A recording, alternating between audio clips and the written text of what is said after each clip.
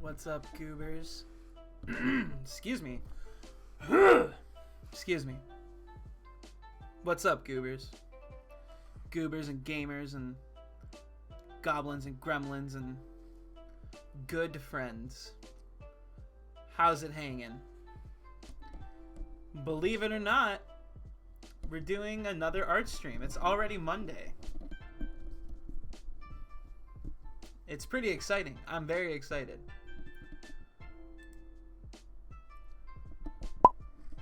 Here's what we're working on. Monday again, art stream. Babe, it's Monday at 7 p.m. Time for another art stream. Yes, dear. So, a lot has happened since last time. A lot has happened since the last art stream. Let's talk about some stuff before we start drawing, yeah? The most important thing that has happened since the last stream is, I guess I'm a fucking furry now. Whoops.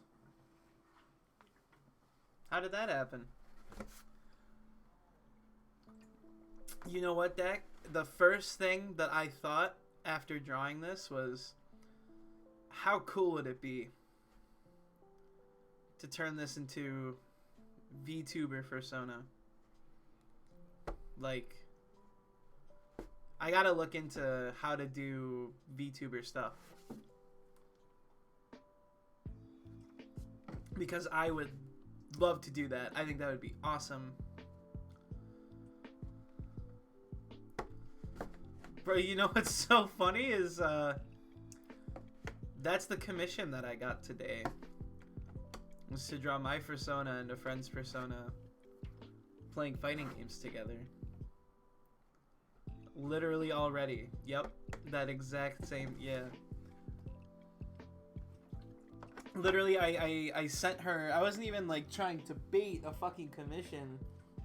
I sent her the ref sheet. You know, I've known her for a while. Furry, very cute Sona. Sent her my ref sheet. Is like, look, I finally did it. I have finally designed a persona. And immediately she's like, yo, do you want some commission money to draw our personas playing fighting games together? I'm like, okay. Absolutely. Yes. Yes. So I'm looking forward to that. She also said that my persona has programmer socks.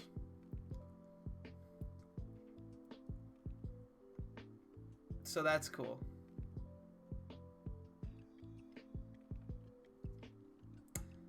But yes. Different outfits, mix and match, like a Flash dress-up Vegeta game. Oh, that'd be fun. That'd be fun. I did want to draw more of this little dude here, but I wanna keep my my queue of operations in order. I can't just start throwing new gears into the works. Does have programmer socks. But yes. After this commission, I'm gonna be doing the next chapter of Lassitude. And then after that, the furry fighting game commission. And then after that, we have another commission in the queue. Nice werewolf commission. Ooh la la. Excited to do that one. Money, money, money. I should just quit my job that I haven't even started yet. Look at all this money rolling in. Ha ha ha ha ha. But yes. That's the less important thing. You know, who cares about that one? But I ended up getting a job. Finally, one of the places that I interviewed at over quarantine said, yes, you may have a job. So that's cool. About to build MTG decks while you're drawing. Can I request Can I request what kind of deck you build? Can you build an Is It deck for me? Back when I used to play with my buddies all the time,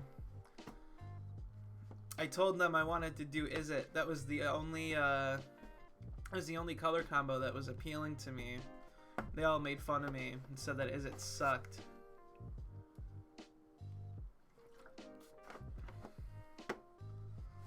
I want to give my expert opinion and say that Is It does not suck, and that my EDH deck that relies solely on Bone Sphinx Wand is one of the greatest Magic the Gathering creations of all time. Bro, I can make you an Is It deck. Oh, you trying to rope me back into Magic? Every time I try to get out, they always pull me back in. I literally told myself over quarantine, I'm done with Magic. I'm going to sell all my cards. I didn't have the heart to do it. They're still sitting in my closet. I kind of want to pull them out again. You can play it for free, bro. I know. I think that's probably going to be the evolution of most card games. Because, like, you can't really go out and play them anymore. So it's all just going to be free and online now.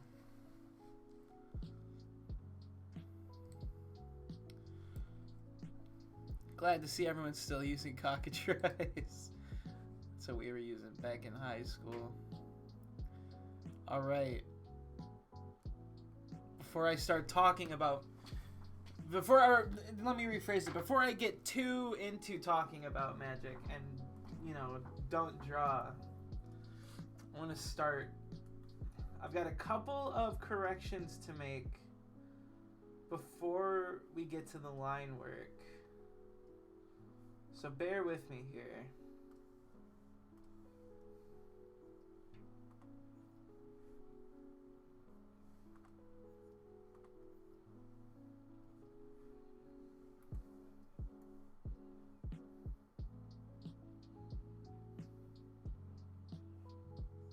We just gotta change the eyes on one of the characters, which I think was it for that one. Then we have another character that we had a change for. One last request for the legacy. Could you mind adding the ears back in? Don't change about the beanies. Have the ears pop out to the beanie like that in the sketch. Okay. Just have to put the ears back on Legoshi. Yeah, I can do that.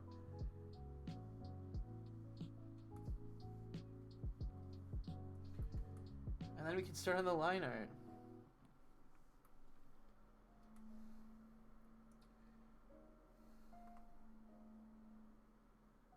You know, deck, if we get to break time after a decent amount of progress, maybe I could pull out some of my old decks and show them off a bit.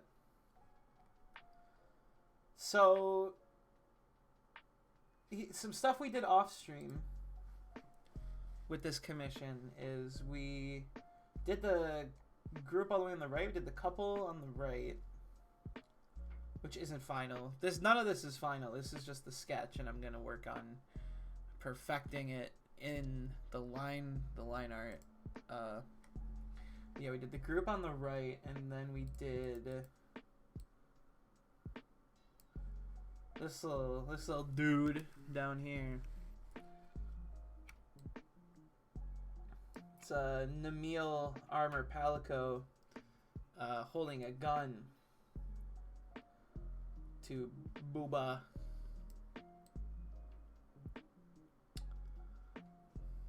So, but with those changes out of the way now, we can get on to the fun part, which is the line art. This is normally, like, I enjoy the sketch a lot more than the line art, but for this specific piece, I'm very excited to get to the actual line art bit. I feel like the composition as a whole will come in. Some folks hate line art. I hate doing it. I love it when it's done, but I hate doing it. It's the whole idea of having to draw a single line 8 times before you're okay with it. That's in my opinion, that's where traditional art can have some perks over digital. Is that a lot of the times with traditional art, and this is just personally, this is a personal thing. This is, I'm not generalizing for everybody's experience, but you know, with traditional, you screw up in a line somewhere, you don't necessarily have to erase it. Most of the time you can work it in, make it look cool, make it look nice.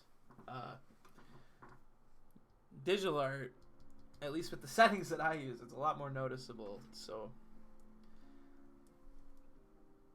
oh, excuse me. You have to be a little bit more careful. Well, this is scary.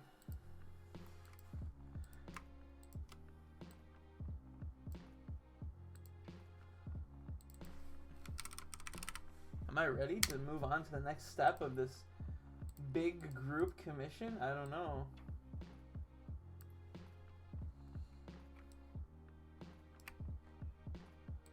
I think so.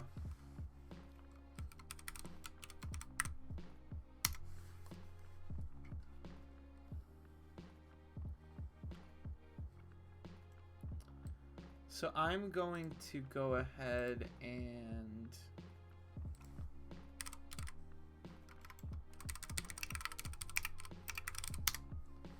respond to this message. Okay, now I'm going to go ahead and tweet that I'm streaming my art account, because I most definitely forgot to do that. I'm really bad at that. I'm like super, super bad at that.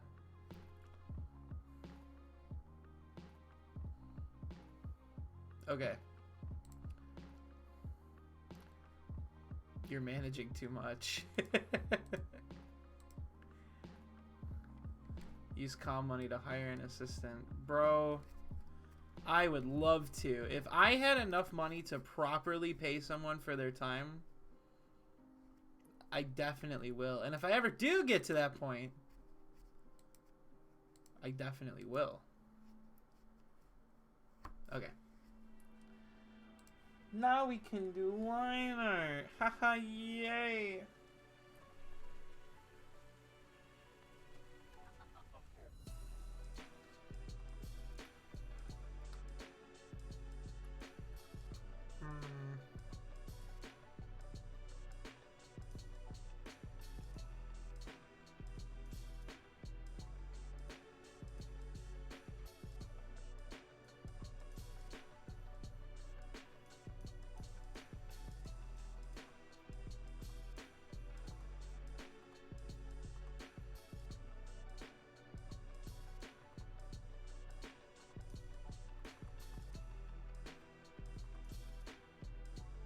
This is the most fun part, because we just get to sit here and we get to watch this happen until I finally get a setup that I'm happy with. Hurrah for streaming line art.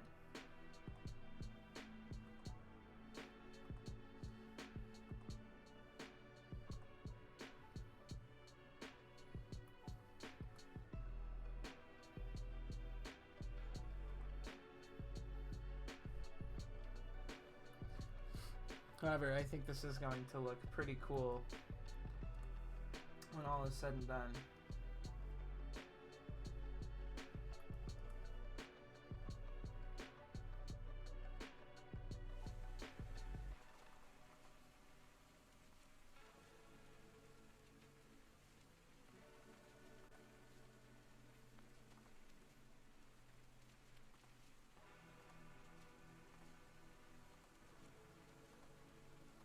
Oh, you know what? I might have one more link I have to send.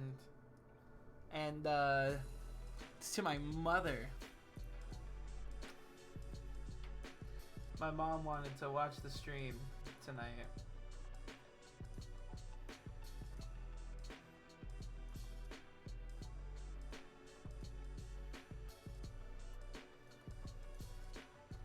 Back in the early days of the channel, my mom was a very popular character.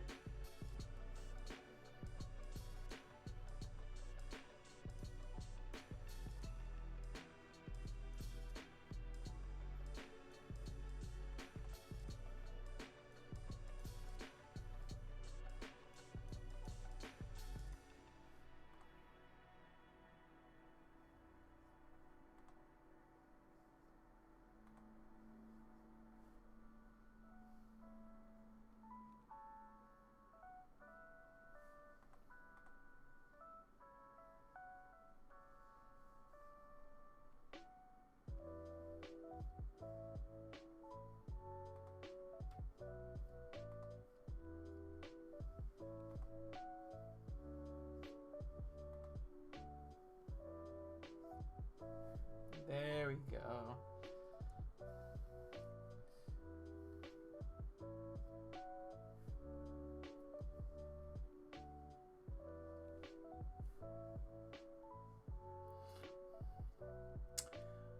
What up?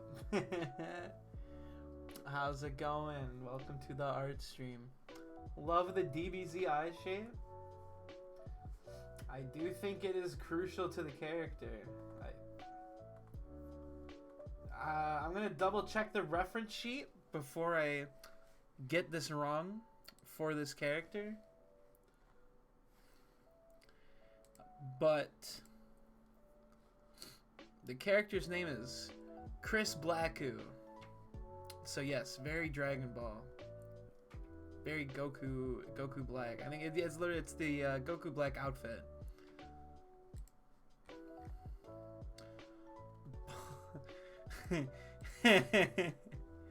True. That's reminds me of the villain from that Berserk game, whose name is literally Balzac.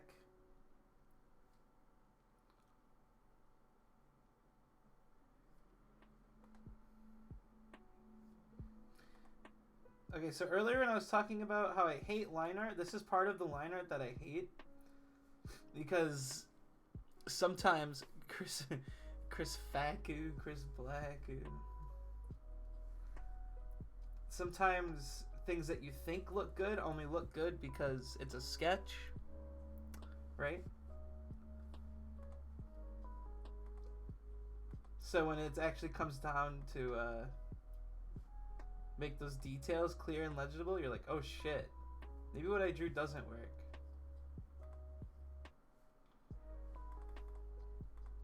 I do want to change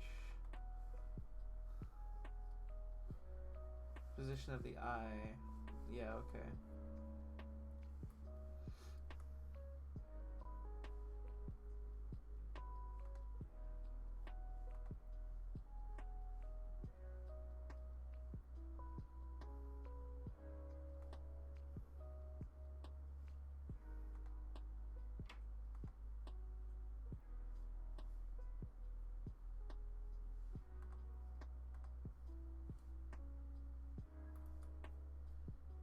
Sure. I'm getting back into art and that like sucks. Yep. Yeah, it's definitely my least favorite part. I love looking at line art when it's done. We were just talking about this. I love looking at it when it's done, but actually doing it is a different story. Different story for sure.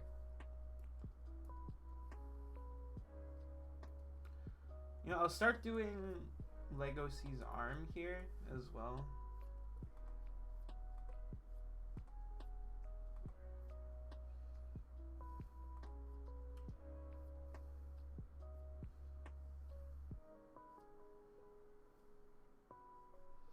Are these RPG characters? So this is a commission for a group of friends from VR chat, actually. I was approached on Twitter by one of the friends. They had seen a piece that I did for a couple of friends for Christmas, like a nice group shot. and they had commissioned me to pretty much do not the exact same thing, but a pretty close sort of group shot style piece.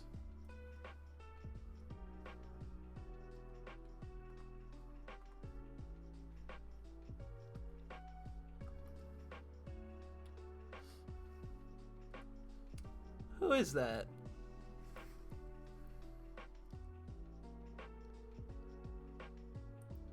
It's hard for me to see on my tiny Twitch chat window. Someone's gonna have to let me know who that is. But hey, as long as it's not fucking poo tags, you should be fine. Who the fuck are these streamers even? I know. We should be using my pog. Twitch, use my pog. Wait, where is my pog? Oh no. Oh, here it is. Twitch, use my pog.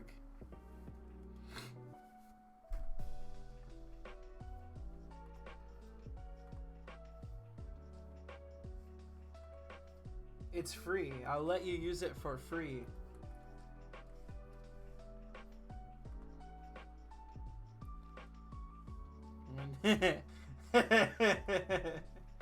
True.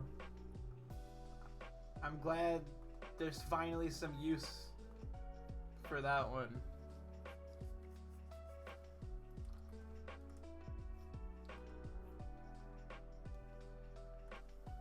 Okay, let's think about this hand critically. Sketch time is over. Now I actually have to kind of draw a hand.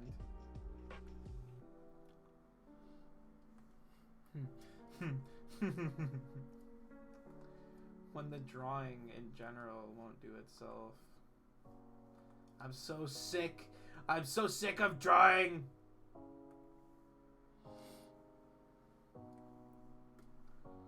Over it.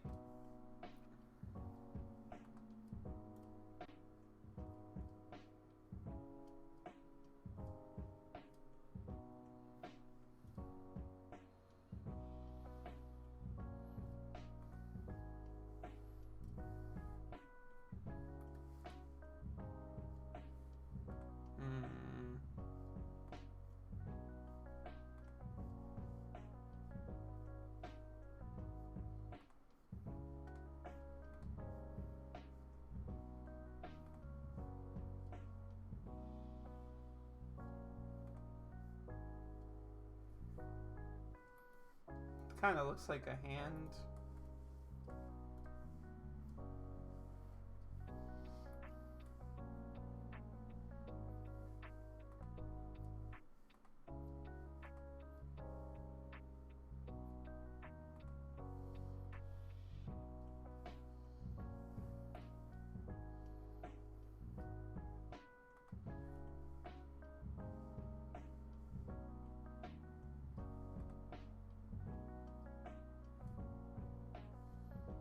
Oh, I see what I did here. Okay. Known art hater. Original heartbreaker. Rhyme creator.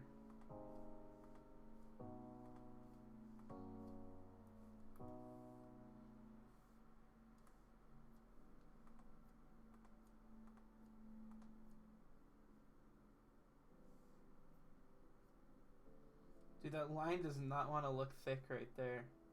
Oh well. It's okay.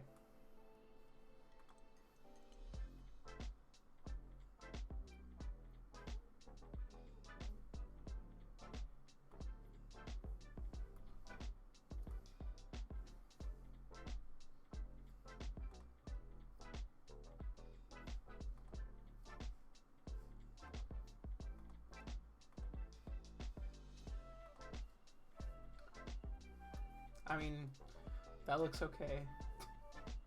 I'll take it.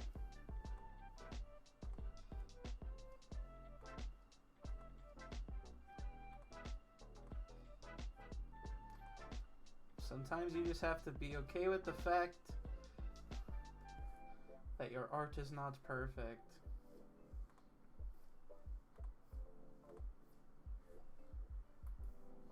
But this do be kind of looking like Goku. Bitch, I look like Goku.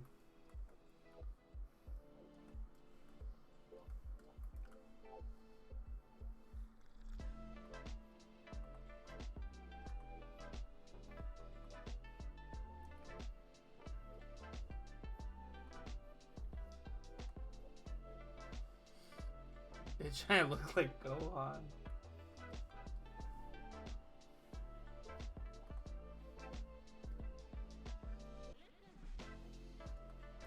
Was that a slowed down Legend of Zelda sample? In my lo-fi hip-hop beats to stream to playlist? There's video games in my Twitch streaming playlist? Unbelievable. Listen, chat, I don't know if you know this about me, but I am an avid video game hater.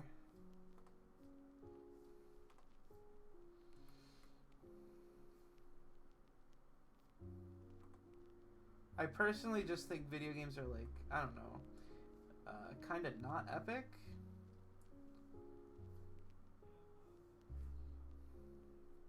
I know it's a hot take, but bro, I fucking hate video games. You know, I'm glad somebody agrees with me at least, though.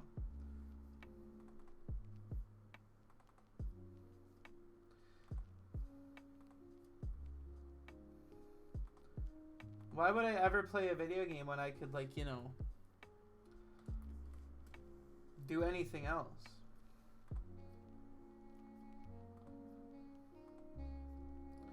Like, review my investment portfolio, or get a 5th job to succumb to a fundamentally flawed capitalist society. Just all these people wasting their time, man. Yeah, I want to be the best Street Fighter player. Okay. I want to work 16 jobs and have no time to spend with my kids. I think one of our priorities are handled a bit better than the other. I'm watching a friend play Dota. I'm sorry.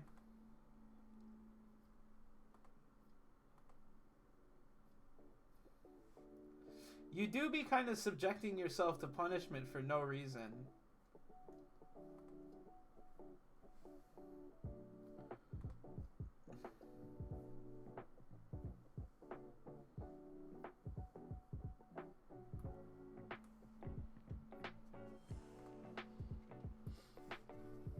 Look, it's a Black Goo. It's actually looking pretty dope. Just don't have anything better to do. I thought you said you were gonna build magic decks. You literally said you were going to build me an Izzet deck, and now you're watching a friend play Dota? Interesting. I'm gonna write that one down in the friendship lore book. Dak likes to lie. Period. Okay. Okay. But you know, we'll remember this one. We'll remember this one. I've been watching them play Dota the whole time. Again, I'm very sorry.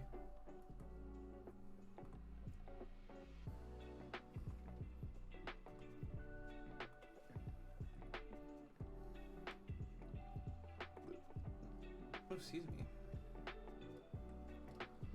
Don't fucking do this to me, bro, please. I'd never.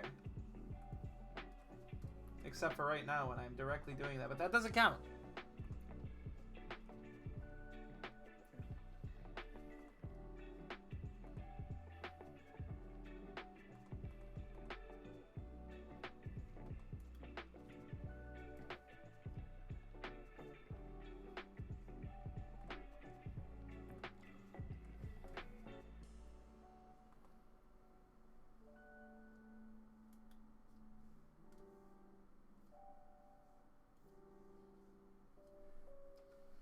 Bro, it's starting to look like Blacko.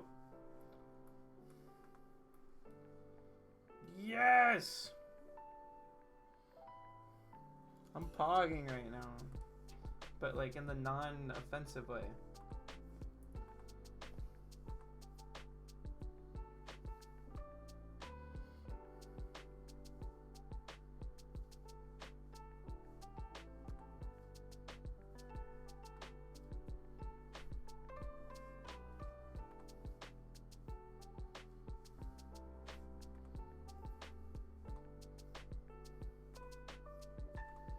Bruh, please. Bruh, please. Thank you. Fucking line art, I tell ya.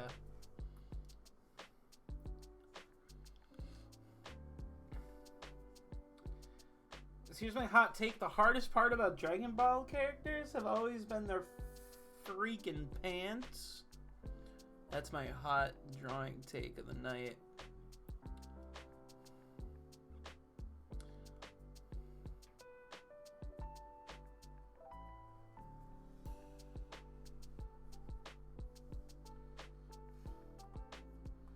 So I think we'll actually start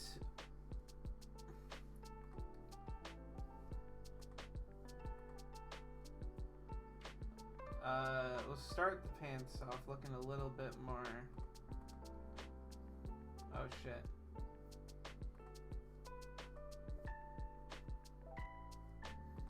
There we go.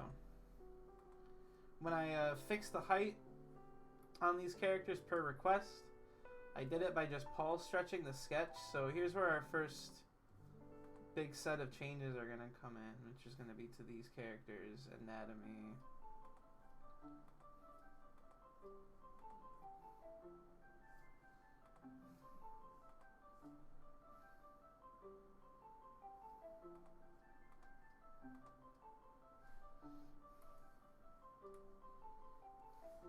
Another one right here.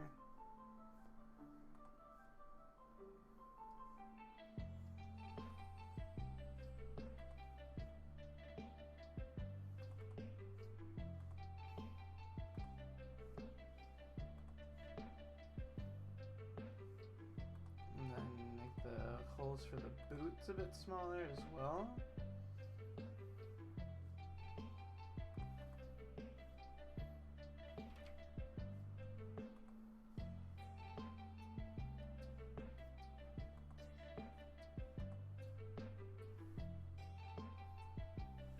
Okay.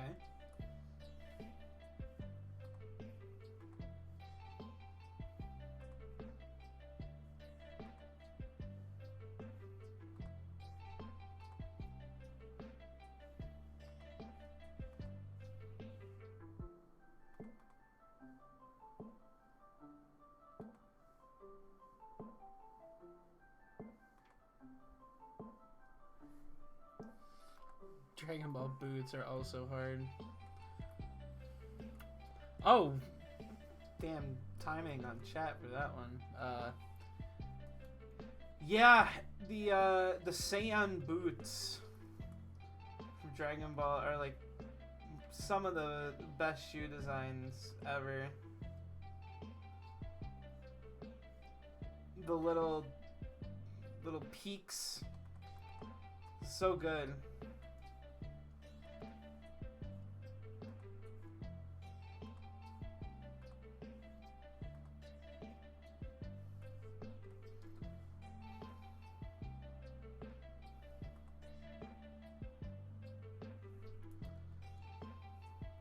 Man, Dragon Ball had some good designs. What a never before said, never before uttered, this hot take of an opinion.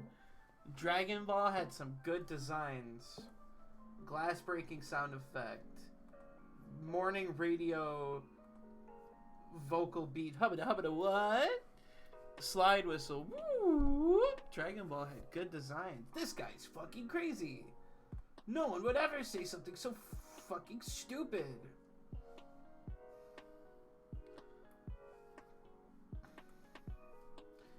Piccolo rocks.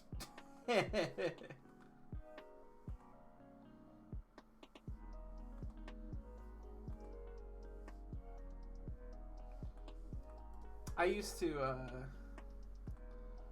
I was one of those stupid kids who didn't really appreciate the good shit in Dragon Ball. So as a kid, Piccolo was lost on me. However, as a smart and well-functioning adult, that's no longer the case.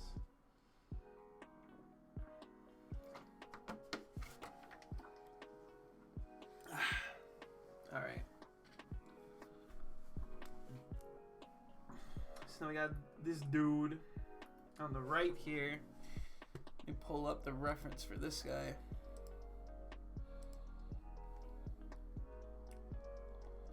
Just all the way down in the Twitter messages.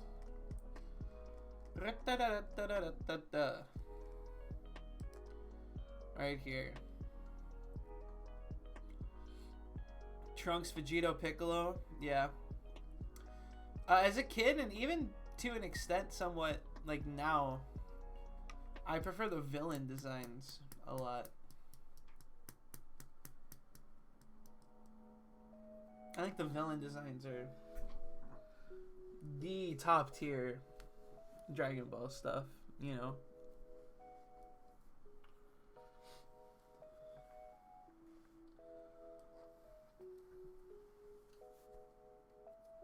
I don't think anyone's gonna argue that the villain designs don't look cool, but I prefer them to a lot of the main characters, and they get more development than like Goku. Sad but true. Goku gets fucking nothing.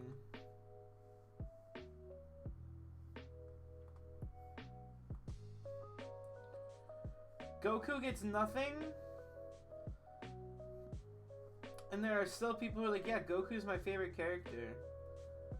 On what planet would you say Goku is a character?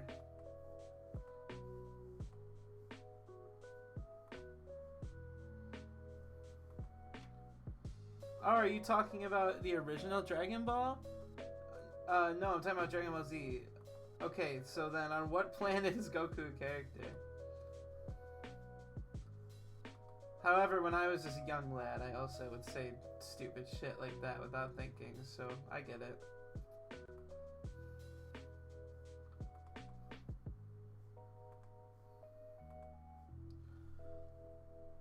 Goku gets Chi-Chi pregnant and then dies. That's it. No, you're forgetting the part where he, comes back to life and then does it again.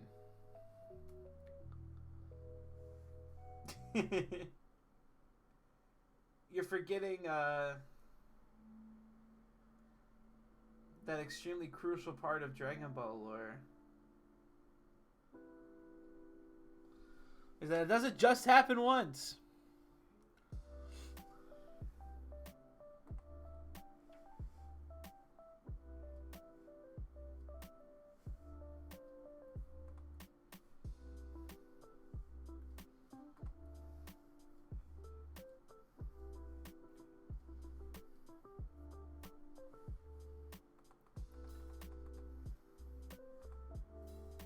Also, funnily enough, Goku does have a job.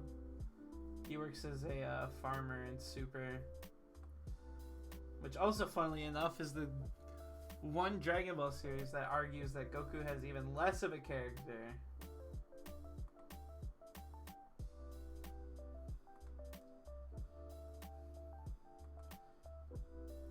Apparently, they darn did fucked up Goku's character.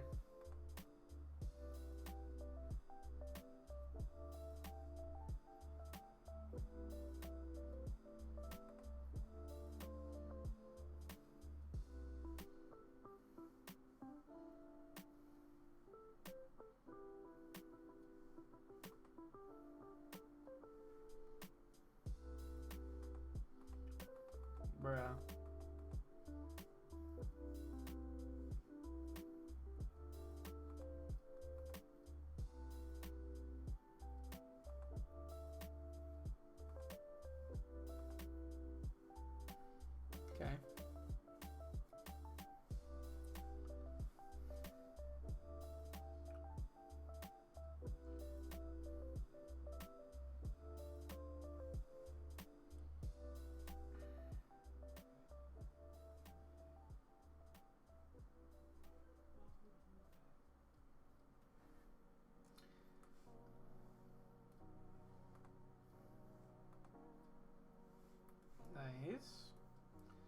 It's all kind of coming together a little bit.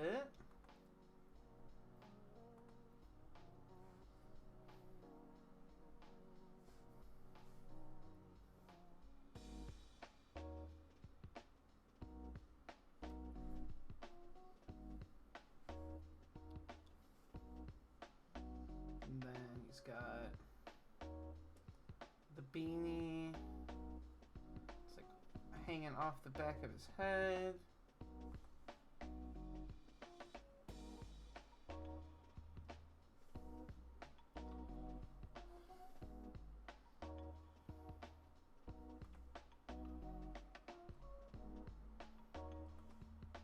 I have a very hard time keeping this thing on, but it works.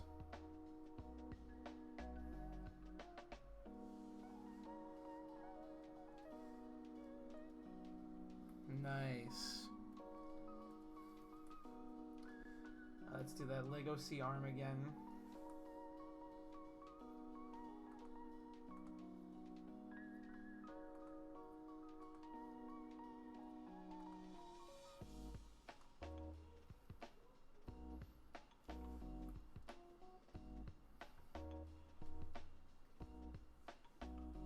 Look at our little dude. Yo, do you want to call while I make you a deck?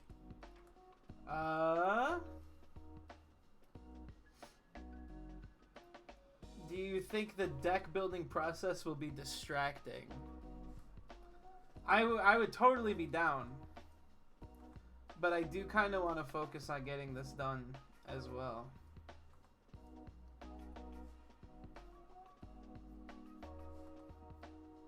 Just because I have some other comms I gotta get to. Probably not. Probably.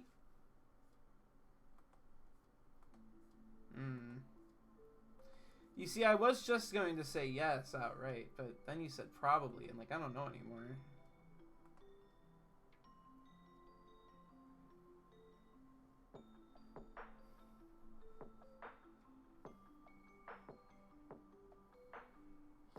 I'll keep you on track. I'll crack the whip, bruh. Yeah, sure.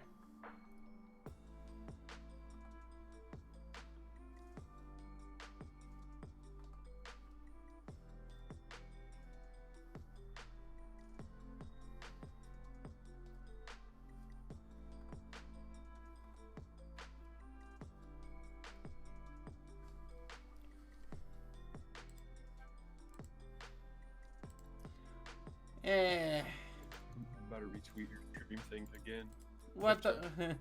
What the fuck? What do you want? What do you want from me? Hey. Hey. How you doing, bro? It's been a minute. Hey, I'm doing alright. How about you?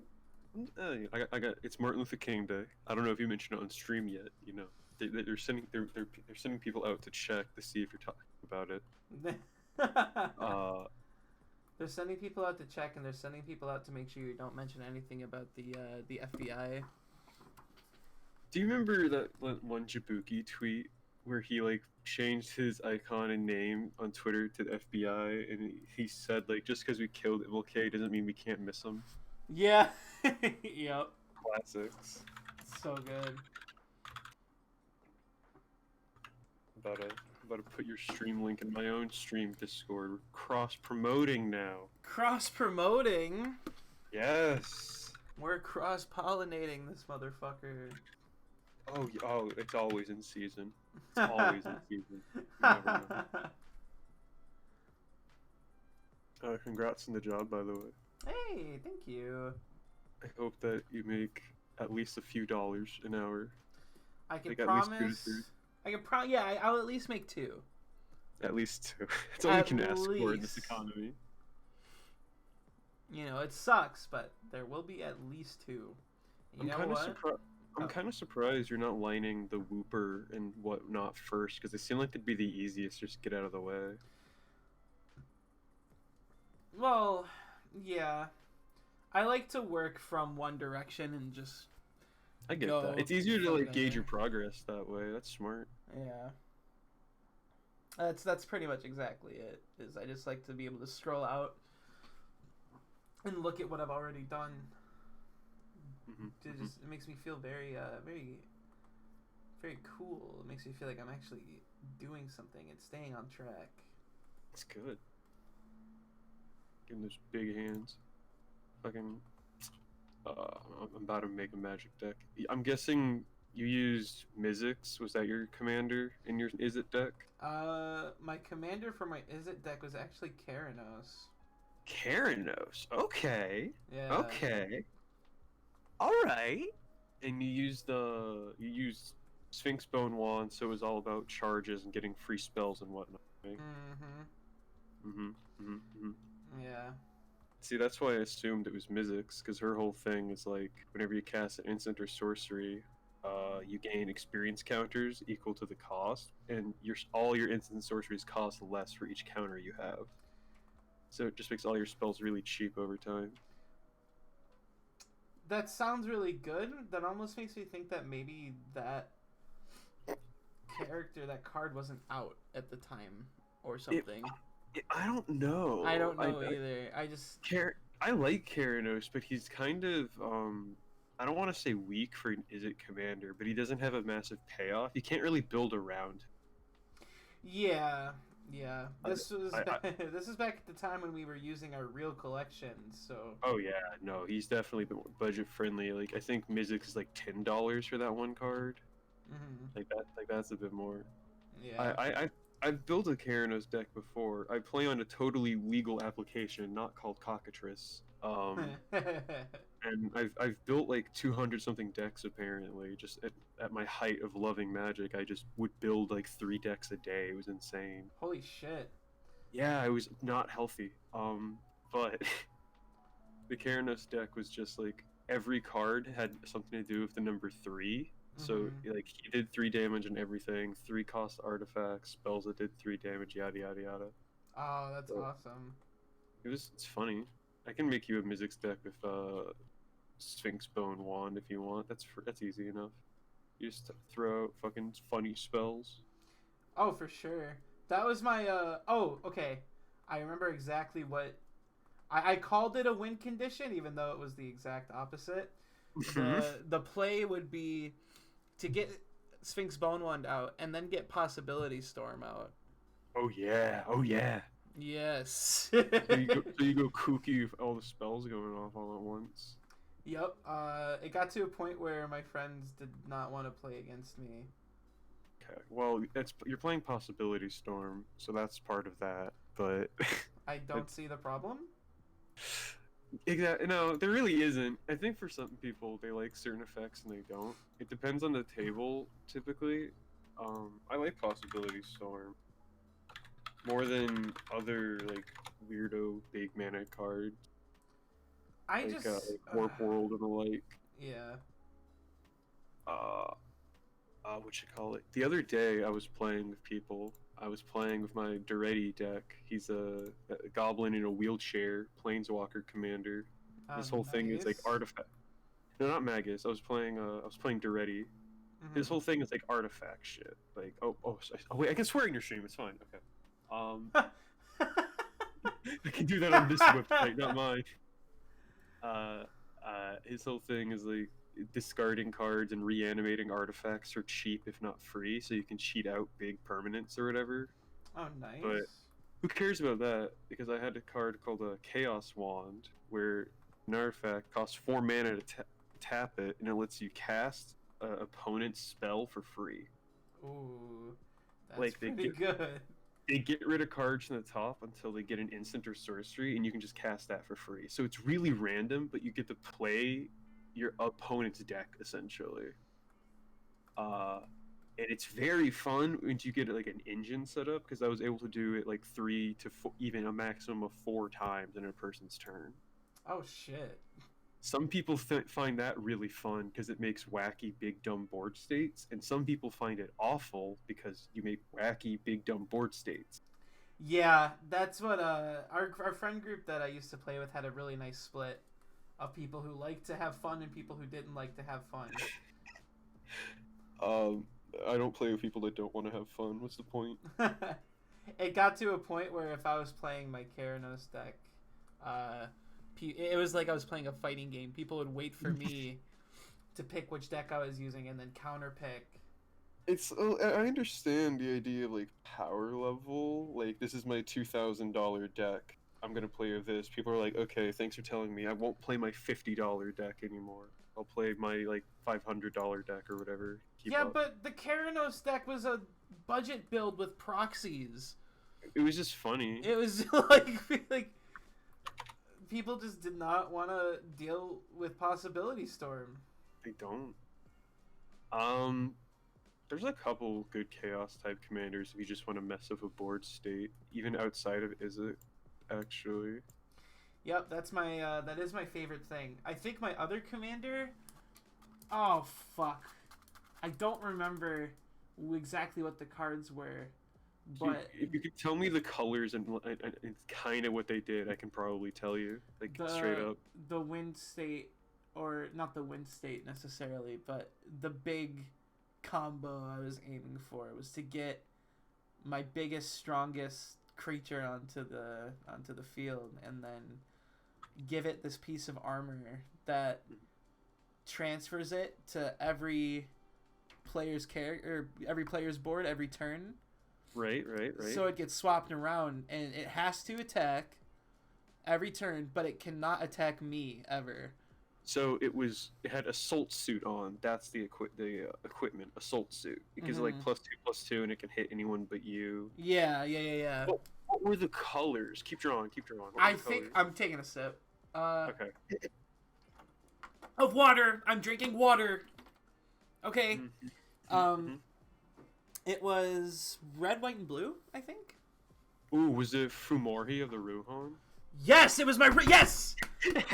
It was I just know these cards. I just know the cards. It was my Rohan deck. It was the Rohan deck. I wanted to get Ruhan of the Fumori. That's what it is. I wanted to get Rohan sleeves printed and then like start taking it places so people could get mad at me. Like, it's not Rohan. It's Ruhan. It's Ruhan. It's God. It's fucking Ruhan. Okay. But then the pandemic happened, and my Assault roommate. Suit Ruhan's classic. That one was Really also a budget build. I think I only spent around like, and this is a big number now in retrospect, but back in my Magic days, $100 for a 100-card deck was not that much. That's still considered budget, but that's a lot of money when you're like in school. Like that's money. Yeah. But Ruhan's cool actually. They've printed a lot of stuff that supports Voltron equipment shit recently. I fucking love Voltron. I love Voltron setups. Not the show, just the deck. Not type. the show. Just the deck type. I need to reiterate, I do not like the show. I think you guys are fucking crazy. My favorite commander, who I don't play anymore because my friends hate him, is Uriel the Miststalker. 2 red, green, white, 5/5. He has hexproof. He had to get errata to say he has hexproof because originally he just had the text for it, but it didn't officially say. So any effect like creature loses hexproof wouldn't work on him because he technically didn't have it. Oh my god. Yeah, it was really mean. But his whole thing is that he gets +2/+2 for any aura attached to him. So if you put something on him that's like give him +2/+2 and lifelink, suddenly he's a 9/9, and that's like, whoa, okay, that's huge. That sounds so scary. He is. It's even scarier when I was playing him because I gave him a lot of unblockable effects and target removal shit. I was awful with him. I understand why people hate him. Oh. Evil. I'm sorry. How much was this commission, by the way, for 11 characters? This is 130. Is it gonna be like colored and fully shaded, or just like flat? Colored and fully shaded. Yeah. Oh wow! Oh wow! Oh wow! Give it 6 months, you'll be charging that much for one Persona picture. I don't know if I want to upcharge for furry stuff. I think I. You won't be upcharging. You'll just have demand. That's what it is. It's an exponential value thing. I'm telling you. That's what everyone who has told me to get into the furry market is. It's just more professional to hit a niche market. That's why you've got those furry artists on Patreon making 6 figures. I'm gonna become like the furry feet guy, or a furry feet guy. Just add to the numbers. There's multiple. I don't know any off the top of my head, but there's multiple. There's this one Yeah, dude. there's a bunch. I don't know any off the top of my head. Like, I promise I don't know any, but there's a lot. There's a I lot. swear I don't know. I don't ignore my role. Back there with everything, with all the contact information. I swear I don't know. It's like a collection of business cards, but they print all their information on a dirty sock, and you just have like a sock drawer. God. That's like the business card drawer.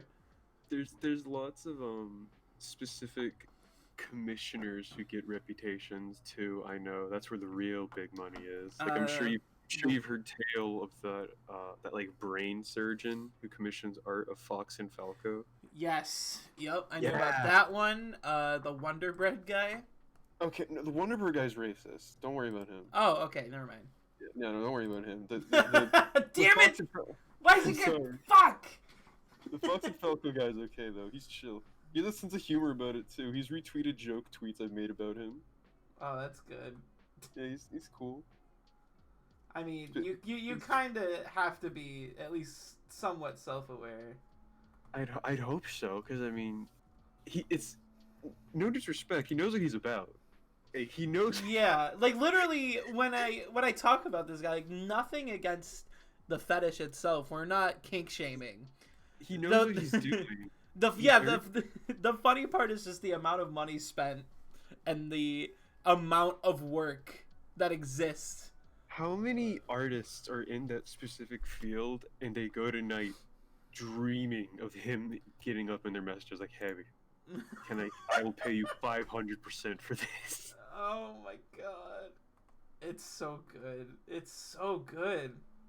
It's good. It's really good as the thing, actually.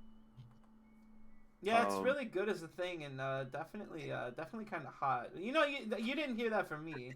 You didn't hear that from me. You know, off the record, non-canon. I'm that guy actually. Non-canon. Yeah, non-canon. Macro Fox Falco actually pog. All right, getting off of furry fetishes for a second. Oh, why? Back to card games, a normal topic.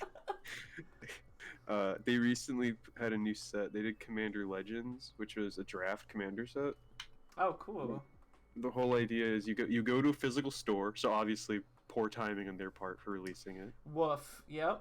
They planned these things 2 years in advance, so they had no way they'd know, and they weren't just gonna not release the product. Yeah.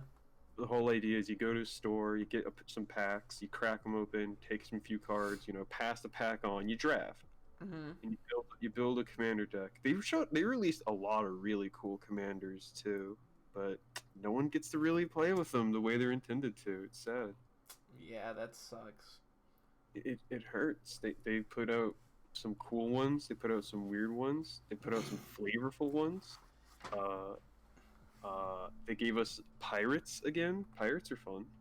I do like pirates. I think one of my oh, what the fuck was that format called? It was like Commander, but it was 60 card. Brawl? Yeah, one of my Brawl decks was very pirate attuned. Was it red, blue, black pirates? I think it was just red, blue. Okay. They printed a new pirate commander in red, blue. He's an orc pirate, so that's dope as fuck. Yeah, that's sick. I already like the sound of it. Whenever he's 1 blue, 1 red for a 1/1. He's a 2-mana 1/1. And whenever he attacks, pirates get +1/+1. Your pirates get +1/+1 till end of turn for each time you've cast a commander from the command zone. So nice. if you cast him like 3 times, you'll give your creatures +3/+3. And he's like neat, because he's obviously not like the best. Yeah. The thing. But they also printed out a shit ton of partner commanders where you can like mix and match and make your own like command zone, and a lot of them are just pirates, so you can force blue-red pirates that way. Oh, cool. Yeah, they've got everything. I'm so glad I didn't like Magic in high school. I would have never gotten laid. Like, holy shit. I didn't get into Magic or like Star Trek until I graduated. I'm so thankful for that. Optimal nerd timing is wait until after your social status actually like depends on being cool or not. You wait until it doesn't matter to get into that stuff. Yes, exactly. It's just the most efficient technique. Or you do the real Chad move, which is just don't care and You can also still be cool anyways. see, that's where it's rare. That's where it's hard. You need to be like a little. You have to be a little rich for that to work. Yeah, That's just how it works. I thought you were You about to can't. say you have to be a little racist. I didn't expect rich to come out. No. That depends if you're at a private school or not. True. I was in the position in high school where like I was the very openly nerdy kid, Right. but because I had the angle of band on my side, the angle of like marching band. You A lot get of that's free friendships right there. That's it's cult free stuff. friendships, and we had like there was a weird cross, like a Venn diagram, and a lot of the cool quote unquote cool kids were in the middle. Mm-hmm. So I'd be the guy who shows up to the high school party, and then I get a like, couple of yeah, I get I Ticket. yeah, uh, I I take my couple of drinks. You know, I get drunk because tolerance in high school is 0. Yeah. I get drunk and then I go hide in the host's bedroom and play Monster Hunter on my 3DS. Oh, God. That happened a lot. or I remember there was one time in particular where I got really almost blackout drunk, and it was Toonami was on. Oh, hell yeah. So everyone was like, "Aren't you gonna come play? We're playing Jackbox. Come play with us." I'm like, "Shut the fuck up." They're re-airing an episode of Gundam Wing. If you talk to me again, I will drive home drunk, and that will be on you. If you talk to me when Gundam Wing is on, I will get in the car. I will die. I promise you this. I will die, and it will be your fault. And then they were really sad. I actually got invited to a good amount of parties in high school, but never went to any because I had such a strange list of priorities in high school. I didn't go to my prom any year. Oh, Senior really? year, right? Mm-hmm. The night of prom, I was dating someone and said, "Do you want to go to prom?" I was like, "Nah, I got D&D that night." Let's go. Yes. I'm DMing and streaming it. I can't. I'm sorry. Yes. Oh, that's No, awesome. I wouldn't go to parties because everyone I knew smoked, and I hate smoking. And it's like, so it was like, when I go to a party now, I got a date. I'm sorry. I dated a lot in high school, stuff like that. Yeah. That's funny. I got D&D. I can't. D&D, I can't. It's like, are you kidding me? It's like I'd pay for the whole thing. I'm like, see, that just made me feel bad, but I'd also feel bad if I like delayed D&D. We're all ready to play. Right. It's like, am I gonna go dance to Gangnam Style in the school auditorium, or am I gonna play D&D? I don't know if you know this, but like they already drew their characters. We can't back out. We literally can't. You do not understand the amount of effort that has gone into this whole A lot of operation. effort has gone into. Do you know how many PDFs I've written for this? Excuse me. It's always the PDFs. I prepared for this. I had to use Microsoft Edge. I'm in this. Oh my god. That's so good. We our friend group would do LAN parties on the nights of dances. Mm-hmm. I would go to the dances. I was very peer pressurable back in high school. Right. So my friend, she was always like, "Yeah, let's go. You should be my date to the dance." I'm like, "Okay." Okay, sure. The best time I ever had, though, was my senior year homecoming. I tweeted at the person who was in charge of the music, at the student who was in charge of compiling the list, and I'm like, "Listen, you don't know me and I don't know you. We're not friends. We have not interacted once in the 4 years of high school. My one request to you as a senior is about to graduate, please play Gangnam Style." I wonder if I still have the tweet somewhere. They did. They did. Thank God. They did. Thank God. They it was the last song of the night. Genuinely. Did you even need to though? Like, did you? Need Did I have to ask? Yeah, I like to think that I did. You like to think you influenced them, and that I wasn't do. just, Yeah. You don't think that was just like you put that energy into the world and it happened. Yes. Keep drawing. What are you doing? Stop I'm sipping. I'm not, hold on. I'm just I see your cursor stop moving. And I feel know. guilty. It's not your fault. Not yet. I was trying to see. I have a video of when Gangnam Style played at prom or homecoming. I have the video somewhere. I need to see if I can find it. Is it in my Snapchat memories? Was that a Snapchat video? I have to open Snapchat? Ew. That's ancient. I don't have that anymore. I'm like 3 phones past Snapchat now. Let's see. Do I even have memories from 2016? I do. Okay, this was Game Grumps Live. Oh god. That old. That's long ago. That's old days. Yeah, this is a convention. This is my first year of college.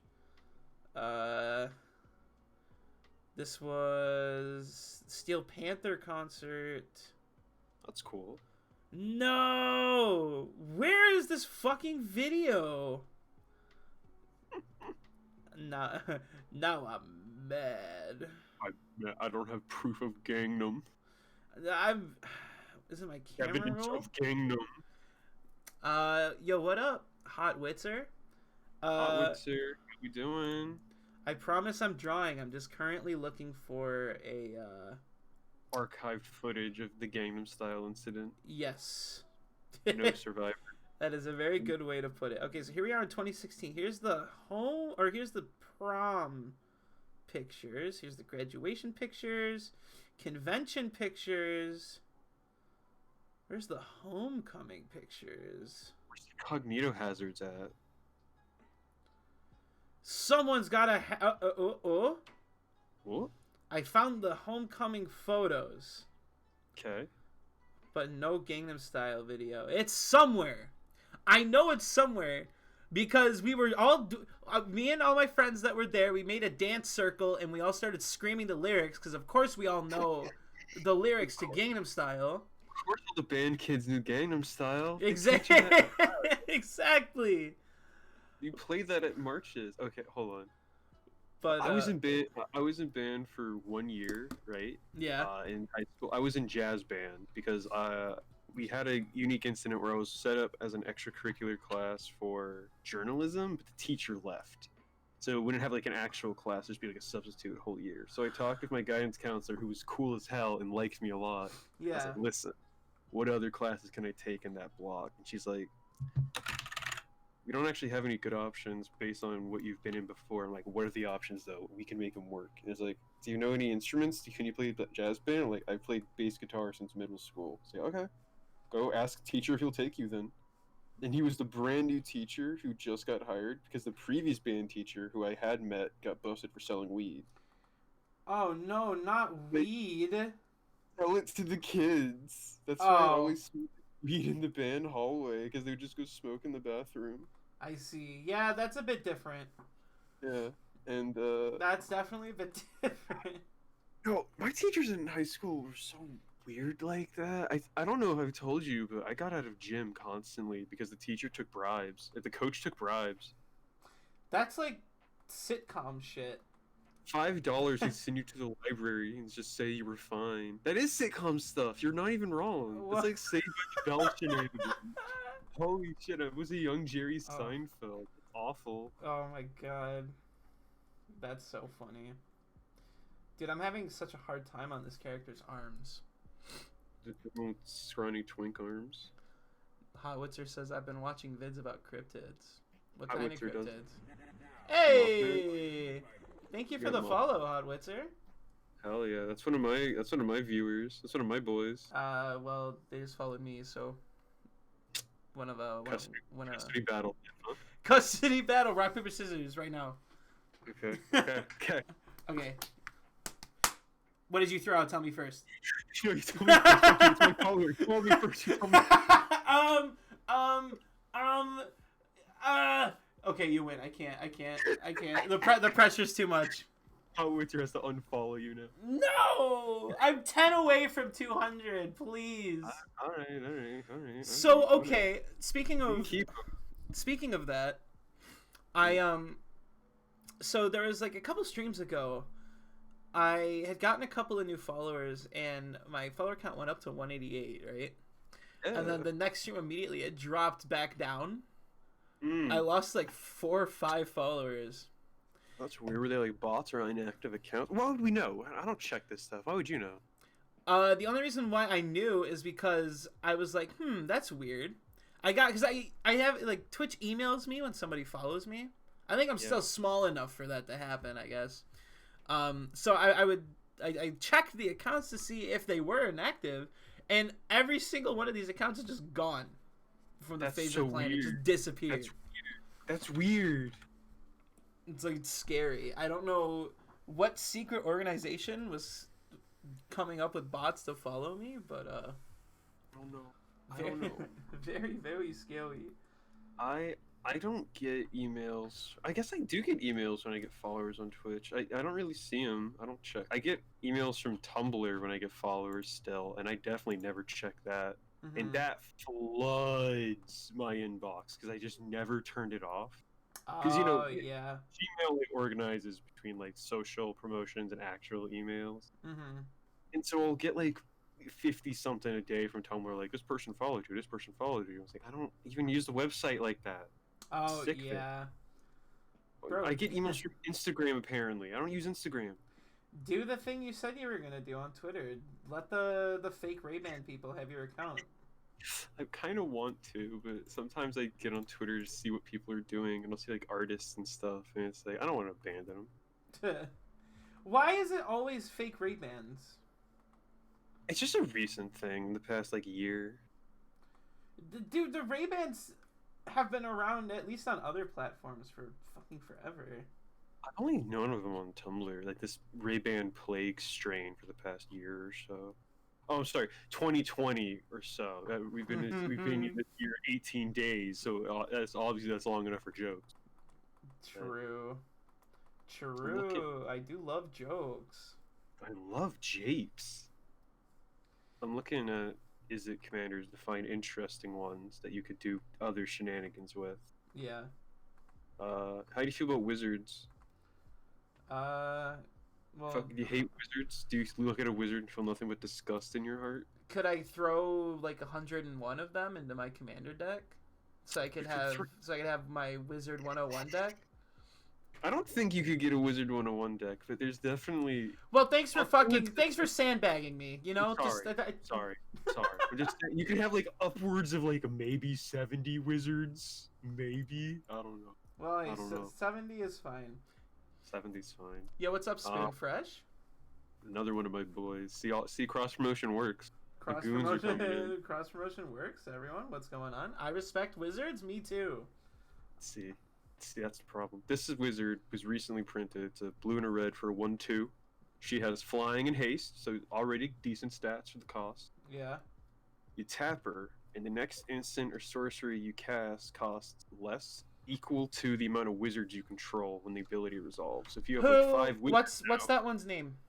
Kaza Royal Chaser. She's brand new. Oh, brand new. That sounds similar to something that I played before, but There's a lot of commanders that just make shit cost less, but she's brand new, and Okay.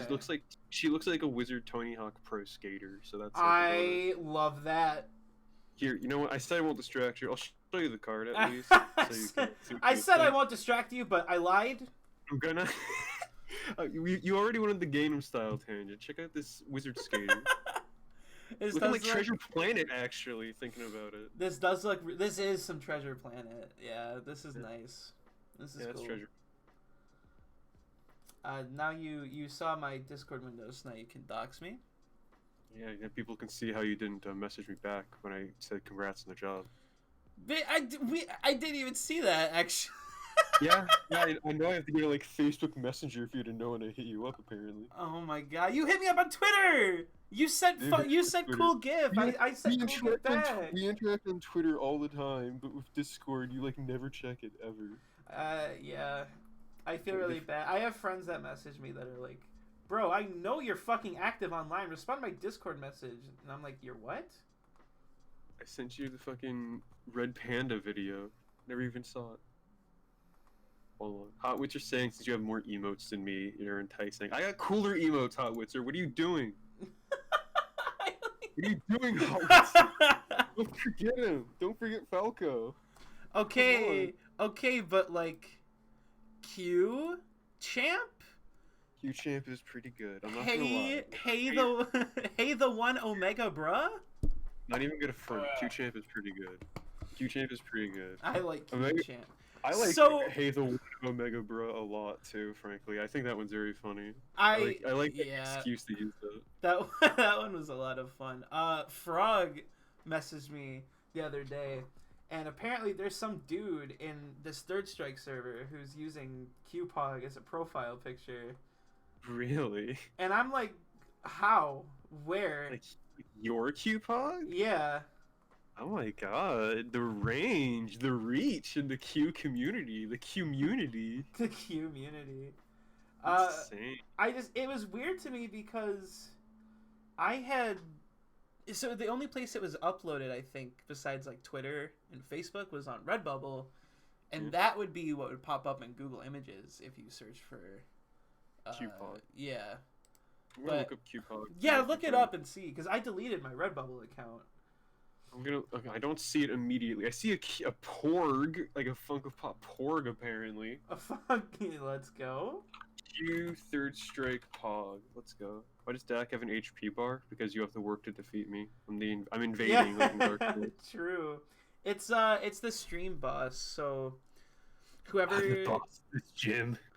I think how it works. So you can lower the health bar by doing Twitch stuff like following or bits or subscribing, yada yada, whatever.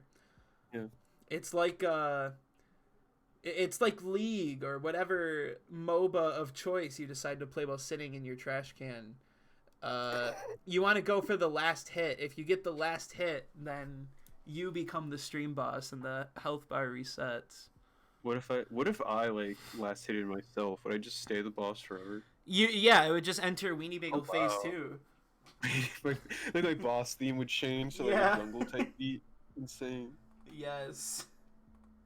You'd hear audio jungle and then the life bar reset. Life bar resets. We add like a third instrument to the song. It's like, where are your trumpets suddenly? Oh god, it's the ska phase. Oh no, oh no. Yeah.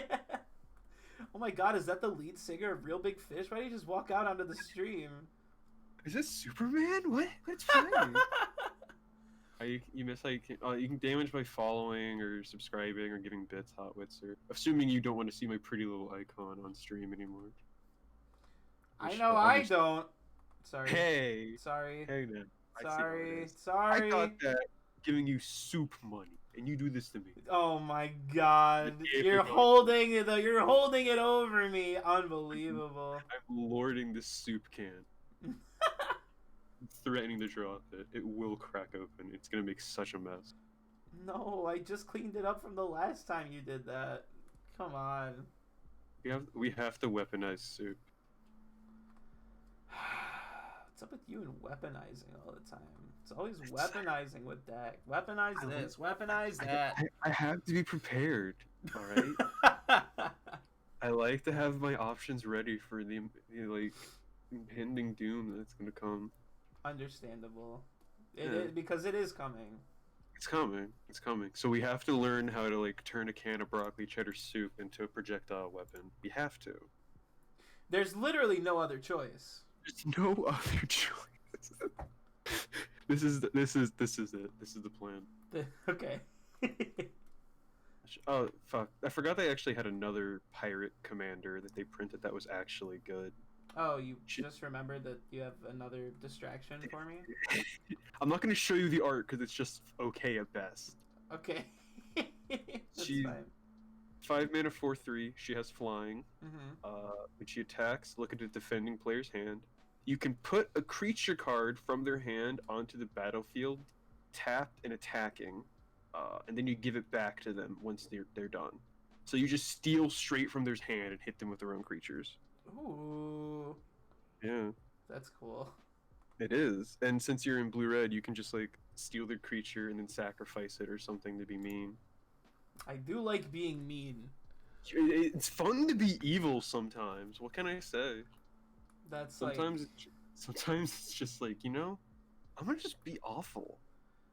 That was the impetus behind playing stupid Is It Karanos deck in the first place and getting Possibility Storm out. Was like, I see you guys are setting up, and I know that's like how you have fun playing Magic, but here's how I have fun playing Magic.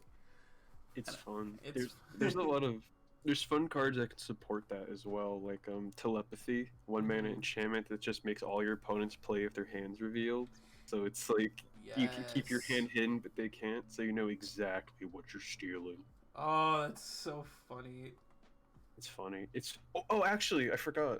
Sundial the Infinite. It's an artifact. 1 mana and tap it. You end the turn. So it's like you can only do it on your turn though. So you can't like cheat it out with people. But any effect that's like, oh, give the creature back and end the turn, forget it. You just keep it forever. Oh, that's fucking awesome. It's awful. It's evil. Wait. So it doesn't. It's not like a quick pass to. Wait, no. I guess that. Okay, that was a stupid question. Never mind. Because the idea for those cards is that like you give the creature back at the beginning of your end step, but if you activate Sundial in your like main phase 2, it skips the end step entirely, so you can keep the creature forever. Yeah. That's how that works, and it's evil. It's so evil. Yeah, that sounds evil, but it sounds fucking awesome. You don't even need to build it as a pirate deck. It can just be blue-red fun, steal your shit. I do like that.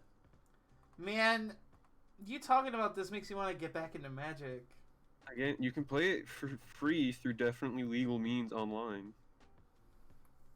Oh yeah, through the Steam game. The Steam game, exactly. There's also Magic Arena, but who cares about Hearthstone too? Gross.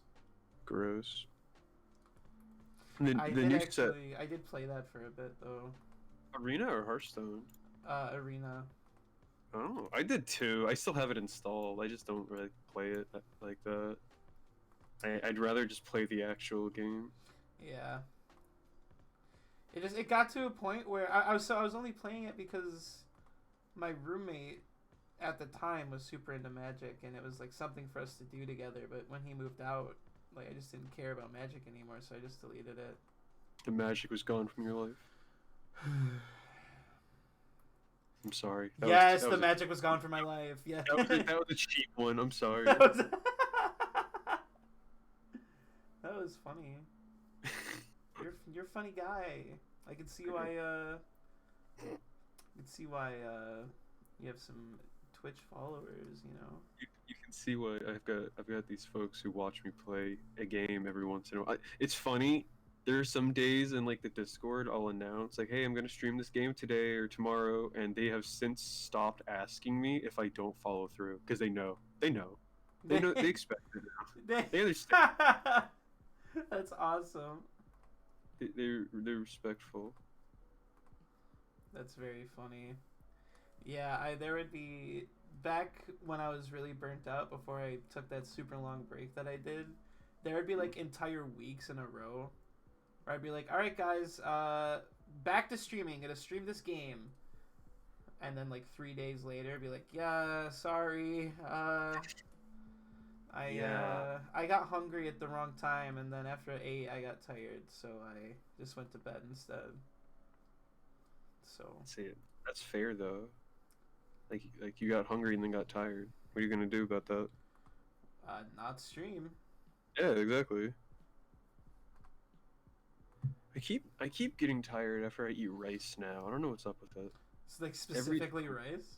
Yeah, every time I have like any kind of stir fry, just rice in something, I immediately get tired afterwards. It's always rice. Always rice. That's really interesting. I have that with dairy. Are you lactose intolerant in any way? Maybe. Oh, I don't. But like, I don't know. Maybe. I hope not. I like cereal. There are other signs that indicate lactose intolerance, such as like the worst bubble guts imaginable after drinking milk. Like that's part of it, obviously. I do not get bad bubble guts. No, okay. There are. I like advanced technical term for like medical term bubble gut. Bubble gut, bubble gut. Uh, this is a really weird thing to talk about on stream. I don't want to. I don't want to Yeah, gross. I don't want let's not go deeper into that. We can't talk about cereal though. Yes. About 8 months ago, I remember this because it shocked me to my core. My friend told me that they don't eat their cereal with milk; they eat it dry. So that's psychotic, but I know. That's the thing. some That's people why just do that. Some people need therapy. Men will literally, instead of going to therapy, eat cereal without milk. Like dry cereal? What? That's so funny. Have you seen that movie Get Out? Yes, it's one of my favorite movies. Do you remember an early scene when what's his name's girlfriend? We see her eating Fruit Loops, and she's got like a glass of milk separate from the cereal. Yeah, it was really good symbolism, actually. No, listen. Peel has said that wasn't supposed to be symbolic. He just thought it would make her look insane. No, really? Yeah, yeah, that's what he said. He's like, I didn't even think about that. I just wanted her to look crazy. Oh, that's so funny. Because I remember I read so many articles that were like praising that subtle symbolism. About like separating the colors from yes! the no, he just wanted her to look crazy. You know what? Fine. It still worked. It worked perfectly. Oh god. I was actually on stream. No, I wasn't on stream with someone. I was watching a stream with Corey Gaming. Mm-hmm. And because that's one. There's like two people I actually watch stream. It's like you and him, basically. Oh well, that makes me feel good. Does it? Yeah. Does it really? I don't know. My webcam's not on, so I can't see myself blushing. But I'll watch him for like 30 minutes to 40 minutes maximum. Because when he starts streaming, it's like late at night, but it's early in Korea. So it's like, oh, I'm getting ready. I'm like chilling. Okay, he's getting on for his morning stream of Tekken. Let's go. I'll hang out while he's doing his stretches and just talking. yeah. And he always says, "Hey, Weeniebagel, how you doing?" You know, I'll chat as a recognized chatter. Wow. Like clout precedes me. Oh And my god. he just started talking about cereal. That's Like he was good. eating honeycombs and shit, and was talking about how cereal in Korea sucks because they don't have that sweet, awful, sugary American goodness. You know what? I did notice. So my cousin, he lives in Korea. He got married to someone out there, and he came back to visit one time, and he brought back Korean Oreos.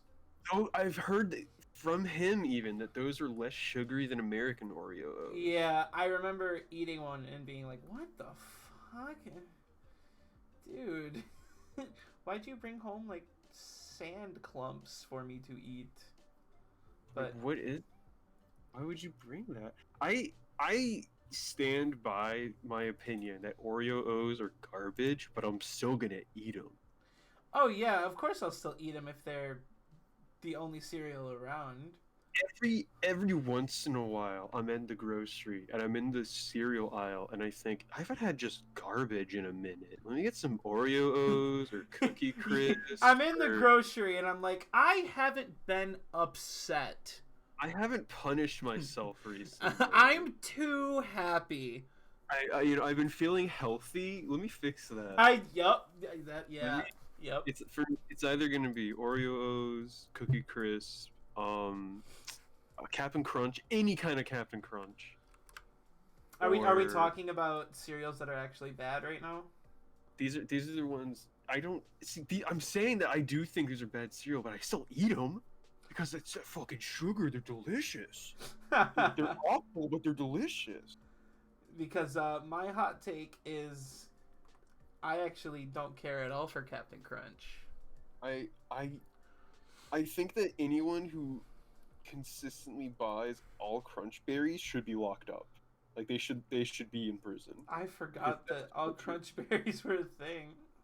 Because it just destroys your mouth. What are you doing? That's why I don't like Captain Crunch, because it's like you burn the roof of your mouth on pizza, and like a day later, it's scratch paper. This is scratch paper. A day later, all the all the skin is dead. Yeah. But at least you have like the waiting period. No, Captain Crunch, you put that shit in your mouth immediately. Yeah. Blood flavor, awful. Blood flavor. It hurt. Crunch berries. Oops, all blood. Now I know that this might hurt you, but I for a long period, I would feel sick every time I ate Reese's Puffs. Eat them up, eat them up, eat them up, eat them up. Because I feel like there's like this weird film on them. Whenever there is, and I don't like the texture of that. And for a solid 2-ish years there, anytime I ate Reese's Puffs, I would get sick like immediately afterwards. It wouldn't stop me from eating the fucking cereal. But like, it would still like, why am I doing this? Yeah. Look at another bowl though. I tried to tell somebody that before, and they just thought I was fucking crazy. I was like, there's this weird they rolled it around in mystery substance before putting it in the box. I don't know what it is. Is it like to preserve it so it doesn't stick together in the box? Is it a coating? But like no other cereal has that. They don't. Not even off-brand cereal. Yeah, it's very interesting for sure. I don't know. It's their secret recipe. I got Honey Nut Cheerios at the grocery the other day. Dude, Honey Nut Cheerios slap. I buy them so I can like flex on babies. Favorite pastime? Flexing on babies? Flexing on babies. They can't chew. They can't eat honey. Flexing. Get owned, idiot. Better than every baby ever because I can eat honey. Honestly, babies back the fuck off. Kind of suck. Kind of overrated, actually. Imagine being a baby. Oh, I gotta send my mom. I forgot to do that. My mom wants to watch the stream tonight. Oh God. Okay. Let me stop swearing. Hold on. No, you don't have to. My mom swears like a sailor. Okay. Oh, so she doesn't mind if we go back to talking about like Fox and Falco macro. Well, maybe I am happy we waited until now to invite my mother to the stream. Actually, I need bullet points for talking points for your mother. Why? So I can know what I can and can't cover. What is allowed with anything. The mom stream. I think anything is fair game. Actually, anything is fair game. Okay. Yeah. Okay. Well, that's just the nature. My mom she's come into streams before. We've been talking about some weird stuff, but definitely no furry macro porn as of yet. That would be a new one. I'll keep that to the normal minimum for when we hang out. You know, okay. For how much we usually discuss that. Right. I mean, it is like at least once per call where we're talking about it. At least once. We won't discuss how long we'll discuss it. You know, there's no need to mention that. That's embarrassing. But at least once we'll bring it up. Right. No, it's good to have your mom support your streaming. I think that for the years I streamed, I guess since I've always lived at home, they wouldn't need to watch, but they've never like asked, hey, can I see your archived stream VODs or anything? Because I think if they did, I'd probably go, no, you can probably just hear me. Like, you can probably just hear my voice in the house. You're right over there in the other room. Why would you need to watch it? That would be such a weird question. Imagine your parents, hey, can we watch your archived stream VODs? Like, no. Those 3 terms in a row or something I would not expect my parents to ever say to me ever. No, they never brought it up with me. It's good that your mom is supportive, though. That's cool. Dude, my mom is more popular than me. On, like, everything. Let me pull up her Instagram account real quick. Oh, no. Oh, no. Dude, it's so fucking cool. Let's see.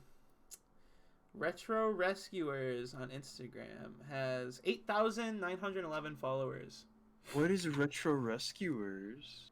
It's my mom's hobby/business. What'd she do? She rescues mid-century modern furniture. That does sound cool. I would follow that. She rescues it from ending up in a landfill or the dump somewhere and then touches it up. Not like completely you know, like paints over all the original grain and shit. No, just like little TLC. Yeah, just like, some little TLC, and then reintroduces it to people who would care for it now. That's really cool. That's the shindig. Yeah, she's been doing it for a while, and she's been kicking ass with it the whole time. So yo, she's in chat. What's up, Mom? oh, Mom. Hi, Mom. I'm just bragging doing, about Mom? you. I'm just bragging about you. Don't worry. No, brag about how cool your mom is. I did. What's up? I'm Tyler's friend Dak. That's a very generous label to give yourself. Okay, I'm sorry. You know, I respect the boundaries, I guess. You know what I'm saying? I get it. I understand. I prefer the term streaming associate. Yeah, business associate. Business associate, yeah. We're gonna have to rediscuss this contract. You know, because business associates, we like to talk about things like Fox and Felco. You know. Anyways, I was gonna follow through and say the whole thing, but there is the overlooming, like, oh fuck, my mom is here. Moms are cool. There was a hot minute there, so I'm not to be a downer. My mom has passed away. Right? Oh, I'm sorry to hear that, man. No, it's okay. It was years ago. Listen. Oh, okay. I'm gonna be. This is gonna sound like the weirdest brag. It wasn't until a couple years ago when I would talk to my friends about how my mom was that I realized I had a much cooler mom than most people. Like, dude, there were times. Sometimes you just gotta realize how cool your mom is. Sometimes moms rule, okay? Sometimes moms rule, dads drool, and that's just how it is. And that's just how it is. I was in a call with friends once, and they were talking about like music their parents listen to, and I was like, "Dad, what music did your mom listen to?" And it's like, "Oh, she listened to a lot of like Tool." Like, what? Nice. Like, yeah, no, she's really big on hard rock. I have a lot of nostalgia listening to Tool growing up. Actually, it's like, you're kidding, right? Like, no, I would listen to Rosetta Stone like 3 times a car trip, like genuinely. Oh, that's so good. I went to a lot of concerts growing up because she would take me there as a kid because she wanted to go see it. Like, I've seen Tool live. I've seen like Pearl Jam, Puddle of Mud, random bands like that because she liked them. Oh, nice. Go on. I was gonna say my mom very much likes the Labyrinth soundtrack. Ooh. And I'll never forget my first concert experience, and this is totally my fault. I watched the Jimmy Neutron movie, and the music video at the end of the Jimmy Neutron movie is Aaron Carter. It is. But I thought it was Clay Aiken. So I asked my mom and my stepmom, I was like, can we please go to the Clay Aiken concert? Because I wanted to hear the Jimmy Neutron ending theme. And then we went to the Clay Aiken concert, and guess what song was not played at the Clay Aiken concert? It was not the Jimmy Neutron ending. It was not Leave It All to Me by Aaron Carter. So Oh God. Good times had by all. God, my mom was a gamer. I think I've mentioned that. Yeah. She played a lot of video games. Like, I remember there were days when I was a little kid in elementary school where she told me that I'd be very sad if she drove me to school because she would take a day off work to play a video game and I'd want to stay home and watch. She'd go like, "Nah, I'm sorry, but I gotta play Resident Evil 4. Oh no.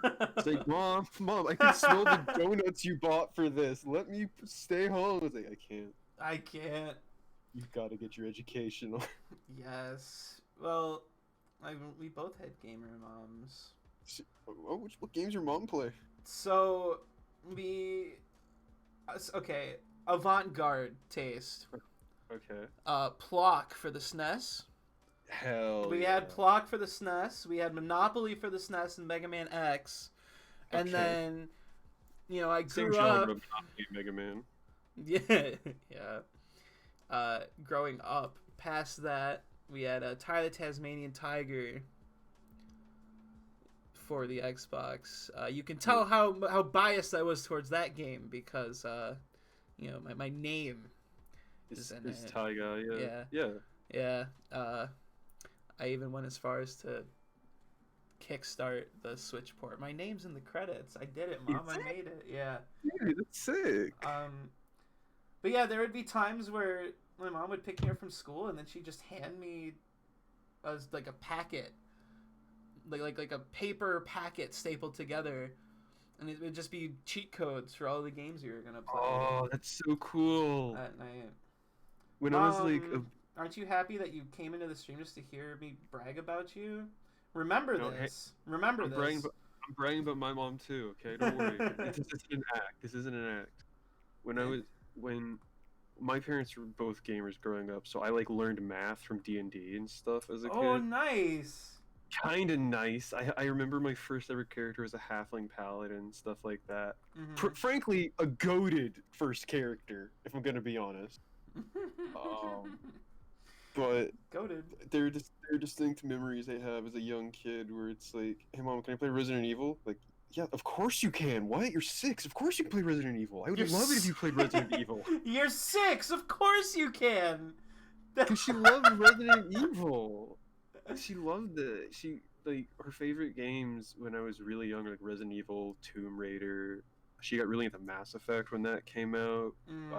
She liked Borderlands for a bit. She really liked Bulletstorm. She really liked Bulletstorm. Wow, gamer parent. Yeah. Jet Set Radio. See, I liked Jet Set Radio. That wasn't her type of thing. I love Jet Set. I still have Xbox Jet Set Radio Future copy somewhere. I have it back there. Good. I'm like pointing, like anyone can see it. I'm like Italian. It's just back there. Keep it. I'm going to, because it's one of my favorite games. It's my all-time favorite game.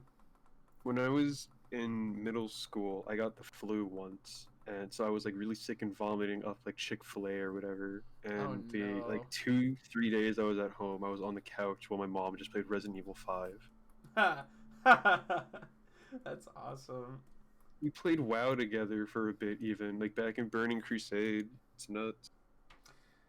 Oh, playing WoW. It was a family event. I remember when Wrath of the Lich King came out, and we remade to make like Dwarf Death Knights level together. That was a lot of fun. Oh, that's cute. Yeah, it's fun. Man, imagine playing WoW. Frantic typing, frantic angry typing. Adding you to a list. Adding me to a list. I hate Blizzard now. As much as I loved WoW, I'm the first person to jump on it. I was that way with Overwatch. No. I loved Overwatch until the Hong Konging. Here's something I can actually brag about with my mom that I'm not sure if yours can even compare to. My mom would watch. What a weird thing to say on stream! Oh my god! My mom would watch anime sometimes. Did yours? Huh? That just means your mom's psychotic. Sorry.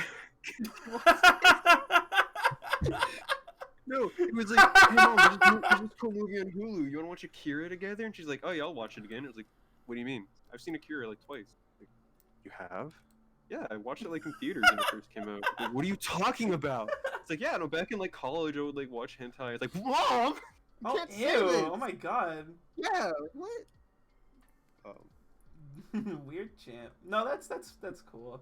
I made my mom watch the last episode of Death Note with me. It was very funny. Just the last episode. Yeah. Who's this light feller? Why does Ryuk look like that? Why is this dude screaming about a book? Why don't they just shoot this guy? Why are they letting him monologue? What's going on? Yeah. It was not my smartest idea, but I was I think I was homesick. Your mom clearly kicked ass. She wins. I'm sure you're great too, Mrs. Tyler's mom, ma'am. I don't want to use your last name on stream. You don't even know what it is. Isn't it like Leon? No. Owned? Something with an L, isn't it? Owned? That's no, owned. Okay, fine. Sorry, whatever. Sorry, get owned. I'll just leave the call. It's fine. I'll just go. It's okay. Whatever. Whatever. I'm not mad. I'm not mad. I'm not owned. I'm not owned. No, my mom was good. She did a lot of cool stuff. No, moms are badass. Everybody go tell your mom you love them right now. Go tell your mom you love her right now. Unless your mom sucks, then I'm your new mom. But otherwise, and I'm tell your mom you love her. Yes. Yeah, at Mother's Day, you better send me a card. You better send me a card. I swear to God. Mother's Day, better subscribe to Deck on Twitch. Better subscribe. Twitch.tv/Weeniebagel. You should change your Twitch name to My New Mom. Your new mom. Or Your New Mom, yeah. Yeah. Oh, that'd be hilarious. In the stream, I'm gonna get your mom to subscribe to me. No. Do you know how much of a power move that would be? I mean, Do you know how subscribe much to of a me power yet. move that would be? That'd be incredible. Any argument, I could just say, "Will your mom subscribe to me on Twitch?" Well, I mean, That'd be so good. Seeing what you just said in chat, I think it's about to happen. Oh, I'll be your grandma by law, dude. Dude. Grandma by law, dude. Dude, you better. I'm gonna drive you to church, and there's nothing you can say about it. No, don't drive me to church. You drive on your Sunday best. I'm making cornbread after if you're good. No. But only if you sing along with the hymns. I don't remember any of the hymns from church. I never went to church like that. The only thing I remember from church, so I never went with my mom. This was on my dad's side. We went to church, and only then. It was only for like a couple years. My only church memory is the pastor made a Microsoft Paint Windows Movie Maker animation. Okay.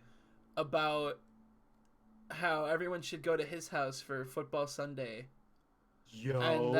And then the next Sunday, or not, it wasn't football Sunday. It wasn't obviously not Sunday. It was another football day. But the next week, yeah, it was something. I just remember the week after that, he was very upset because nobody showed up. Because everyone thought it was a joke because it was made with like stick figures and Microsoft Paint. So everyone thought it was a joke, like funny church, haha, funny church. That's all I remember. Did he like make a second animation like you're all going to hell because you didn't go to my football party? No, that would have been the pro move. No, he showed up. It was very, if I remember correctly, he was just very passive aggressive about it. I feel so bad for him. He probably put a lot of work into all that, considering he made a little animation and everything. I would feel bad if I wasn't like 7. Yeah, Because what am I gonna do? Hey, I'm the 7-year-old going to the pastor's house by myself. That's a great look. Police. That's a great look. Yeah. So good. My parents didn't raise me religious. They never took me to church or anything. Because my mom had a master's degree in classical studies, specifically like religious studies, right? Like she was out here translating the Bible from Greek and Latin and stuff. Holy shit. Yeah. Awesome. So when I was really young, at one point, I was like, "Hey, the daycare I go to is like a church. Why don't we go to church?" She's like, "Listen, there's a lot of faiths in the world. Listen. A lot of good and a lot of bad. We're not going to force one on you. We're going to let you choose your own." Because I was forced and I didn't like it in the end. I was like, okay, cool. Yep, that's the way to do it. It's great because I think it made me a lot more open-minded. But it's awful because I have so many books on religious texts and studies and I don't know what to do. Like with myself spiritually. I've read the Quran. Like I've been out here reading, man. I'm glad to know that you found out how to read. Hot Witzer says, "Give the books to me." No, they're my book. Okay. Because I still have her books from when she was getting her master's that I'll read, and it's like, oh, this is about the theory of growth, evolution. This is incredible. It's fun. I like reading about religion now, like Zoroastrianism. You know about that stuff? Oh, time for a fucking lecture. Open your notebooks, kids. Let's get ready. No. I've got a 50-page PowerPoint slide. No. 50 slides, whatever. So Zoroastrianism is the oldest. Shout out to Zoroastrianism. Yo, what's up, local twig? Zoroastrianism is the oldest monotheistic religion. It's older than all the Judeo-Christian ones, Abrahamic religions, etc. It's the oldest. They have their whole ritual thing is like they got white robes. They've got like fire ceremonies and whatnot. Yeah. They've got like a bearded old father figure god. Crazy stuff. Ooh. Ooh. Yeah. And they're actually still around. Like the religion is still practiced in like it's got tiny like compounds all over the world, but it's mostly practiced in one part of India and two parts of California. Huh. Because Okay. California has such a large population and they're so cult friendly over there, you might as well. That's a good way to explain it. Cult friendly. Well, I mean, Scientology was born there. What do you expect? Oh, see, why'd I say that? Now we're both gonna get targeted by Scientologists. Fuck. I'm sorry. I'm sorry. I'll just Oh. send you a copy of Dianetics to get it out the way. Oh my god. But Zoroastrianism has died out because they didn't allow people to marry outside of the faith, Cringe. which is kind of a cringe move because how are you gonna grow that way, right? Like, You don't.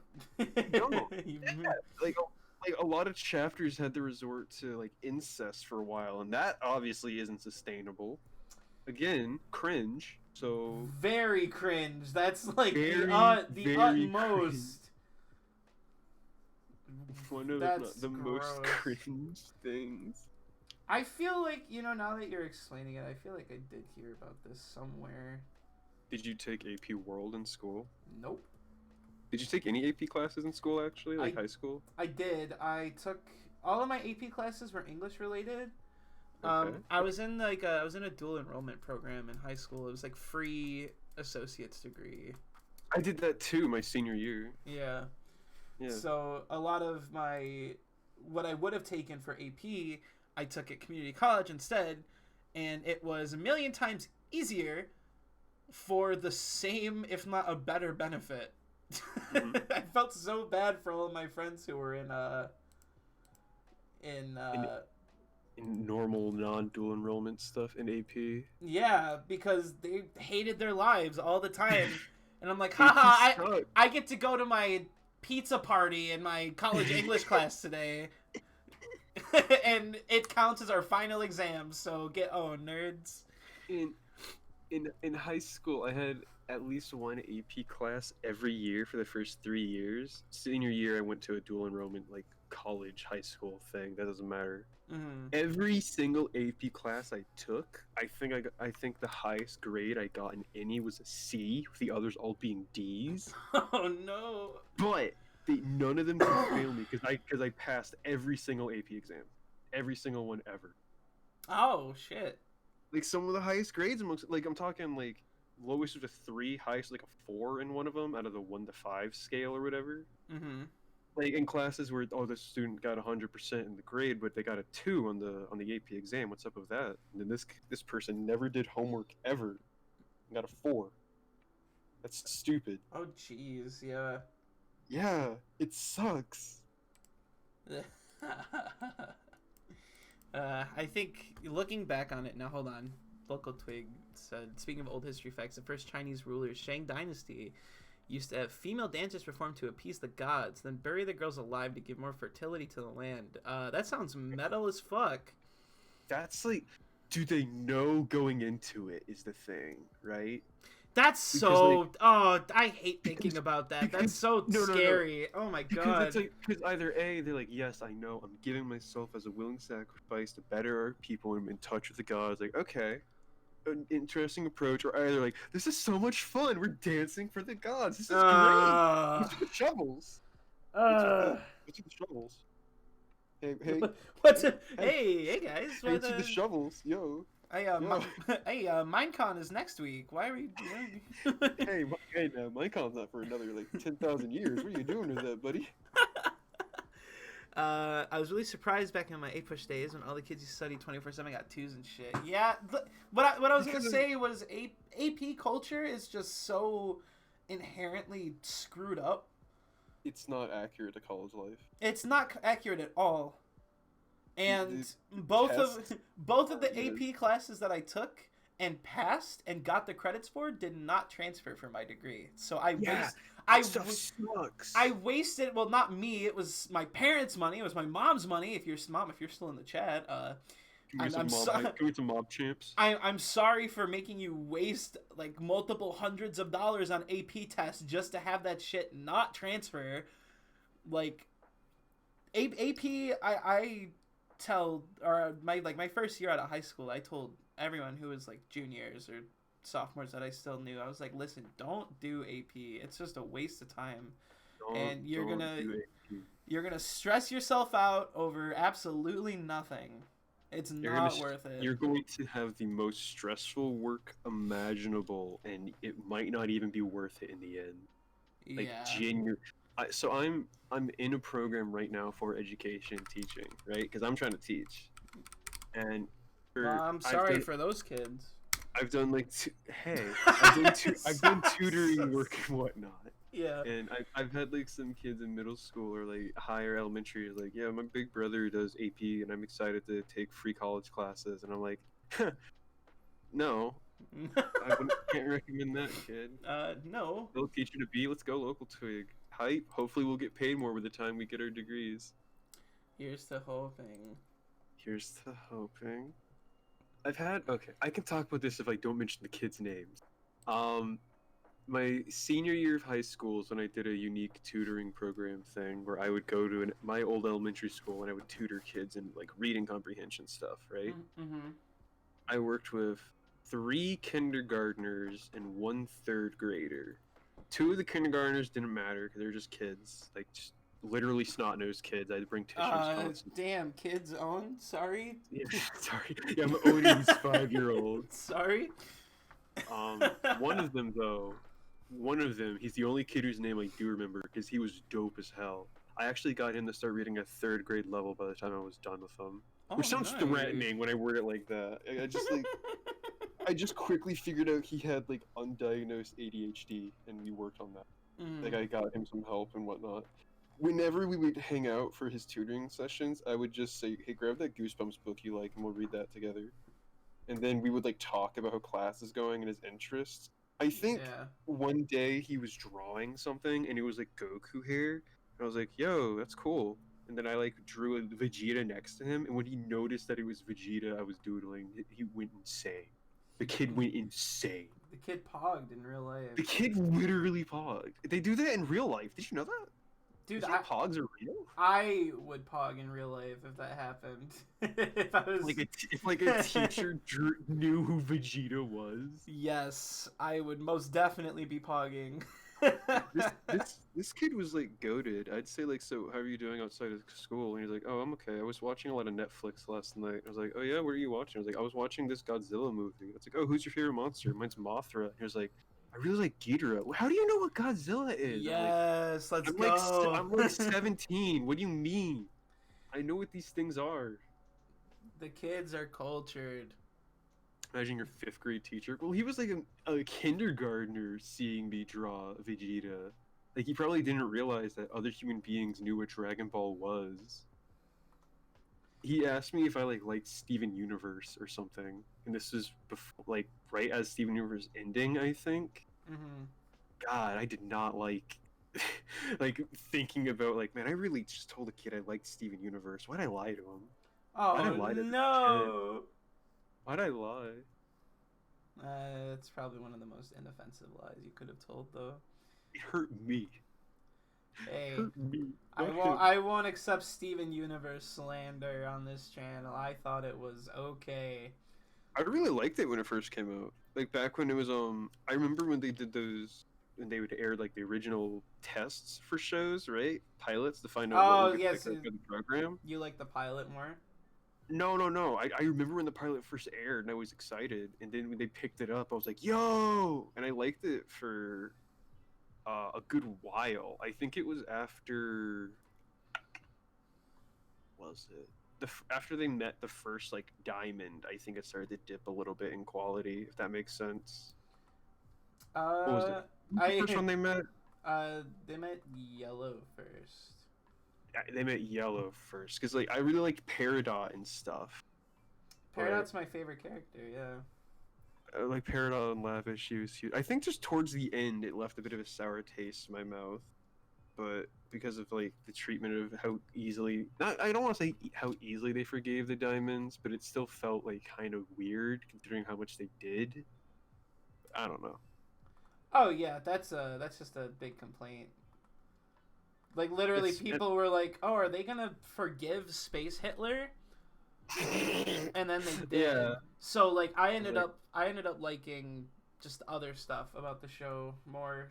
I stopped I caring like about the diamond stuff because like they really, that stuff's dumb. Yeah. yeah. But like the character relationships were really well written, I think, and I think Did it? the moral lessons are still good enough. But like if you watch Steven Universe for the plot, I'm sorry. If it's it's a show that a little 6-year-old watching, I'm like, hell yes, you do you. Great show. Wish I had this as a kid. But when a 20-something Tumblr essayist watches it, then I'm like, okay, now listen. I That know you like could get a two job.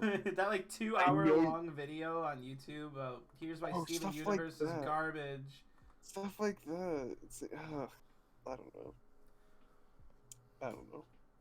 The thing Uh, about some of the shows that these kids have had, which I didn't like, I feel like when Adventure Time first started to get big was when I was not watching cartoons as much. I would have loved it so much. Like, I love Adventure Time. I would have been so all over it if it aired like a few years earlier, though. oh yeah, Genuinely, stuff I like that. I was late to the party on that one. I didn't even end up watching it. Oh, we got a lot of chat to catch up on. Just people talking about Steven Universe.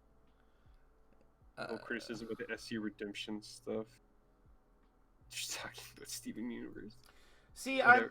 I feel a couple of different ways about it because on one hand, like, it's a superhero show where the superpower is love and forgiveness, which I understand, and that works for characters who, I don't know, steal your birthday cake on accident or something. But When someone like lashes out because they're strained or something, like there are some moments where a character does like Lapis is a great example of forgiveness, I think, because she yeah. has like hurt. Even like Jasper, as bad as Jasper was just like hurt and confused for the most part, especially towards the end. But not you don't forget Space Hitler. Come on. You know, literally, like, Why are we getting into Steven Universe discourse? Don't show this side of yourself is to your this mom. Come is this on. even is this even discourse? Not I'm even. sorry. Here's my hot take. I guess no, we shouldn't forgive Hitler. Anyways, No, we shouldn't. sorry for the hot take, everyone. I like. Another other things from when I was tutoring, right? Third grader needed help, not so much like help with reading, but like this kid needs help, right? Mm, Every time I got with the kids, I'd say, hey, pick out a book you want to read, and we'll just chill with that, because you know kids should read what they want to read, because that's a good jumping point. Even if it's on like a comic, we can read it. And this kid would always bring books about animals. yeah, Hey, every kid likes animals. it's Every true. kid likes animals. It's true. This kid, I distinctly remember he would always bring animals, like books on carnivores, like lions, tigers, bears, sharks, and it's like, okay, sure. These are the ones who get like the cool documentaries on TV. I get that. Yeah. But it was like fourth sit down with him. Maybe one of the books was like kind of gruesome in the page. It was like, yo, this is a little like gory. Why do you? Maybe you should pick up another book. Why do you like these books so much? Why do you like the animal book so much? And he like went and got a book on the sea lion, and he flipped to one particular page that he had memorized, where of like a bunch of sea lions getting gored by bears. And he's like, because I like blood. I'm like, yo, don't tell me that. Don't that you need. Okay, sure. I like try to talk to his teacher about it, but she's like, I can't do anything about that. I'm sorry. Oh, Okay. jeez. I gotta Next- redraw this. I next- don't like it. Next day, reading books about like the military, and there was a page just full of like guns, and he was talking about which ones he had in Grand Theft Auto, and I'm thinking, you're like 9, like 8 maybe. Yeah. Why are your parents letting you play Grand Theft Auto? What are you doing? Yeah, Mom. Why'd you let me play Grand Theft Auto? Why'd you let Tyler play Grand Theft? Look what happened to your son. We didn't. We didn't. I didn't. I have yet to play a Grand Theft Auto game. Oh, we'll do that for our first Let's Play. Don't worry. Oh my god. We'll do the VTuber thing where there's the scene with Lamar and what's his name? I don't know. I don't remember the characters in Grand Theft Auto. I was trying to remember them earlier and I couldn't. I don't remember anything about the story. That's kind of fucked up of you. For what? For not remembering Grand Theft Auto? Yeah. Why is that messed up? I'm just What's fucking the... around. I don't know. Were there any animals you were super into as a youth? Oh, jeez. Mom, I what animals was I into as a youth? Because You my don't remember? favorite, no, well, because my favorite animal now is red panda, but like I've been so Good choice. obsessed with them for so long that that's my go-to. Like I can't even remember what I used to like. I know that when I was in middle school, I wanted to be a marine biologist for a couple of years. Mm-hmm. But I think a lot of people did. Like, and I want to say it's because there was a special on Cartoon Network where it was like Scooby Doo at the like aquarium or something, and they talked about marine biology in it, and it just made every kid want to be a marine biologist. That's good. Way Bruh, to did get you you. get me in the chat?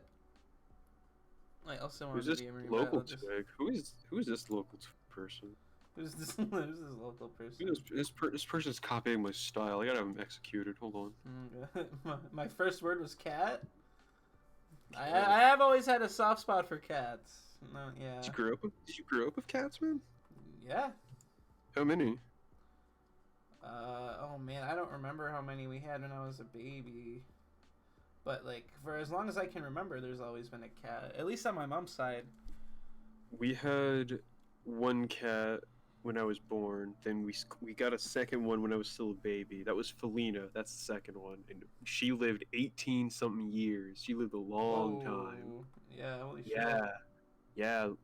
And then we had Lisa. We picked up Lisa at one point, and then we got Luna Ripley. Every cat was always a rescue. We never got like shelter cats. They were like cats people found. Mhm. Like Felina was a stray. Like that's something. She was a rescued stray. She didn't learn how to meow until she was like 8 years old, probably. Oh my god. Yeah, because that's something you learn from that cats learn from interacting with humans and from like their parents or whatnot. Mhm.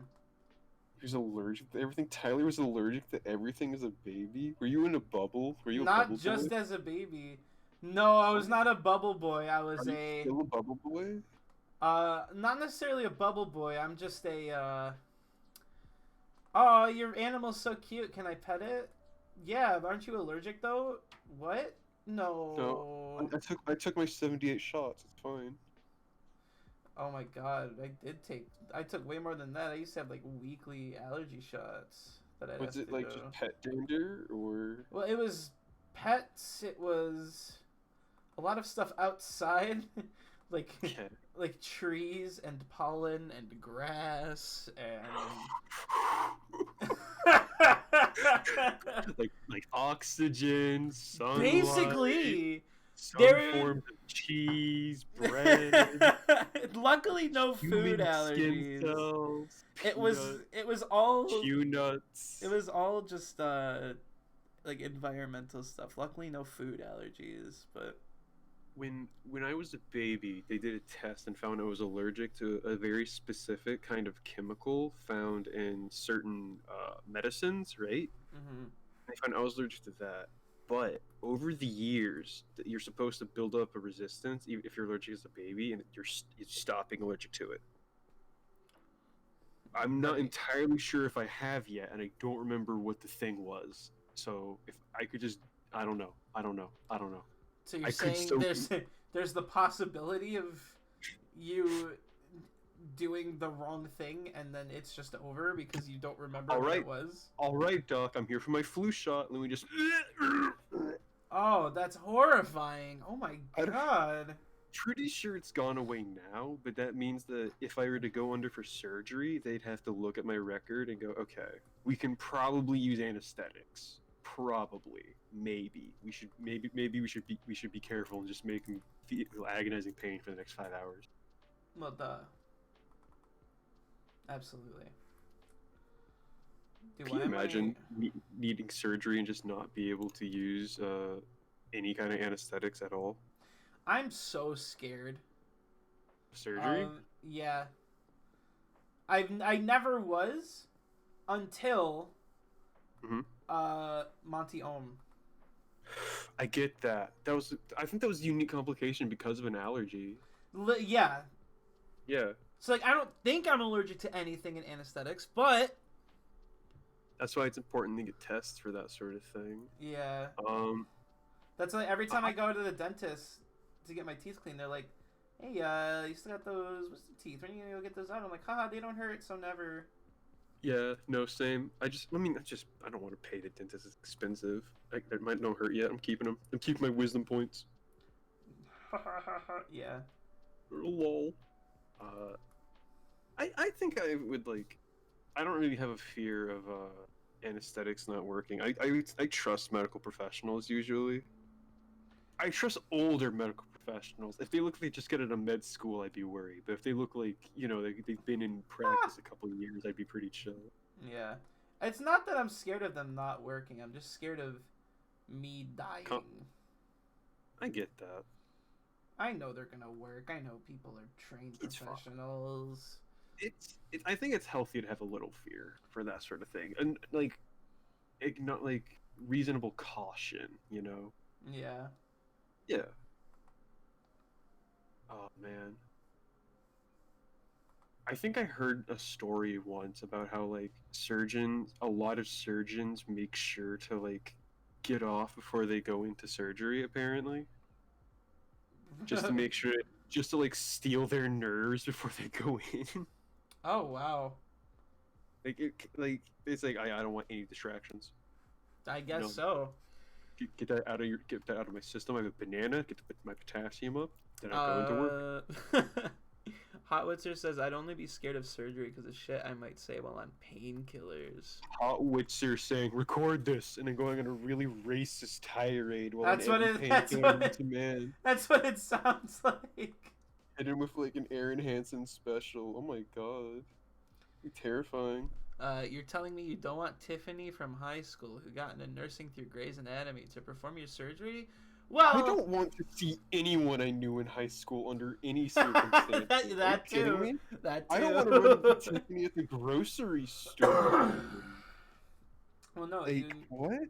If Tiffany were to do surgery on me, at least there'd be some fire tunes. Where did I go wrong? I lost a friend. No, we don't want to hear that tune, actually. What are you saying? They'll only play that if you're flatlining. You don't want to hear that. Well, maybe I do. Wah, wah. Your mom's still here. She'd be worried. She's gonna give you a call after this stream. Like, honey, are you okay? You're talking a lot about Grey's Anatomy, and I'm worried that you've watched that show. Okay, well then I guess I'd want somebody who watched Scrubs instead. See, that's where it's good. Scrubs. I'm no Superman. Scrubs is so good. It's funny, yeah. I think there was this one like article where it's like a journalist talked to some nurses and doctors about like, hey, what's the most accurate like doctor show? Would you say House? Would you say it's MD? Grey's Anatomy? Like every single person said, oh, it's Scrubs. It's 100% Scrubs. It's like, really? Like, yeah, like actually it's Scrubs. Dude, is there anybody who would say House is accurate? I thought House was like... No, House isn't. Yeah, I thought the whole point of House was that it was like... It's Sherlock. Yeah. It's Sherlock Holmes, but with Hugh Laurie and Oxycontin. No. Scrubs is accurate and a good show, except for the last season. I see. Scrubs is good. Do you remember that one episode? Or spoilers for people who haven't seen Scrubs in chat, I guess.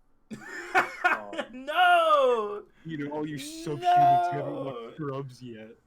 Do you remember one episode in the first season where it's like 3 different patients at Turk, JD, and I forget what Turk's wife was named, Angela? I forget. The nurse. Like 3 of them all dealing with a different patient, and they're like, yeah, one of these patients is going to die at the end of the episode. So the whole episode is you're watching it and they're trying to, you're seeing how the complications coming up, but they're dealing with all the patients, and as a viewer, you're like, well, who's going to die? And at the end, they all die. It's like, oh, well, that sucked. I was gonna say I would not remember, but I think my mom was a Scrubs fan. Maybe she would remember. Oh, see, I was about to say, because I think that's a great episode, just in general, like in terms of writing. It was very well handled, and it was very good. They did a good job making you care about these patients who would only exist for one episode because it's a doctor show. Mm-hmm. Well, hey, good shows usually have good writing. I think You'd that's think so. yeah. I think that's why I was never able to get into a lot of those kinds of like medical dramas because I couldn't get into the patient relationships most of the time, knowing It's that like, this guy is so mean. Why do I care he's being mean to someone who's sick? Why would I yeah, care? I wouldn't want my doctor to be mean to me. yeah. This just makes me scared to go get medical help. Oops. Yeah. You know, financial fears aside, I wouldn't want to have House as my doctor. He'd look at me and smell me, and he would know that I have like all my worst fears. you. He'd go like, I prescribe you with lupus and a fear of commitment. And I'm like, don't you have to say it, bro? Like, come on. Oh my god. Yeah. Uh, TV shows. I tell you what. Speaking of TV shows, when are you gonna watch Star Trek again? I know I need to. My roommate and I, we started. I went through the whole spiel before. I don't have to do it again, but we never got around to watching it again. We did watch WandaVision though. We watched the first 2 episodes. I saw you tweeted you saw the first 2 episodes. It's just like, just Wanda, Romanov, and Vision, right? From Marvel Avengers, whatever. Yeah.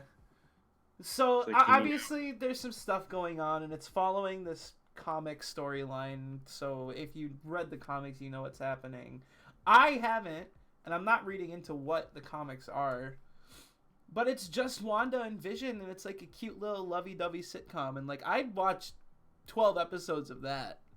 I've heard about the comic storyline. I enjoy comics, but not like all of them. Obviously, I've read my fair share of Marvel stuff. Mm-hmm. But my favorite Marvel comic is What If Volume 34. I think it is. It's the one where it's like, what if Captain America woke up a couple decades later and he's like, he finds out like America has turned fascist and he has to fight fascism in the U.S. And when the president's using like his image to support it, and he has a great speech about how like America is a piece of trash and the flag is a piece of cloth, yada yada yada, blind patriotism, that whole thing.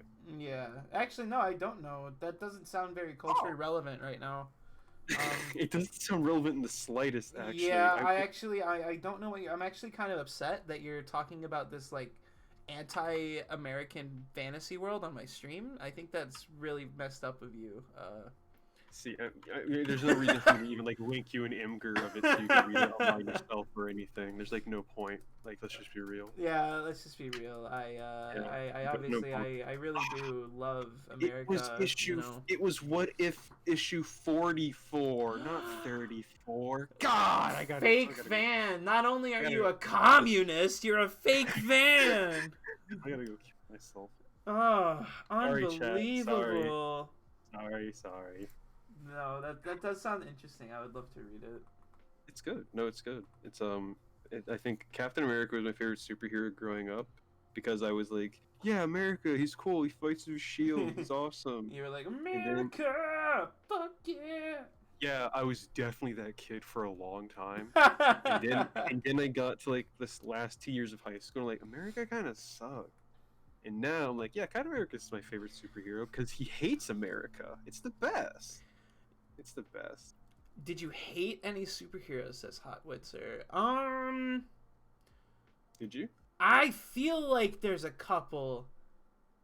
Okay, so yeah, I guess so. So back in the day, I had a very specific taste in superhero. Like, I hated superheroes where you could see their face.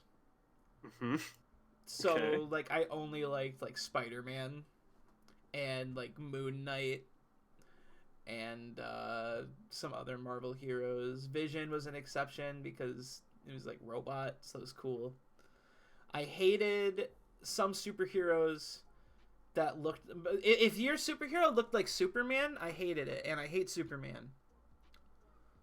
I also disliked Superman for a long time because I thought he was boring. I have a better appreciation for him now, but Yeah. I think that like there are more interesting characters and dynamics than Superman. Like I got a lot of respect for what he represents in comics, but I don't really like care about him. Sorry, Clark Kent.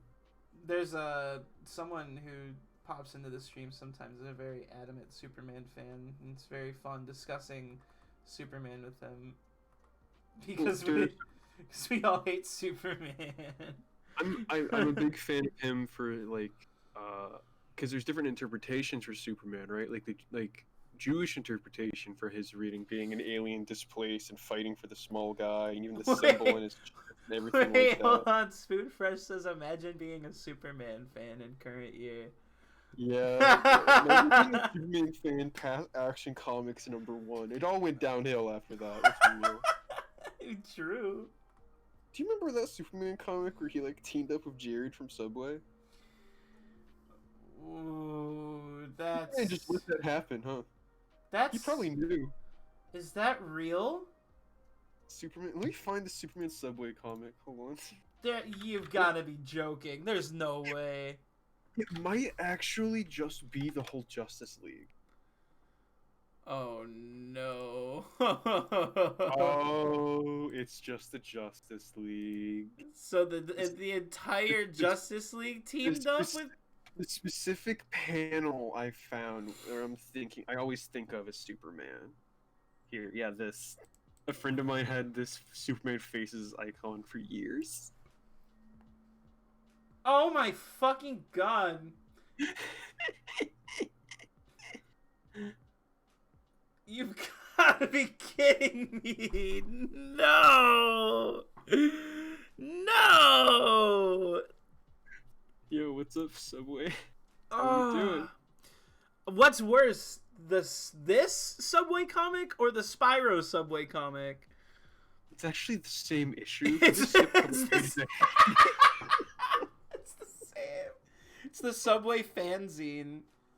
Oh god. Where every single submission is just some fuck. Why would you put Jared from Subway? Wow. Subway. Hey, let's take a quick moment to thank the sponsor of today's stream. No. Quiznos. Quiznos. Okay. Yep. Quiznos is good. Quiznos pay us to insult Subway. Quiznos is good. Well, Subway was doing that. They were doing like that sub campaign on Twitch for a while, weren't they? Where they were just giving out a bunch of gift subs and shit. I think Coke has done that before too. I remember I had a bunch of my streams. The title was Subway Pay My Rent, and guess who never came through? So guess who? I'm not eating Subway anymore. Never eating Subway ever again.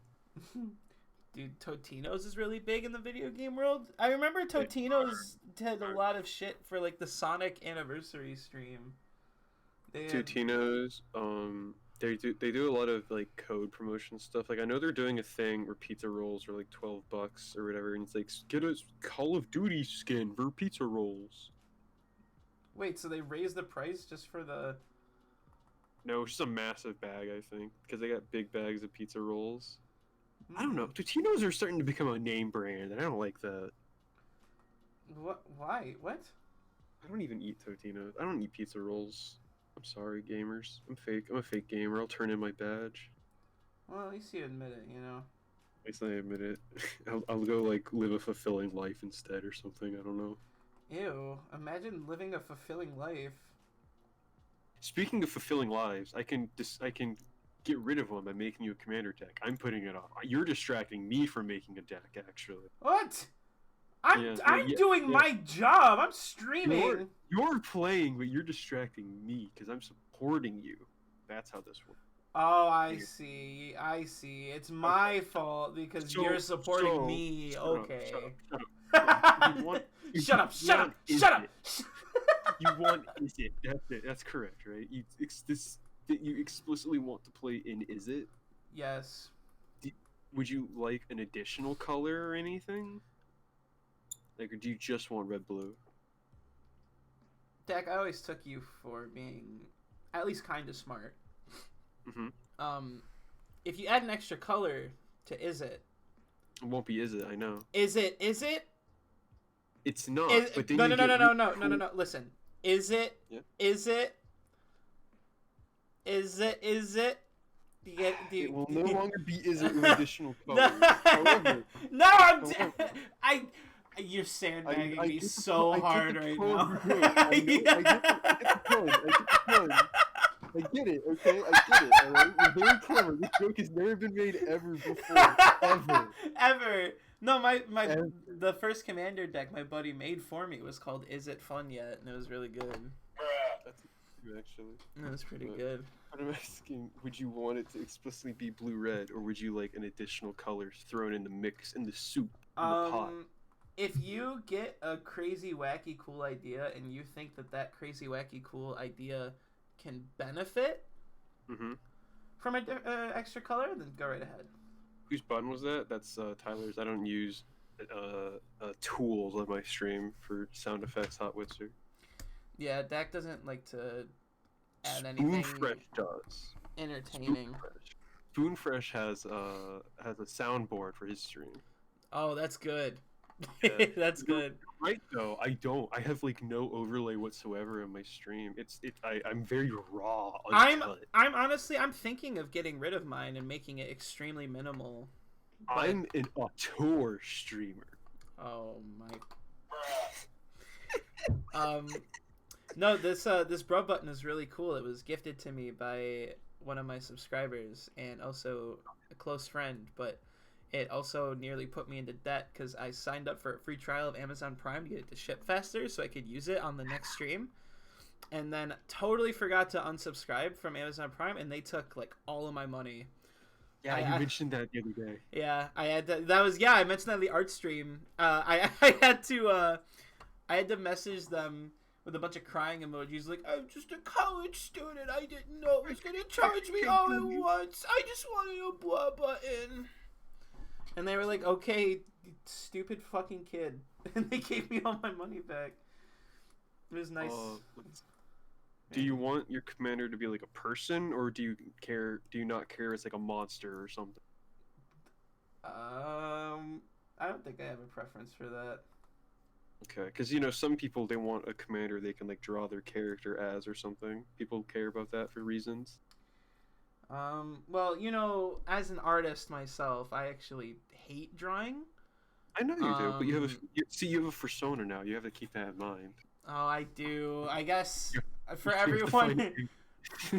Oh, I haven't plugged stuff in a while. It's been 2.5 hours. I haven't done any plugging.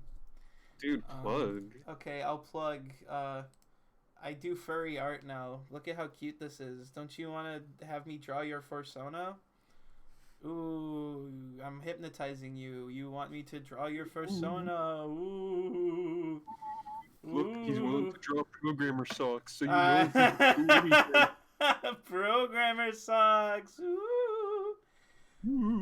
I have a webcomic. You can type !comic in chat and it'll bring up the link. Or you can go to read Lassitude. You could it's go really to cute so far. webtoon.com/lassitude. Nope, it's a bit longer than that, but I've read a lot of webcomics in my day, and I'm not just saying this because there's a gun to my head and Tyler's a friend of mine. I think Lassitude is really cute and has a lot of potential so far. Why'd you say gun to your head first?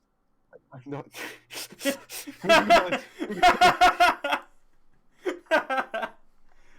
Read Lassitude though, it's good. Yeah, thank you. I'm glad you like it. I'm excited. If you haven't read it, you should go check it out. And if you have read it, thank you. I wanted to thank everybody. We're at 16 subscribers and 616 views. And I haven't officially announced the Patreon yet, but we also have one Patreon. So one Patreon. Hot Witzer in chat. For those like me who do not know streamer Hayler Tyler, what is a key thing about you I should understand immediately? Are there any disclaimers? Give us the content warning for Hayler Tyler. Oh my god, I've never been asked that before. We got it's talk about yourself. What's something they should know about you? Oh my, this is the hardest question I've ever been asked. I know. I'll give you some disclaimers. No. I'll give my boy here a break. Tyler does art quite regularly. He's streaming 3 times a week now?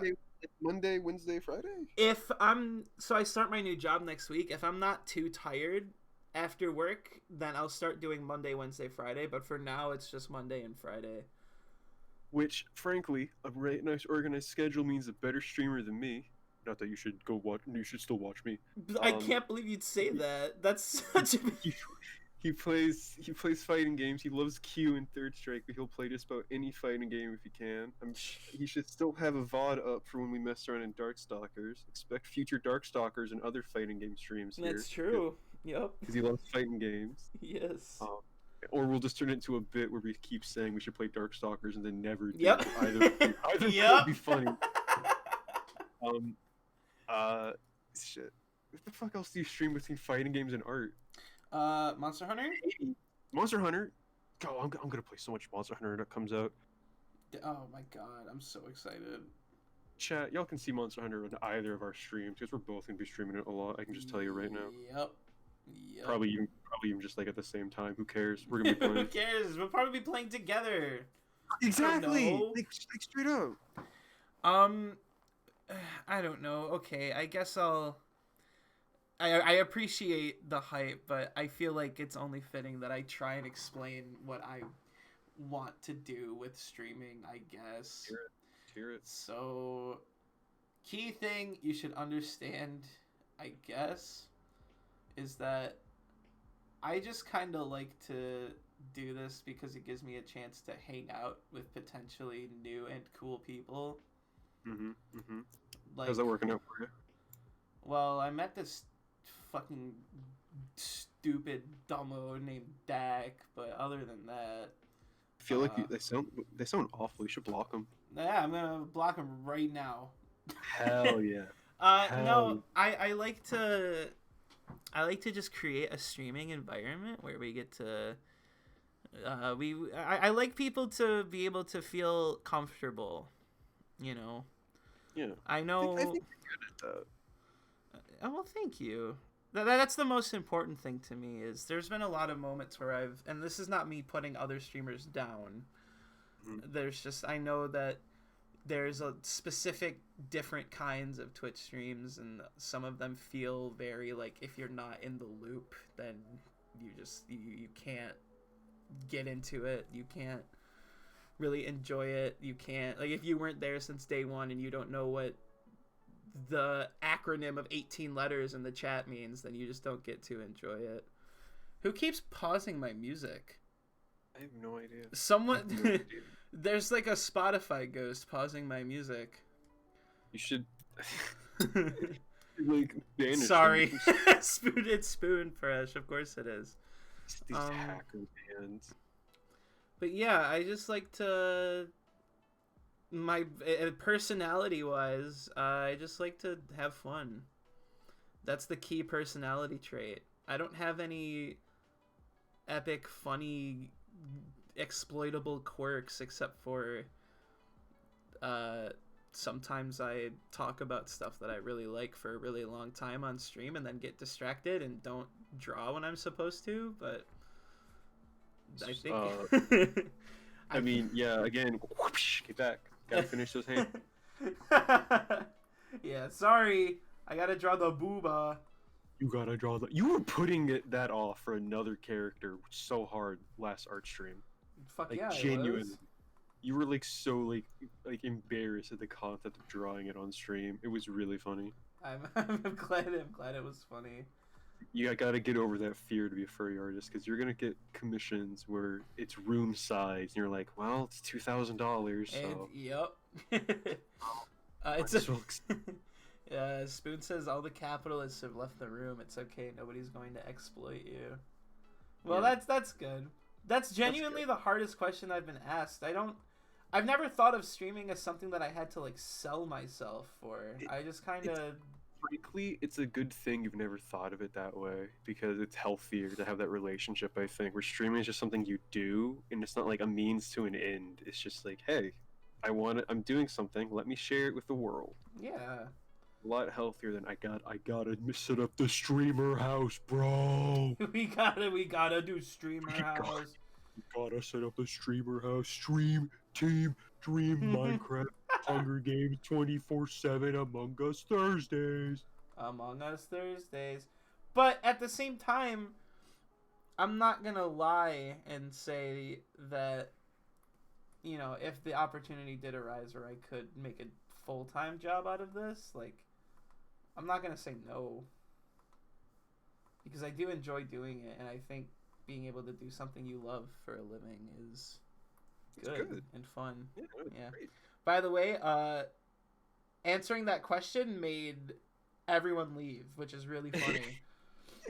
That's hilarious. Everyone left.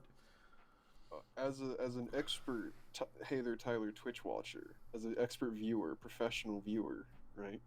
Okay. I can say that hey there, Tyler, Twitch.tv/hey there, Tyler is very good at making chat welcomed. You know, you always focus on reading chat. You like to give shout outs to followers who you like and who you recognize. I You're very dox good them at sometimes, but that's okay. dox them sometimes by accident, but everyone does that. It's fine. It's fine. You're not afraid to like promote your friends' stuff on stream, even, which I think is great. Yeah, Like showing your friend who does like print work and stuff. That's dope. We all deserve to rise to the top together. No one gets left behind. Gotta take your boys up there with you. Yeah, absolutely. You're very genuine with it. I think it's good. It doesn't feel like forced or anything, which is an important part for streaming. Mm-hmm. Like I've got friends who they'll try stream for the first time, and then I watch them like, this is not how they act in person. This is not what they're like in 2 a.m. Discord calls. I don't know who this person is. I don't know who this pseudo Markiplier is. Pseudo Markiplier. Oh, yeah, no. Imagine the lawsuits. Oh my god. Well, I did when I first got into streaming, I did a lot of research on what personalities are successful or whatever. Because admittedly, when I first got into streaming, it was like, oh well, everyone's streaming now. Maybe I should get into streaming. I don't have a job yet. Yeah. But yeah, eventually it's just like, oh, this is fun. You know, that's what matters. But the very first stream I did was I wanted to play a game for the first time and show it off so people I knew on Steam could watch me play it. yeah, Have I told you the first game I ever streamed on Twitch? I think I saw you tweet about it. Wasn't it like a porn game? It was Katawa Shoujo, yeah. And I didn't even like know. I wasn't aware. Oh, that's so good. It's so good. Thankfully, I didn't go far enough for it to hit that point in the game, but Yeah. and then after that, I played nothing but Game Boy games for like a year and a half. Oh, that's so funny. Dude, I had so much fun playing old Game Boy games. 'Cause some of them were like, dude, Astro Boy Mega Factor, I love this too. There was a He-Man game apparently, and this sucks, but we'll play it. Random junk. Oh, for sure. Oh, Hotwitzer, that's chat my music. Yeah. So, what music do you enjoy? Japanese music. Yeah. Yeah. Last time I was in the car, 90% baby metal and anime OPs. Dude, I like chocolate. No. Scott, no. It's like mostly anime OPs. Baby metal's good though. Put on some Ska-Toon Network, bro. Let's go. Are you? Can I stream Ska-Toon Network? Because I would. I think he might be chill with it. I don't know. I'd hope you could. Some Outcast. That makes sense. Talking more recently though, I really fucking love 100 Gex. Really? Yes. Okay. Absolutely. What's your favorite one? Probably the 57th Gek. See, I've always been privy to number 19. Frankly. No, my favorite 2 tracks by 100 Gex are the Hand Crushed by a Mallet remix and the Linkin Park track they just dropped, which I would play both of them if I could, but I can't. Oh, it's Wormone, Worm 1. This is my stepdad. I almost said your name and doxed you, but I don't want to do that. Thank you for hitting me up with the follow. We're talking about music we like right now and drawing some stuff. Stupid horse. See, I'm not crazy about 100 gex actually. Why? It's when I was younger, I really appreciated death grips for how I felt they were very different in noise. 'Cause it was my first exposure to like harsh noise kind of stuff, right? And I thought Yeah. it was really cool. But then, as I've gotten older, stuff like 100 gex, I'm like, this music just kind of hurts to listen to. Can't with hyperpop. It's too much. It's too loud, too cacophonous, too busy. I think that the best. I'm really shocked that you would come onto my stream and just admit to the world that you're a coward. See, here's the thing. Here's something as well. I was talking about this in a voice chat the other day. It was like, I said specifically Yo, the what's best up? parts of 100, the best parts of 100 gex can be found in just about any ska band. So it's fine. I can just listen to yeah, well, normal ska. I guess you could, but yeah, I'm not gonna dunk on you for not liking a musical group. I understand why people like them. It's just not for me. As much as I'll like make jokes about them, I like respect what they're doing, and they're decent producers, frankly. Like, what's Yeah. his name? The one who like plays guitar in the group. Yeah. Like, good producer, good mixer, frankly. But I don't care for their stuff. I describe ska, early Jamaican rock punk mix with a lot of brass instruments and an emphasis on freedom in multiple different senses. Real Big Fish is a popular ska band. Ska 2 Network on YouTube talks a lot about ska, makes ska mixes of songs. Streetlight Manifesto is one of my Streetlight Manifesto is favorites. very popular. That's a good description. Yeah, it's almost like I did music study for a little bit. Ska is just fun. There was like one Tumblr post I think, or a tweet where someone said like ska is the music that plays in a 13-year-old's head when they get mozzarella sticks, and that's also accurate. Yes. I love mozzarella sticks. That's why I love listening to ska. It's so real, is the thing. One of my favorite concert experiences. This was not that long ago, actually. I got to go see Sublime. Ooh. In concert. That was very fun. Ska is awesome. Specifically Sublime. Well, sorry, Sublime with Rome, as they're now called. Yeah, I got to go, and me and my buddies found there's just a roach sitting on. It was an outdoor venue, so we all were just sitting there, and our buddy Zach was just roaming around, and he found an unsmoked roach on the floor. So you grab that bug and you just puff that bad boy.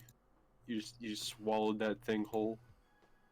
Picked up that cockroach and just. I'll leave the future of those events up to interpretation for the sake of Twitch, but I think you can tell from me saying it's one of my favorite ska memories. I think you know what might have happened, but yeah, that was fun. I think I've seen Papa Roach in concert actually. One of my weird. One of my favorite musical things ever is when I start listening to a band that I enjoy, and then I like talk to my parents about it, and then have them be like, "Oh yeah, I like them too." And it's just a cool bonding moment. There's like, oh, so your mom's gonna come back and chat and is talking about her favorite 100 gex songs now. No, I was saying that specifically because my stepdad is here now. Seriously? Yeah, he left a follow in chat. It was very cool. But we've done that a couple of times. I was the certified music downloader of the family when I lived at home. I think I still have a folder just titled Jeremy Music on my hard drive. 21 Pilots was the big one for both of us. Here's a band you might enjoy, since you mentioned enjoying Japanese music and metal, kinda, right? Have you listened to Ningen Isu before? No. Okay, it means Human Chair. They're kind of a death metal-y band, but not really. You should type out their name for me in Discord. Bam. I really like this band actually. I think they're cool as hell. They've got a great aesthetic where the lead singer and the lead guitar will both dress up like monks, which is really cool. The drummer won't. The drummer just looks like a normal drummer, but that kind of adds to how funny it is. Yeah. And they've got some great some great albums like 12-Sided Frankenstein and stuff, which I'm trying to translate the names as best as I can because none of it is in English at all, ever. No Western releases of anything, basically. That's awesome. I know that the closest they've gone to real Western exposure was Ozfest one year they played, but Oh shit. they're very notable in Japan as like a small underground scene kind of thing. They've been playing for a long time. Mm-hmm. I think they've got one album where I don't think it was the guy who did the art. Death Note did the art, but it's something like I don't know who did the art for this album. This is the one that I have. I keep this disc in my car at all times because I love listening to it while I'm driving. But like some of their albums have some sick art. This one's my favorite. It's uploading. It's massive. You know how Discord It's is. massive. All right. Massive album art. I'm waiting for it to pop up so I can show it It's off on coming. stream. It's cool. It looks dope. Oh, that does look pretty sick. I know, right? Like if I saw this in a record store, I'd be like, "Hold up, I need to buy this CD immediately." I don't even know what this is. That's some really cool album art. Holy shit. Yeah, you can find their. I just found them on like Spotify. Spotify recommended it to me once, and I was like, "Yo, what's this? Oh, Yo, nice, nice. man, it's kind of dope." I would love for more Japanese bands to get here's the get vinyl releases. Like desperately, I want vinyl releases for stuff. You need even more. You're breaking down your ceiling with how many like vinyls you've got, destroying your wall. Yeah, maybe. You have like an Apple crate of vinyls. You don't have that many. You don't have enough that it's like worrisome. I've got I've got like you have 2 crates. You know. That's an enthusiast amount. That's fine. Yeah. Hey, how many rainbow stripes are on the Dark Side of the Moon album cover? Isn't it just like the Roy G. Biv amount? I did that. I don't think it was too big though. Let me grab the. It is the Roy G. Biv amount. It's just the stripes are really small. Okay, so I'll have to do the stripes as their own little colors. Got it. It was on this character's shirt. So. Yeah, I remember. Yeah, Let's I see. remember. Roy G. Biv. Circling back to the music. Let's talk about some They Might Be Giants for a second there. Let's just remind people that we're white. Talk about They Might Be Giants. Good band. Good band. You've heard them, right? Right? Yes. Yes. They've made music for 30 plus years and they still make music. That's insane. That shit's good. That's nice. They've had multiple different phases. I feel weird that their most popular song is a cover, though. Istanbul, not Constantinople, is a cover. Oh. Yeah, that's a cover from a much older band.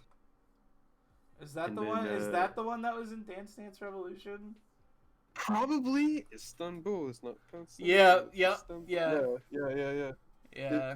There was a brief period of time where they said, let's make a children's album. Just fill it with like educational music, like Roy G. Biv and stuff about the alphabet and letters. I fucking love Roy G. Biv. Let's go.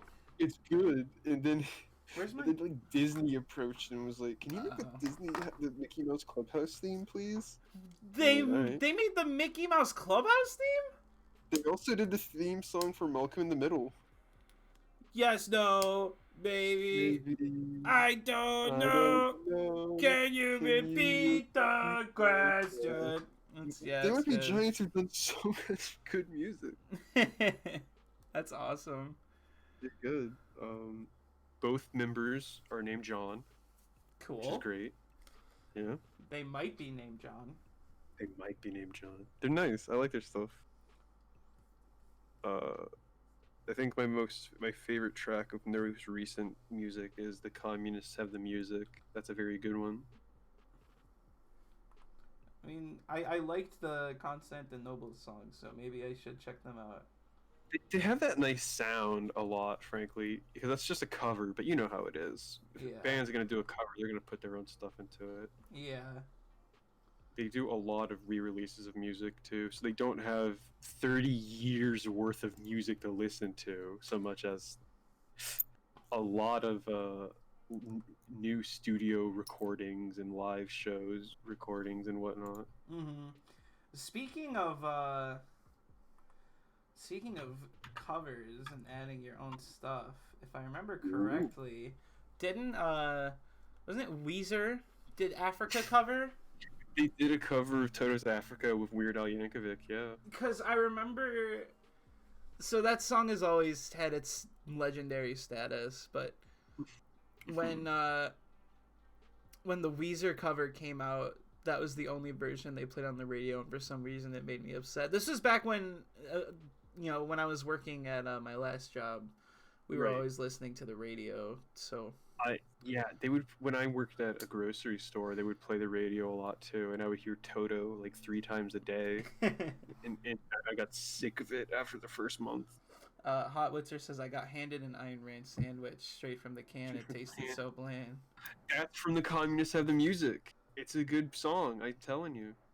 Actually, that's from I think the second or third time they did Dial a Song, which was when people could dial a specific phone number for They Might Be Giants and hear a song over their phone. Oh, that's cool. They did that back when phones were a thing. People just used to actually call people and not like email. It's crazy. Death Grips did that too. Probably. They might have gotten it from They Might Be Giants, actually. Yeah, it's everybody actually stole their ideas from They Might Be Giants. They Might Be Giants actually invented the concept of music. I don't know if you know that. They actually invented the telephone and the concept of calling, actually. They've got other big songs like Birdhouse in Your Soul. That's one of their other really popular songs. Anna and G, etc., etc. That's not a song, etc., etc. That should be a name of a song. Someone has named a song, etc., etc. I'm positive. Someone. I'm about to look this up. And if they haven't, it's just free that's literally free money. Yeah. It looks like there's a band called etc., etc. And of course, they're on SoundCloud. Okay. They did a song called Bueller featuring Whiskey Pete. Okay. Let me hear this. Let's take a listen to this. Play it on stream. Get me No. banned. No. I'm not going to subject you to this. This could be very bad. I love finding people's stuff on Spotify when I'm looking for something completely different. It's one of my favorite pastimes. Looking for the Urusei Yatsura anime openings on Spotify, and I find the indie band called Urusei Yatsura. And all of the comments on their YouTube video are, what the fuck are you guys doing on Spotify? I'm looking for anime openings. Change your name. Honestly, kind of a great band name, though. It's so funny when people do that. It's a good name, I think. I would love to listen to Urusei Yatsura. That was a problem a friend of mine had, was she couldn't find the openings or any of the music for Urusei Yatsura anywhere. So I think she just super pirated it and made her own like OST CD for which she's driving. Dude, that's the way to do it. I was thinking about doing that with the singles that I have on vinyl for the show. It's a good idea. See, it's probably pretty hard to carry your vinyls and play it while driving around. Yeah. But like, I have a HDMI to RCA converter, and I have a capture card, so I can transfer and record my records. Let me bring my Elgato in my record player in my car so I can listen to the Banjo-Kazooie vinyl I got off of Limited Run. Dude, big shout out to my friend Saturn for suggesting when I was like, yeah, I'm trying to figure out how I can transfer my music. But I don't have the right material. He's like, you have a capture card, right? I'm like, yeah. And he goes, you have a RCA to HDMI adapter, right? And I'm like, yeah. And then I tried it, and it worked. And it actually sounded really good, even though it was being converted. So, I mean, there was probably some loss in the audio quality, but like... Probably, but it's still like a good quick way to get it out there without spending a lot for mix boxes or whatever. Yeah. Hot Witzer says, I get made fun of for listening to folk. Well, Imagine is making it- fun of somebody for liking music, dude. I'm so mad about. I'm sorry if you were about to say something really profound and funny and epic, but my stream, my No, turn to no, talk. ahead, I'm sorry. Go ahead. I'm. ahead. I wanted to bring up what's like. There was that whole little tidbit of Twitter that was making fun of like electro swing or whatever it's called. Why? Why not just let people like things? I'm so fucking sick of people hating things because it's popular to hate things. Just let people enjoy stuff. But I have to say, because of course this echoes like that whatever his name is, the dude who made the Let People Enjoy Things comic. What's his name? Adam Ellis. Adam Ellis. Yeah.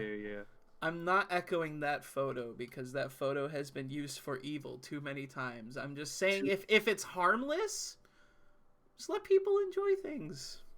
See, I've known people in the past who liked electro swing stuff a lot, but I always thought it was strange because the folks I knew who liked it didn't like any other genre, and I always thought that was strange. Really, that's funny actually. Yeah, I think for a while on the internet, at least in TF2, people could make fun of electro swing because it was a very popular amongst like pyromanes and furries, basically.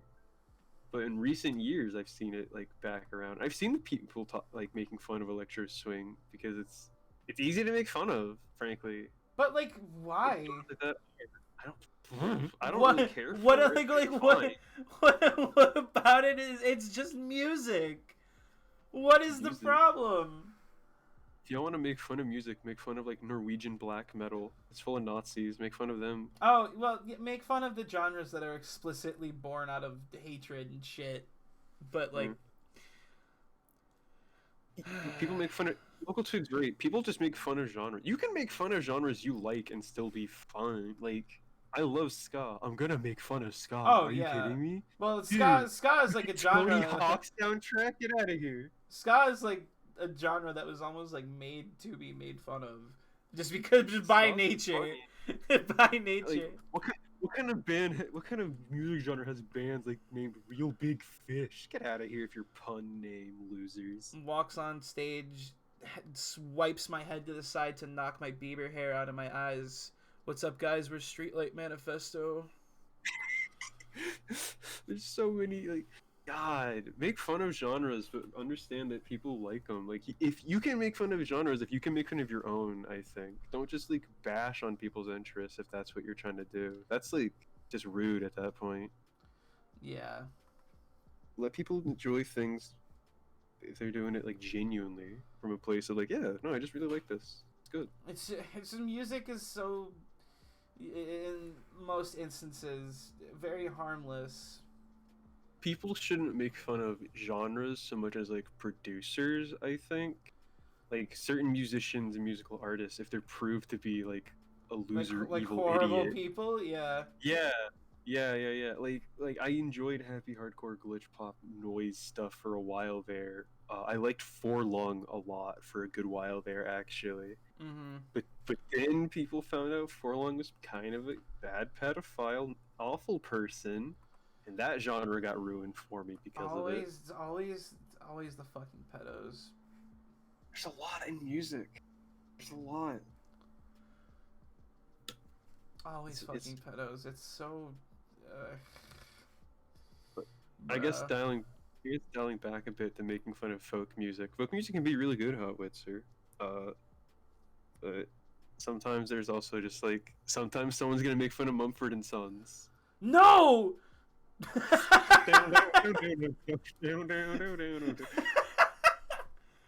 Listen, you can make fun of any kind of music you want if you start making fun of Finger 11, that's where I draw the line. That's a I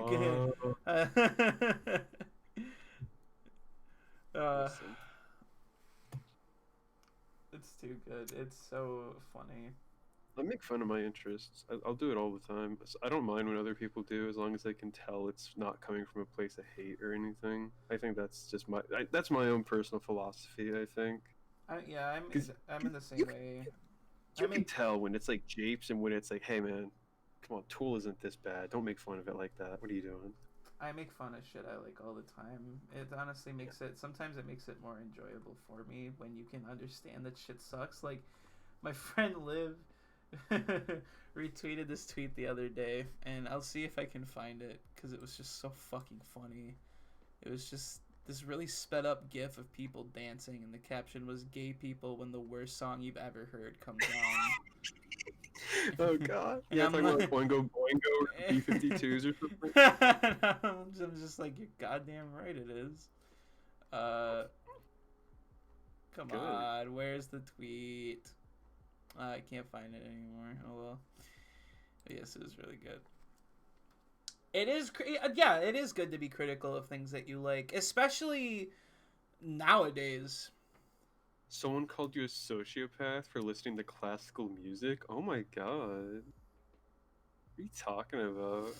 I think Classical that's music is classic. that's one of the weirdest ones I've ever heard. Like, are you listening to Beethoven? Like, yeah. They don't even got no 808s in that, man. What are you doing? Get out of here. uh, that's funny.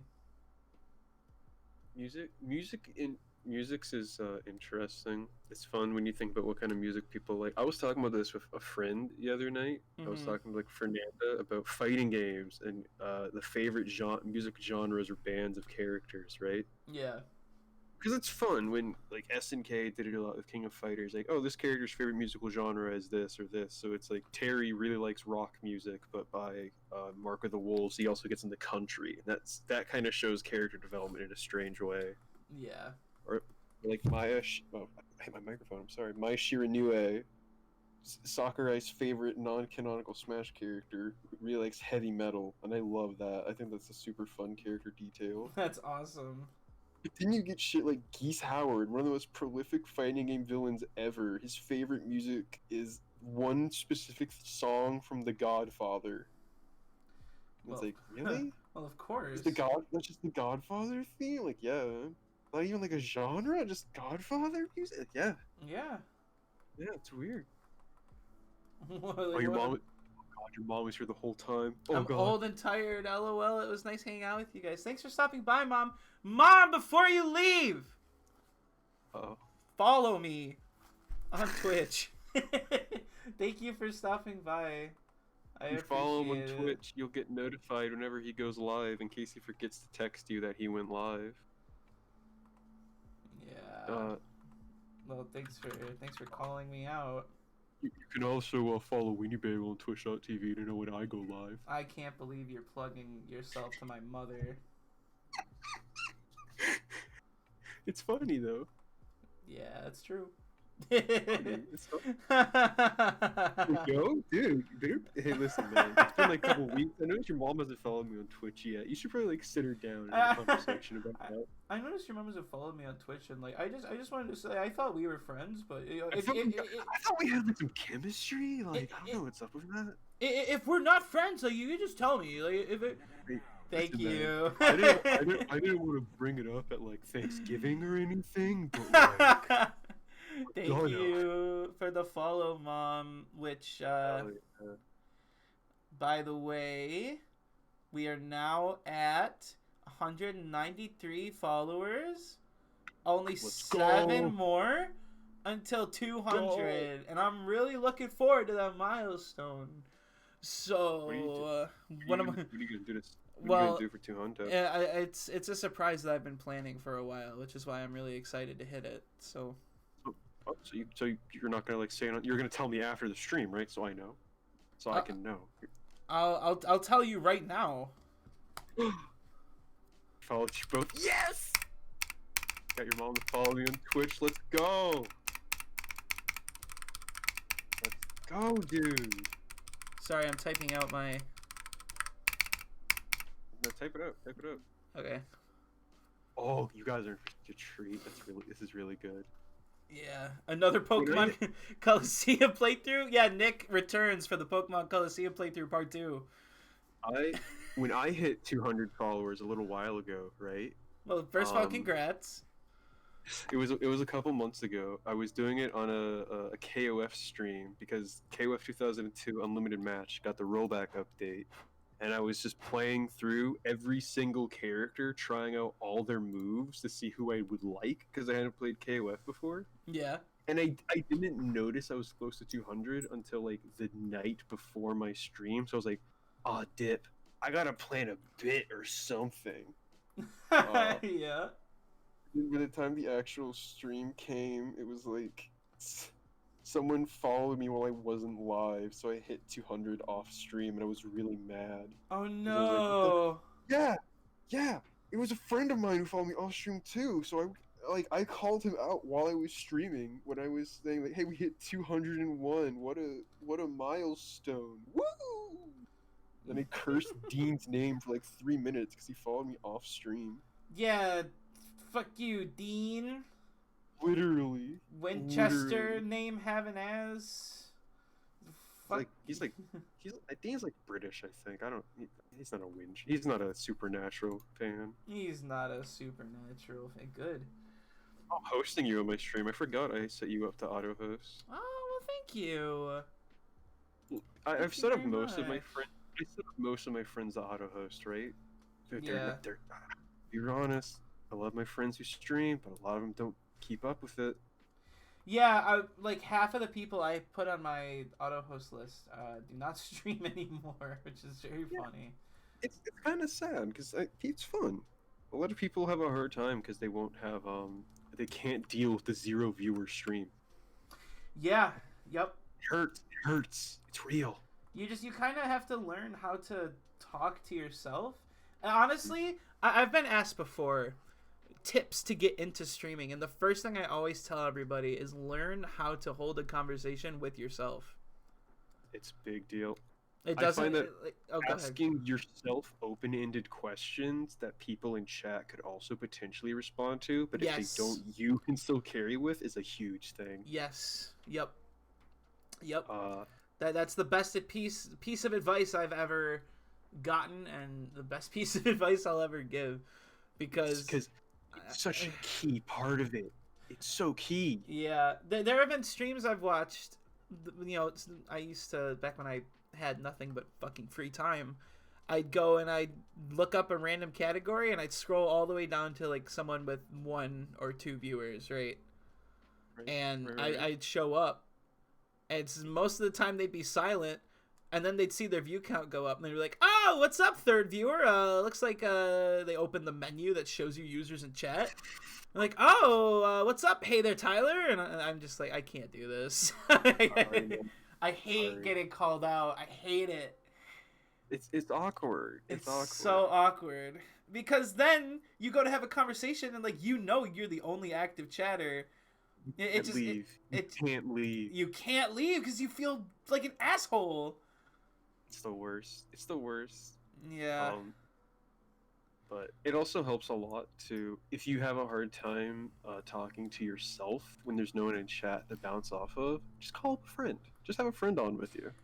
Streaming with somebody else, even if it's just one other person, I love it so much more. World apart. It's like, yeah, genuinely, even if they're not playing the game with you, they're just kind of hanging. It can make it so much easier, especially if they kind of know how streams work. Basically, just having someone to even kind of bounce off of is so much better than nothing. It's great. It also helps with confidence a lot too, I think. Like for your stream, because you don't really think about the audience so much as just your own experience playing and sharing it. Right. It's cool. Yeah, these are professional streamer tips from 2 very non-professional streamers. Yeah, streamer tips from someone who's begging for 7 more followers to hit 200. This is streamer tips from someone who's streamed maybe 3 times this year, and they promised they'd try to stream twice a week at least. Like, really good on both our parts. So you know we're legit. Let's see. Hotwitzer says I would stream for sure if I could. If OBS would let me let me be live for more than 2 seconds. That's weird. That's super limitations weird. on tech is a big thing too. Yeah. I think I'm glad I got an Elgato because it means I can stream my like Switch games really easily or my nice. PlayStation if I set it up. Yeah. Local Twig says I've been trying to figure out a stream setup for mini painting. Ooh. Oh, that sounds great. Yourself like a little camera. Ooh. That'd be sick. Get multiple angles. Get like 2 webcams. One for a top down and one for a quirky side view. Anyone actually got a fix for that, or can my internet not handle streaming? I don't know if that's as much of an internet issue. It might be a hardware issue too. I would suggest checking your bitrate to see if it's too high, because if you can't handle it, that'll make your thing shut out. Yeah. And if your connection, if your upload rate is really low, that'll mess with it a lot as well. That is true. When you, what's something you get asked to stream a lot, Tyler? Something I get asked on stream a lot? No, like asked to stream. To be honest, I don't really get asked to stream a lot of stuff. I think there was a bit, and by a bit I mean like this was last month, right? Where at the end of all of my streams, I would stream my my Toreba plays, my daily Toreba plays, and it would be like the whole stream would be dead, like nobody would be there, and then I'd switch to Toreba, and then I'd get a bunch of people in chat like, "Yo, Toreba time, let's fucking go! Yo, what's up?" And I would love to do a full length Toreba stream, but I don't have the money. Yeah. I log into Toreba, I do my free plays, and then stream's over, right? So like I stopped streaming Toreba because I didn't want people to get their hopes up. Hotwitzer asks me to stream 2 things a lot, actually. He always asks me to play the Talos Principle on stream because they really like that game, which a lot of viewers will do that. I've had one viewer before who would constantly ask me to play like Dishonored because I was playing that some and they really liked it. Hotwitzer asked me to play Talos Principle. He's asking you to now, so sorry for that curse. Oh, it always seems like it was a fun game. Maybe I will. I heard it's cool. I get this request from Hotwitzer and other people pretty often. I talk about food a lot because I like food and cooking and whatnot. I've been asked to do cooking streams before. That could be cool though. I don't know how I would set that up. Like how I would work that. I have a solitary desktop. I only have one webcam, which I kind of just use for school, basically. I don't know how I would stream me cooking.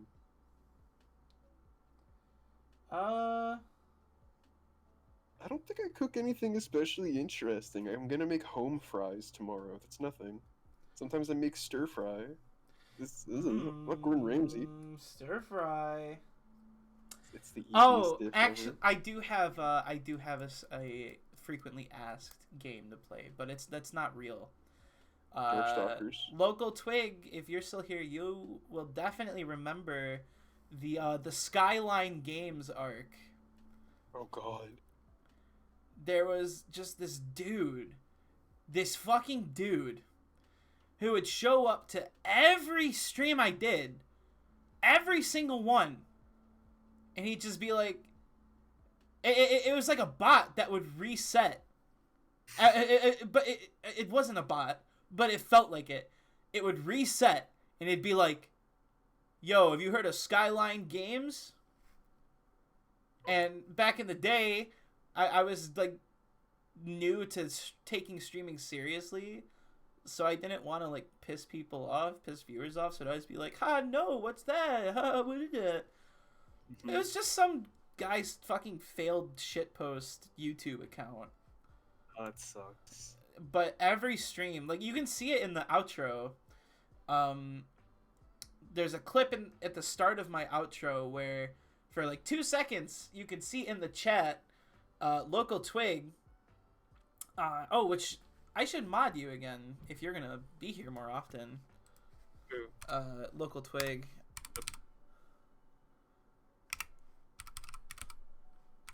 But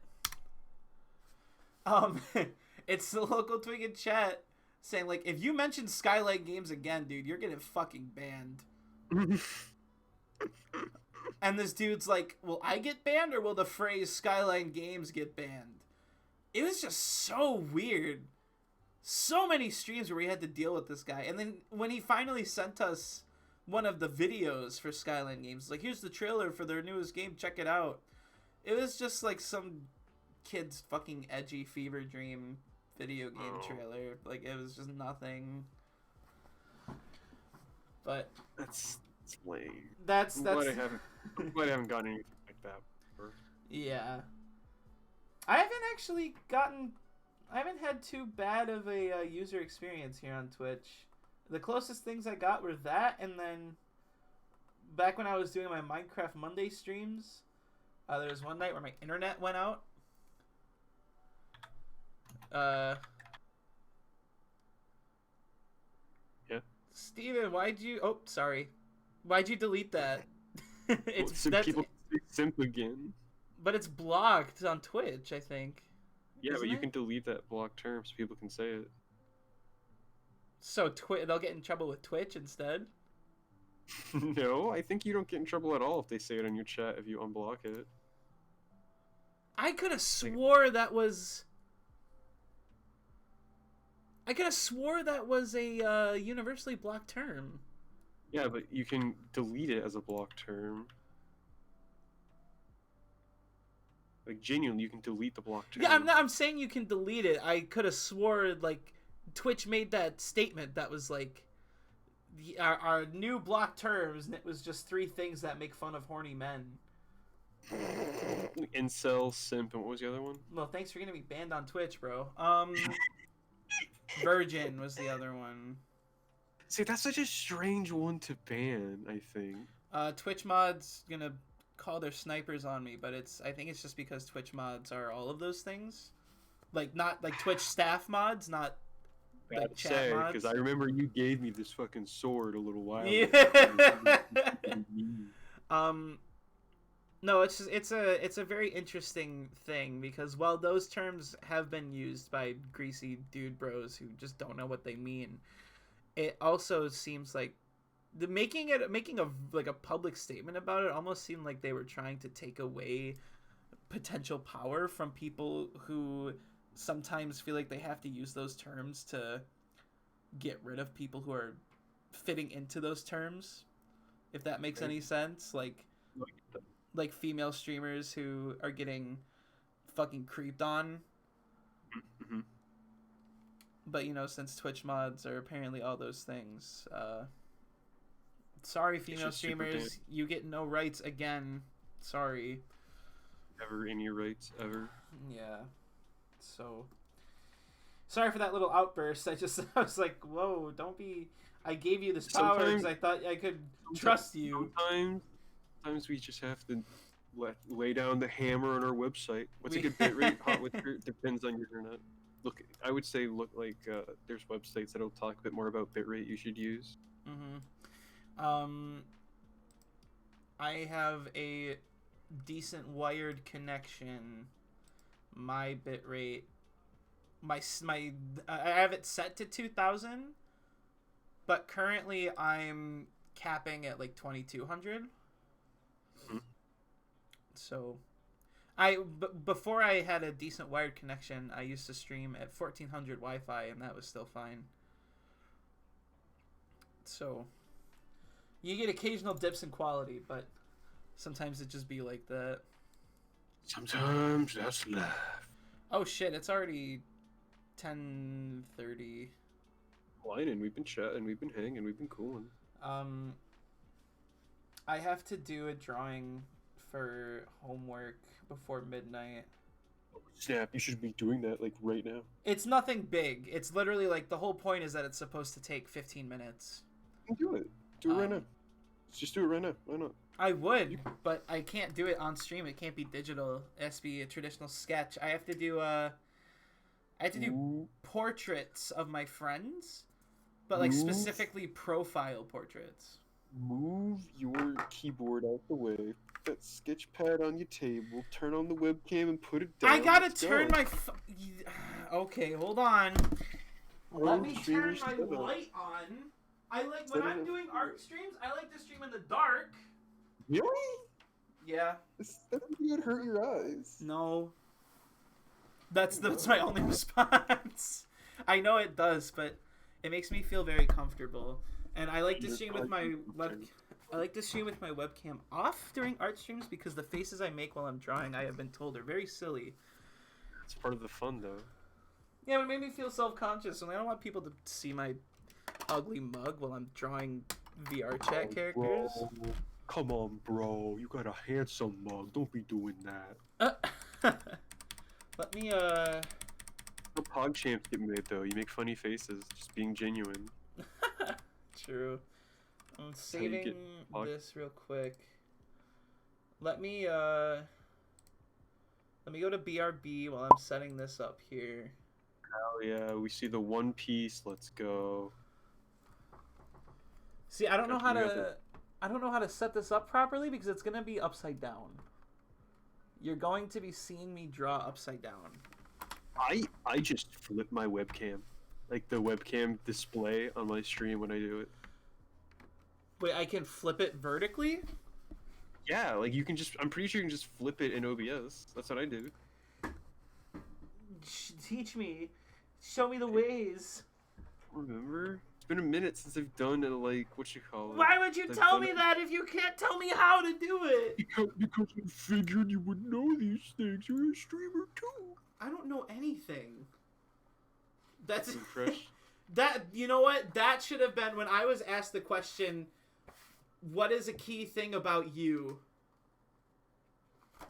Oh, that's Frog. I know them. Yeah, I drew that for birthday.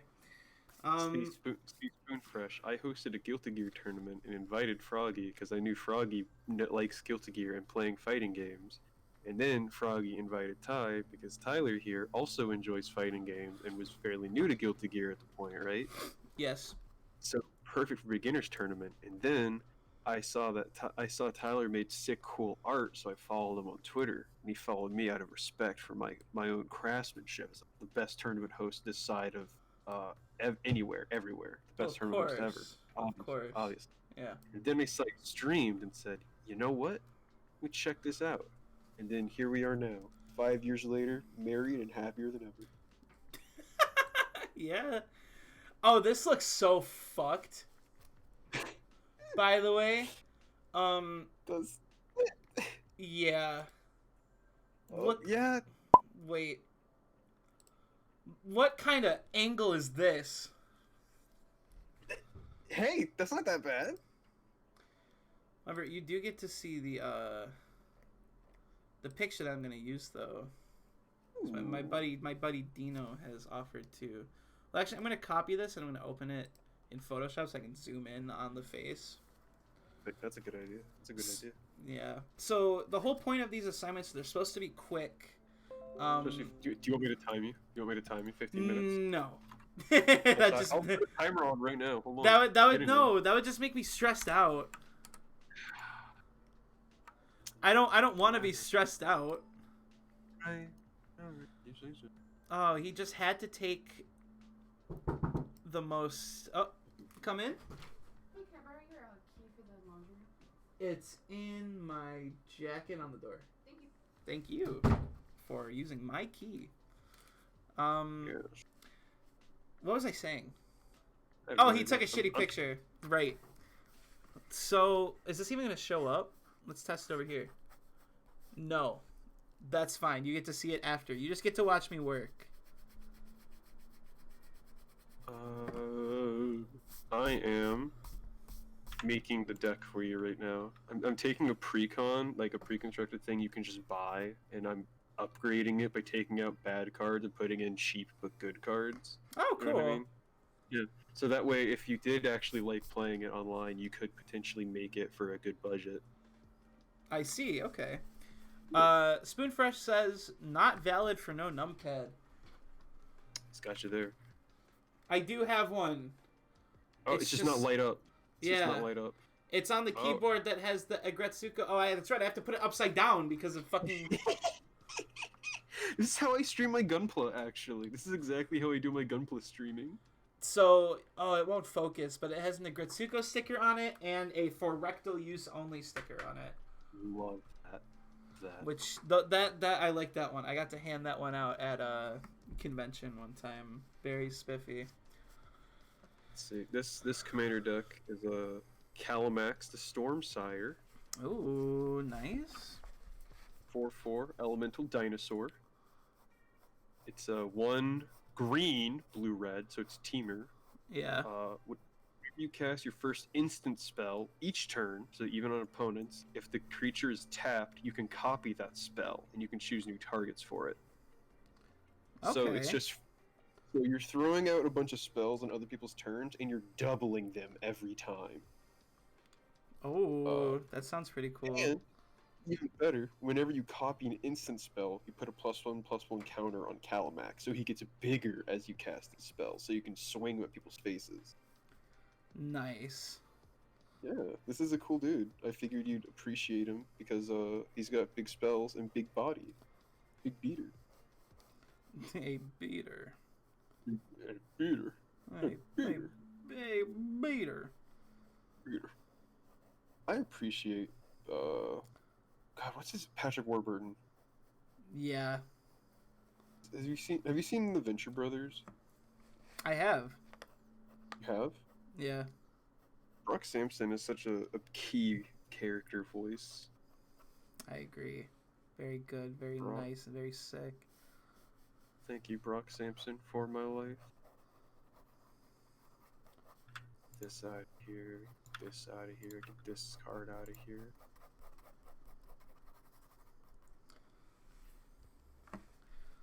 Okay, so he's got a really. He's got a pretty strong shin. That's true. You know, I'm just gonna say it, we're all thinking it. Dylan's got a bit of a Chad look going on right here. He is gonna be so happy that somebody said that. I cannot wait to tell. Got a pretty strong jawline. You know, he's got a good solid brow. Dylan's looking a little chatified here. You saying Dylan? Is his name Dylan? What did you say his name was? Dino. Dino. Dino could mean Dylan. Could mean. Yup. Dino could be short for Dylan. If I was named Dylan, I'd probably go by Dino, frankly. That's just free. It's just free. Yeah. Just free, yeah. Oh yeah, some of these cards are sick as hell. Some of them are stupid, but some of these are sick. That one's stupid. This one's fine. Stupid, fine. Fun.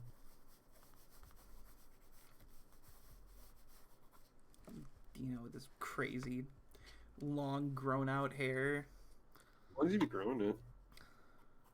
How long? Yeah. Don't you grow your hair out? Don't you have it long? Fuck yeah, I do. Oh yeah. Do you keep it trimmed or are you just growing it out? I keep it trimmed when somebody offers to cut it for me when they know what they're doing. I get that. Like take care of split ends and whatnot. Yeah, like when I went to Chicago, and my friends were gonna braid my hair, or not braid my hair, they were gonna dye my hair, Ooh. and I was like, yeah, I like it this long, and they're like, okay, we get that, but it's dyeing. I'm like, oh, okay. Okay, yeah, no, I'll get rid of bits of it. Yeah, so. Mind. I actually grew my hair out for a couple years, like almost 3 years, with the intent of donating it to cancer, like wig makers for folks with cancer. Oh, nice. Yeah, it was cool. I had it very long, and then I chopped it all off, and now I just buzz it every couple weeks. I liked it. I like it. I like it. Have you ever buzzed your hair? Like just buzz cut really short? Not all of it. I currently have buzz sides, but Dude, showers feel incredible with a buzz cut. oh, I'm sure. Like when I first got it, I felt weird. I was like, I don't know if I'm gonna keep this. I took my first hot shower afterwards. Life changing. Can't go back. It feels so good. It feels so good. I lay down on my pillow and I'm like, oh my god, I can feel the fabric. It's incredible. That's The only, awesome. the only downside though is there's times when I go to the grocery, if I'm wearing like a flannel shirt or something, there's old dudes will salute me because they think I'm in the military, and that's embarrassing Oh no. for everyone involved. Oh no. There's like no counter spells in this pre-con. That's so weird.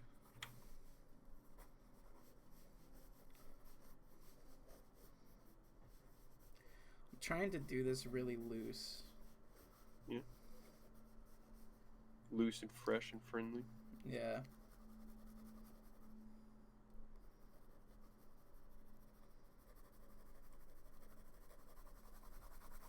Just because they aren't supposed to take that long. If it wasn't illegal, I would show you the stream. I'd show you all of the other students' work, but Right. that do be illegal. So That do be super illegal though. yeah, I would recommend not doing that then. yeah. So Stupid card as well. Some of these cards just suck. Why do they put these in? Okay. Cut out bad cards, so now I need to put in 32 good cards. sure. Deck building takes work, man. I'm trying to figure out what it was that I wasn't liking about it, and I think it's his nose protrudes a little bit more. I kind of gave him like a baby nose. Do you want the Sphinx Bone wand in this deck? I mean, hey, if that's an option. And you can have whatever you want in it, man. It's a deck. If you want a fun Sphinx Bone wand, you get it. Well then, hell yeah. What was that other one? Spellstorm? What was it? Possibility Storm. Possibility Storm. Whenever player casts a spell from his or her hand, player exiles, then exiles cards at the top of his. She or she shares a card type of it. A player may cast that card but paying mana cost. Yeah. Everything goes kooky crazy, goes nutso. Yeah. I'll put that in there if you want it. Fuck yeah. Do you want anything else kooky off the top of your head? Like Chaos Wand or something? You said Chaos Wand was pretty good, right? Was that one that lets you spend 4 mana to cast a spell from someone's library? Yeah, maybe I should. It's just funny. I don't know if it'd be good for the deck, but it'd be good for the soul, you know? It would be good for the soul. Stuff like that's key. Because this deck has a lot of cards like Twinning Staff in it, which says if you would copy a spell one or more times, instead you copy it that many times plus 1. Yeah. So it's just extra copies, extra free shit.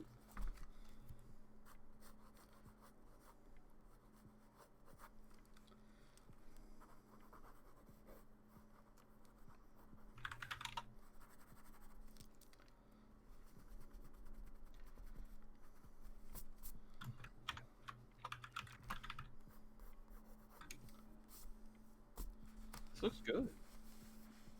This is a nice profile study. I'm trying to figure out how to show it, kinda. Is this notebook like gonna be your class portfolio or? No, this is. I've used this for other classes too. This is just my general school sketchbook. Oh, that's sick. Oh, yeah, because you're doing like explicitly art school stuff, aren't you? Yeah. You're not taking math classes like some losers here. Me. Oh. Nope, I took my college art class and... Whoa, my webcam just kind of... Okay, there we go. Whoa. Spoonfist is literally the Chad meme. Yeah, sorry, I missed that Chad. It's probably sent like ages ago, but you know. It's fine. You're busy. You're working. You're working. I mean, I think this is okay.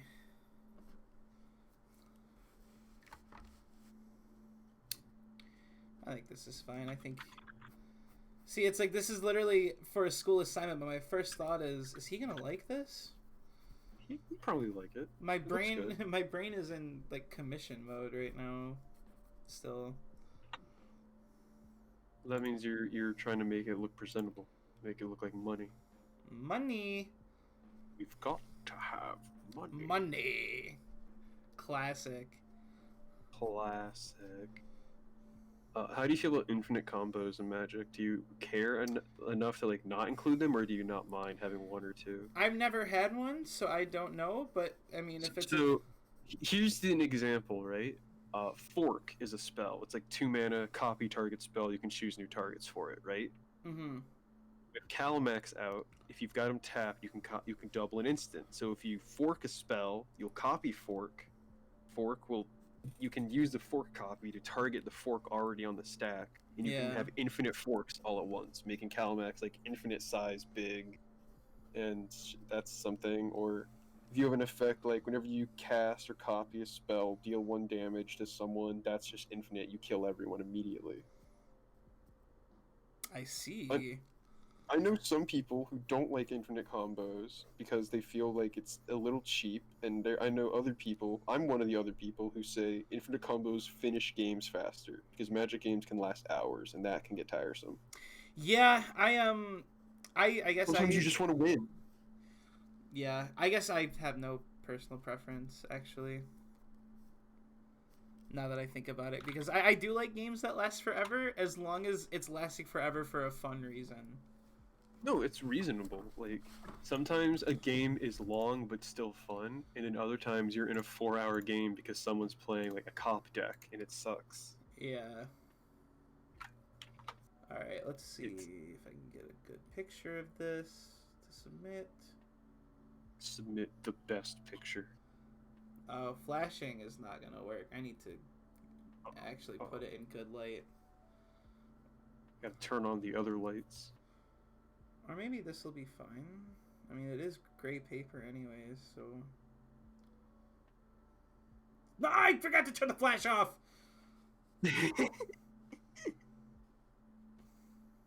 Big brain. See, this is why I'm an art major. So you don't have to worry about this kind of stuff. Whoa. Whoa. Who... I didn't know. Sorry, I was bothering you. I thought you were depressed. Who? Is that something you said? Oh, Fernanda messaged me. Because Fernanda was messaging me a little while ago, and I kept replying with like 1-word responses because I'm doing stuff. And she was like, "Are you okay? You're not right tonight." And I'm like, "I'm on stream right now." Fernanda, please calm down. Please, Implying you were right any other night? What? Don't get into that. Don't. I told you not on stream, dude. On stream. My therapist warned me about this. Therapist warned me about having friends like you. I haven't seen a therapist in years. Maybe I should fix that. Mm. Maybe I'll stop streaming if I do that. Yeah. Listen, there are better things you can do than streaming Darkstalkers again. It's like, I haven't even done it once yet. Shut up. Oh, I have to... This is gonna be fun. Okay.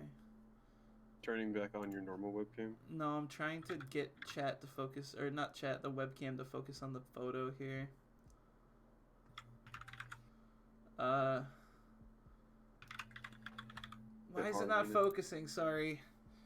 Well, okay, maybe I can just hold up the original instead. Probably have an easier time focusing on that than the sketch, or the screen, I mean. Yeah. Well, that's my Dino sketch. And everyone. It only took you 12 minutes. It's true. Oh, you timed me anyways? Yeah, I did. You motherfucker. Well, I didn't want to keep you pressed, but I figured you'd like to know it did take you less than 15 minutes at the end. Right? Yeah. Huh? Yeah, see? I know how it goes. Hi, chat. You can see It's my like- face behind the donation request sign. Ooh, I turned the pose. camera. Pose. Pose. Pose. Hit us with the blue steel. Ooh, Zoolander. And now we go back to the wall. Your immediate first pose is fucking JoJo pose. Hey! Oh, I should show the or my prom photos on stream. Did you find it? No, you didn't find the video, though. I didn't find the video, but for my prom, I convinced my whole group to do the Josuke pose. And Did they know what it was? Nope. Some of them did. I'm about to say you just tricked them into anime. Yeah. Chat room, before I continue to work on the commission, the butt pose, that would have been good. Give me a couple minutes here. I have to throw this into the Google Doc for class. Yeah, it's a good idea. Upload that. Yeah. Because our professor literally sent out an email today that was like, I've noticed that nobody has submitted their first profile sketch. And everyone was like, wait, the first one's already due? We didn't learn anything yet. And he goes, well, it's a good idea to have like a base. Yeah, I know. It's just, that's what everybody said, and I'm like, funny. Funny art you're doing here. People have made some really good shit. I wish I could show you guys, but I do be thinking that's illegal. I think it'd be kind of rude to show people's art without them knowing too, frankly. Exactly. Not that, you're trying to profit off anything or you're doing anything wrong, Just it's like the idea of, people probably got these people to pose for profiles under the guise of, nobody's gonna see this except for me and my professor. That's especially true if it's like nude posing for art, because obviously you can't show that off for other reasons. But... Right. Profile sketch 1, okay. Huge spelling on that one. Akeatcha, nice. I don't even know how the fuck I did that.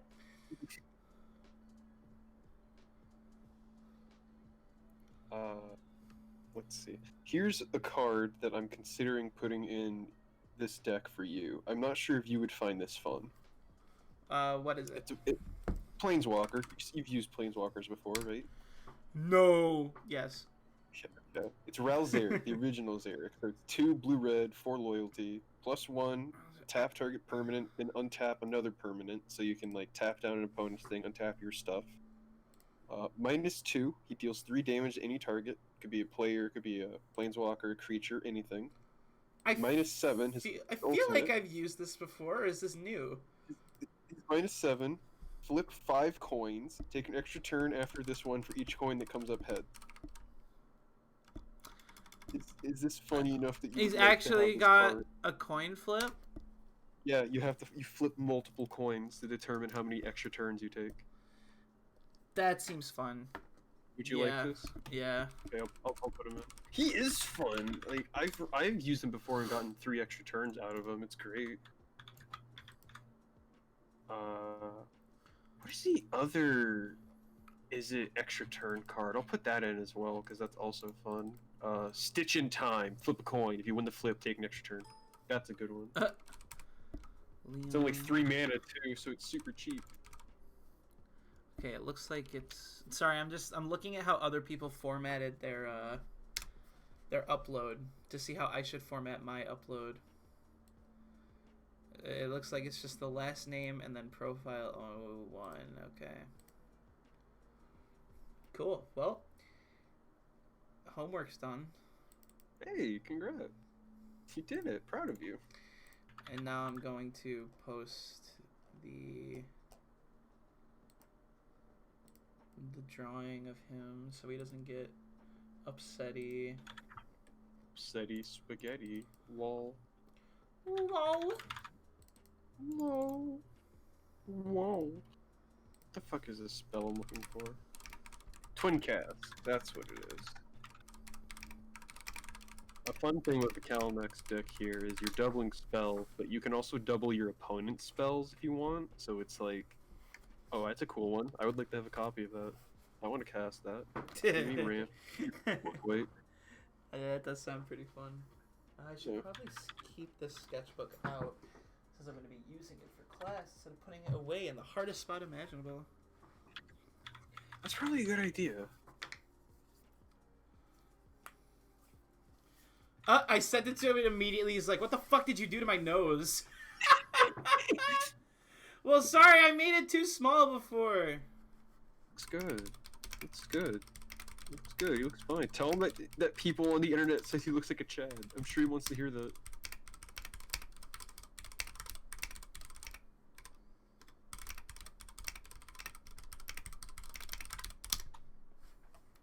Welcome to the mechanical keyboard stream where we just type our sorry! keyboards. Sorry! No, I like it. I personally love it. I just know other people don't. I love the sound of my keyboard. I'm trying to keep it quiet myself.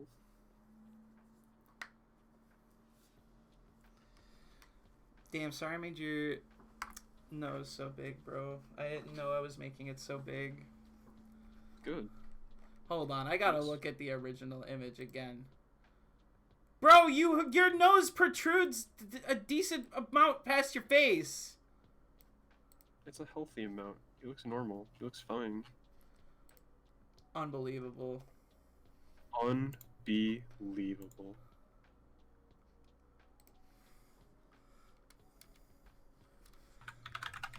Well, now I'm self-conscious about it, so I'm not gonna look at it anymore. It's good, man. I think people are sensitive about noses because that's something that everyone's always been like kind of told about, like how they should look all their lives forever. That's stupid. It is Bigger nose means you can smell things better. What's the problem? not how it works at all, in fact, but it's still fun. Okay, prove it. It's fair, you know. I can't. I have a small nose, so I can't even. I can't even argue. This is not my game. That's funny. Bigger nose means bigger sniffs of good meals.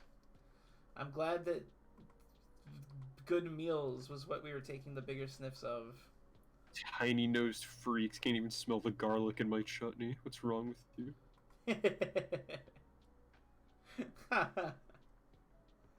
Chutney.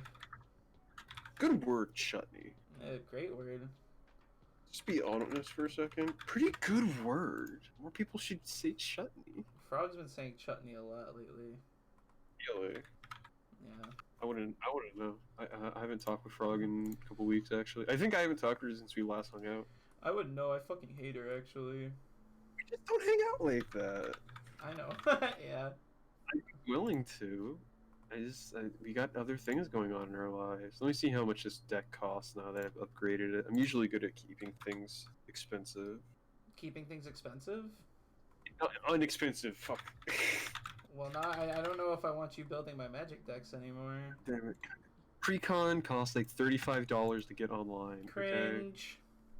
Okay? And this is pretty cheap, all things considered. A lot of these cards are going to be more expensive because they're valued more. This is like 100 something. This isn't that bad, all things considered. And you could definitely like piece this together. Oh!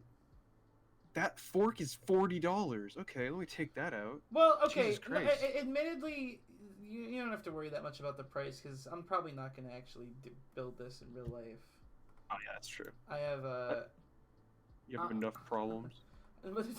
No, I'm down to play Magic again, but actually buying Magic cards is Kind of cringe. I don't know if I'm ready for that commitment again. Alright, well, I made you a deck you can use on Cockatrice. Well, thank you. Let me just drop it really fast. Now I can make the deck I set out to make and didn't for 3 hours because I was watching you draw. What was you you kind of just decided that it was time to make Tyler a deck. What happened to yours? See, you made a persona and then I decided to reward this behavior. It's like Pavlov's dog. Hey, ring the bell whenever it's time for him to eat. You make a sona and then I make you a deck. Oh my god. Cheers.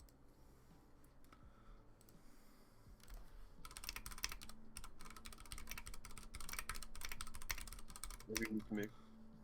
I'll do it later. I'm lazy.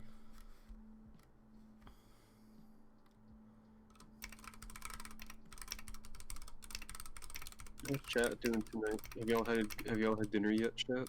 Have you all collectively had dinner? Cause chat all live in like those Viking longhouses where like 100 people live and they all eat at the same giant table. Chat are always like this giant commune. What did chat have at the great feast? I actually, because I got that super big commission today, I treated myself to some carry out. Yeah. So I was looking to see what was on DoorDash, and there was a Coney Island that was open by me. Yo. My usual go-to Coney order is like a pita, and if I'm feeling frisky, maybe some eggs at the same time because they're both there. Why not get them at the same time? Just get it. But as I was scrolling through the menu, I noticed they had something called rainbow pancakes. Okay. I ate them, but I don't know what was in them. They had, it said chocolate chips. It was a pancake. Okay. But Was it? it had like little splotches of color, but I couldn't tell what it tasted like. It just tasted like sugar. Was it like good at least? Well, yeah, because it was all sugar. It was chocolate chips and. So you've ingested like 7 different kinds of poison in one. Yeah, pancake. I am going to feel bad when I get hungry tomorrow because I feel like I shouldn't eat anything else. You'll have like you get like 7 diseases from this pancake. Yes, but it was rainbow colored, and I was like, you know what? I'm gay. Maybe I should get the rainbow colored pancake. The rainbow. I also had takeout tonight, but I had leftover takeout. Hey. Oh, nice. Yesterday I got some Chinese food when I was at the grocery. I got some General Tso tofu over white rice. Cool. Yeah, and it wasn't saucy enough. The rice was kind of dry. It actually wasn't as good as it usually is because of it. Aw. Yeah, but it was good. I just finished off the leftovers. So tomorrow I'll make home fries, and then I'll make a pizza the night after that, and that'll last me 4 days. I plan my meals ahead of time. I think you should stream cooking. I don't know how. I don't know how I would do that. You can stream with your phone. Maybe. Y'all have Probably. phones, right? You have a phone. Y'all have phones, right? I don't know how I could stream off my phone though. I don't have like a good tripod for it. See, even Spoonfresh was like this because cooking streams would last like 5 minutes. You know how long it takes me to cook? Like no time. Okay, then do a cook and then do a review. A review. Start from the beginning. Start from the absolute beginning of the cooking process. Like stream. That's fair. Turn That's on fair. TTS donations and go to the grocery store when you're buying your ingredients. I would definitely not stream me going to the grocery. Dude, public streamers freak me the fuck out. Doobie. I would hate to be public stream. I'm not. I hate it so much. I just got TT a good. Ooh. I had a Discord chat open. They started TTSing. I didn't mean to talk over you, but I had to. Just in case. Okay. Just in case. I would hate if I were to like stream while I'm at the grocery because I would feel bad looking at literally anyone, and I've been to the grocery for years, and people there know me, so I know like coworkers would go, "What's happening, Dak?" And I'm like, "Yeah," and I like look away rudely. He's like, "Dak, come talk to me, man." It's like, "I'm sorry, Herb. Sorry. I'm sorry, Streaming. Herb." Thank you for the $10 donation, Spoonfresh. No, I will not take off my pants in the frozen food aisle. Stuff like that would be awful. I'm walking around with my phone everywhere, like a GoPro on my head, like I'm Baked Alaska. Get out of here. Baked Alaska. Whatever happened to that Nazi? Wasn't he at the Capitol terrorist event, I thought? Probably. I don't care. Like, but here, write this down, Spoonfresh. You want me to teach you how to make dishes? I'll just tell you how to make when I'm about to cook tomorrow. I'm gonna make home fries, right? Which means, here's what you need: potato, butter or oil. I'm gonna use butter. I use unsalted butter. It's a little dollop will do you. Dollop will do ya. Salt, pepper, paprika and or cayenne. I could not find paprika at the store, so I just have cayenne. Here's what you do. They're home fries, so you don't need to skin the potato, but you do need to wash it, because those things are dirty as hell. You don't just run the potato underwater, you get a paper towel wet, and then you, like, hand wash the potato. Once you wash it with 1 or 2 wet paper towels, you get all the dirt off, then you chop it up into bite-sized pieces. And bite-size doesn't really mean a specific size. Like, big enough you can put it in your mouth and eat it without, like, hurting yourself is fine. You know your mouth size better than anyone, I would hope. So, chop it up right. Get a bowl of cold water and put the potato bits in the cold water for like 5 to 8 minutes maybe to help get the starch out. You really want to soak them so the starch is out so it's easier while cooking and it'll be better for you. Like that's why people wash rice, get rid of starch. Mm-hmm. Then get a pan, put like maybe a tablespoon of butter in it, like maybe. Let it heat up. You know, spread it out in the bottom of the pan. Toss in hopefully you have now taken the potatoes out of the bowl and dried them. Toss it, not like dry, just like towel them off with a paper towel. Throw it in the pan. Make sure you mix them up so they get coated in the butter a little bit. Put salt and pepper on it. Put your paprika on it. Just cook it for like 5, 8, 10, like 10, 15 minutes, I think. Like 10, 15 minutes. Or until it has a nice crispy, like, ooh, that looks so good I could eat it kind of look. Just eyeball it. You can burn them a little bit. I don't care. I'm not a cop. And then that's it. I really hope somebody was taking notes because I totally zoned out. See? Someone will just clip it. It's fine. That's not a recipe for you. That's for Spoon Fresh. I don't have to stream me cooking it. You fool. It's easy. Easy. Cooking's easy. Have you seen that cooking show, Salt, Acid, Fat? No. I mean, that sounds pretty cool, though. It's on YouTube. I think it's on Netflix. It, like, breaks down cooking to basic chemicals, because it's salt, acid, and fat. That's basically what it is. Like, salt is literally just salt. Acid is things like oils or, like, certain vegetables, like tomatoes. Fat is also self-explanatory, like butter and oils, fatty meat, etc. I see. Naruto. How do you draw chains? You make a Clip Studio Paint brush type for a chain. You're right, but Effort. It is. It's definitely effort. Does this bat just have like a fat, like Flava Flav gold chain? Oh yeah, let me show the. It's not a gold chain. But let me show the reference off. It's like a normal chain, and then it looks like a cross necklace underneath. The design is sick. The design is very fucking sick. I love this thing. It looks like it's so cool. It does look pretty cute. I like the shirt. The shorts are kind of funny. I like the shorts. I think it's cool.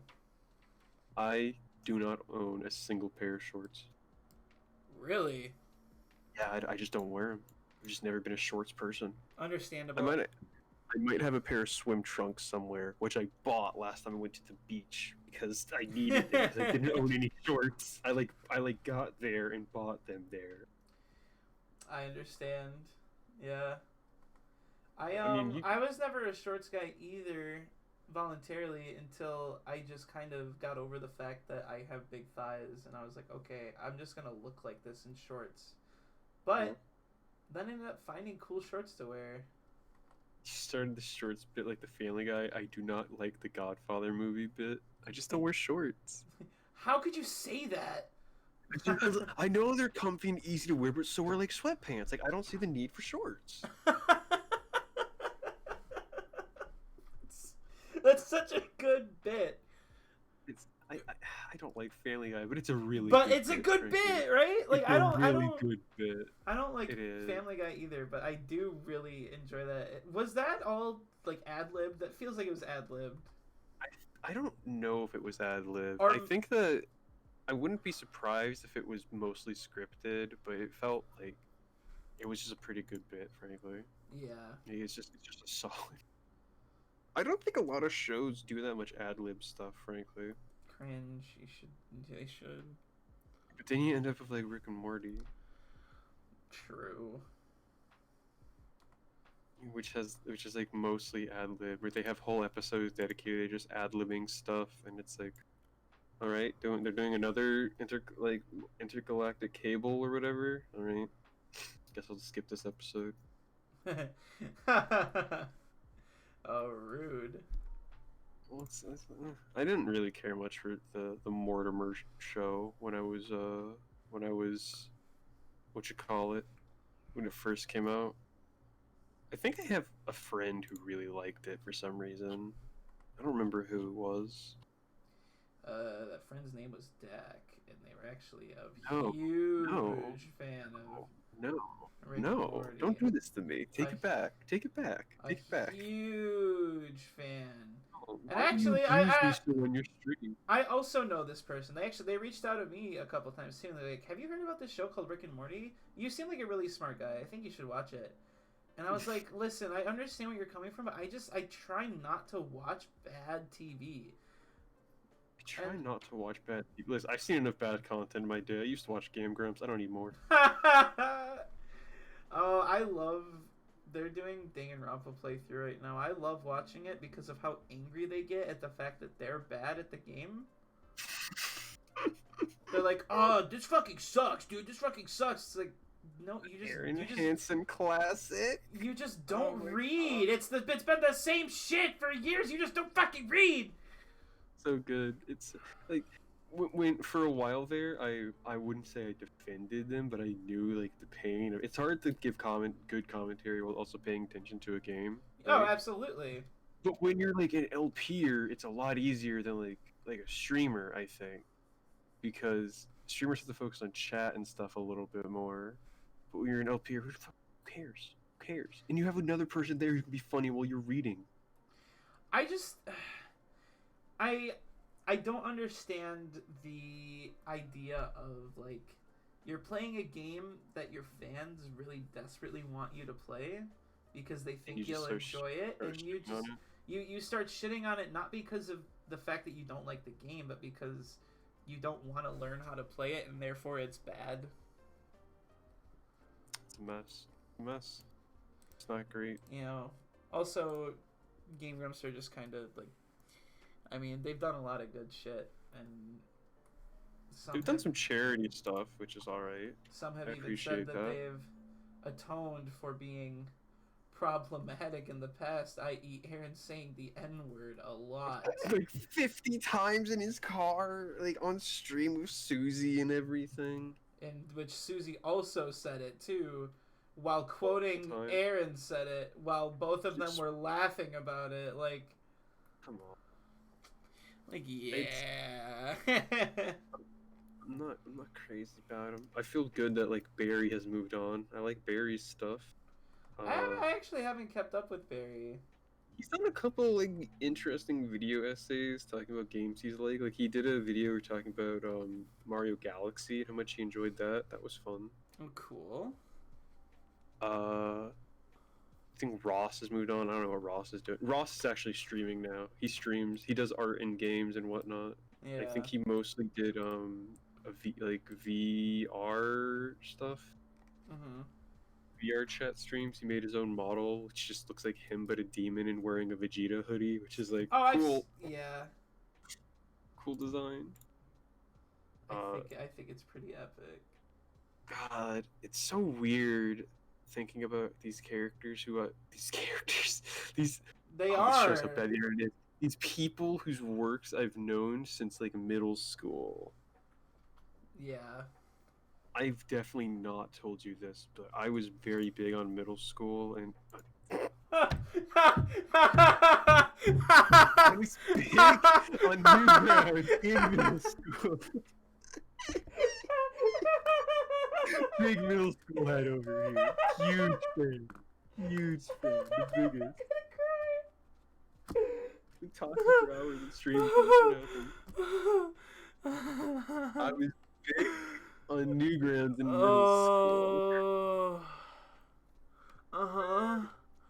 And there was this one kid who I met who recognized my Newgrounds shirt and was like, "Yo, I like Newgrounds too." And I was a pathological liar as a child. So I said, "Oh yeah, you like Newgrounds?" Like, "Yeah." It's like, "I make Newgrounds stuff." "You do?" "Yeah, I'm Ego Raptor." Oh, what? I don't think I did. I lied to a kid in middle No. school saying I was Ego Raptor. You were like, yeah, I'm Ego Raptor. He goes, prove it. Say a slur right now. I did my best Boston impression, and it convinced him for like 15 minutes. Well, okay. I'm not gonna sit here and act like a moral standard because I also lied about a bunch of shit. I was the Pokemon playground liar, so I get it. You? Yeah, I get it. I get it. I get it. I think about it constantly. How I just said, "Yeah, I'm Ego." No, I mean it's fine. You're going to hell for that one. That's fine. It's really funny to think about it. I was like maybe 14 at the oldest, probably like 12. Yeah, I'm fucking Ego Raptor. That's so funny. That's so funny how back in the day, that was such a funny thing to lie about because, like, yeah, everyone wants to be fucking Ego Raptor. It's Ego Raptor. But now... 12. I was genuinely 12 years old when I did that. But now, it's... Ooh. Now I'd lie like I'm definitely not Ego Raptor. I'm 100% not. Don't even. Stop calling me Ego Raptor. He doesn't even like to call himself Ego Raptor anymore. On his like website, he listed as just Aaron Hansen now. Oh, really? Yeah. Yeah. I mean, he doesn't really do anything Ego Raptor E anymore, so... Yeah, he's done animating. He's just a gamer man and voice actor. Remember that one tweet he made like years ago saying if I ever became a Let's Player, I'll kill myself or something like that? I literally, how can I forget? Like, when Game Grumps first came out, even though I loved it, I'm constantly dying over that tweet. I liked them when they first started. I liked him and John playing dumb games like Goof Troop and stuff. Yeah. I just like the feeling of like two best friends play approach of two dudes on a couch enjoying a game together. Sorry, Got a commissioner's note. It's okay. It's okay. I'm messaging the client, the commission client right now. Like in this line work, I decided not to draw the rest of them because I don't like their characters. Yep, this is the whole commission. Thank you for your money. Yeah, I had to pay extra to get the other characters. We've hit 4 hours and 13 minutes. Let's go. Oh shit, we haven't streamed for quite a minute. Yeah. God damn. Man, I remember when I was like, hey, when we take a break, I'm going to show you some of my magic cards, and then we just did not take a break. This is the first stream in a while, I think, where I have not taken a break yet. It's been a full 4 hours. I don't really feel the need to when I'm playing with friends or talking with friends. It just feels like natural. It's helpful. Like we said earlier, talking about stream stuff, just having a friend on, it's comfy. Yeah, this is a lot nicer. I was always worried about having friends on art streams, so I thought it would be boring for them, but... Dude, I'm always down to just hang out, genuinely. Fuck yeah. In the future, I might be doing like math homework or something while on stream, because I'm also in class. At this point, half of the VODs on my YouTube channel are gonna have featuring Weeniebagel in the title. I don't mind. I feel bad I haven't had you featured on mine yet, because I just haven't been streaming. I'm waiting for the day where you stream, so I finally get to guest star on yours, but... So I can invite you. See, that'd be fun. That'd be fun. But it's... Yeah. No, streaming, if you are not feeling it, like, the idea of streaming is just horrifying. Tomorrow's Tuesday, right? Yes. I have class Wednesday. I would have had it Monday today, but it was MLK Day. He died for us to not have class today, obviously. True. So Very true.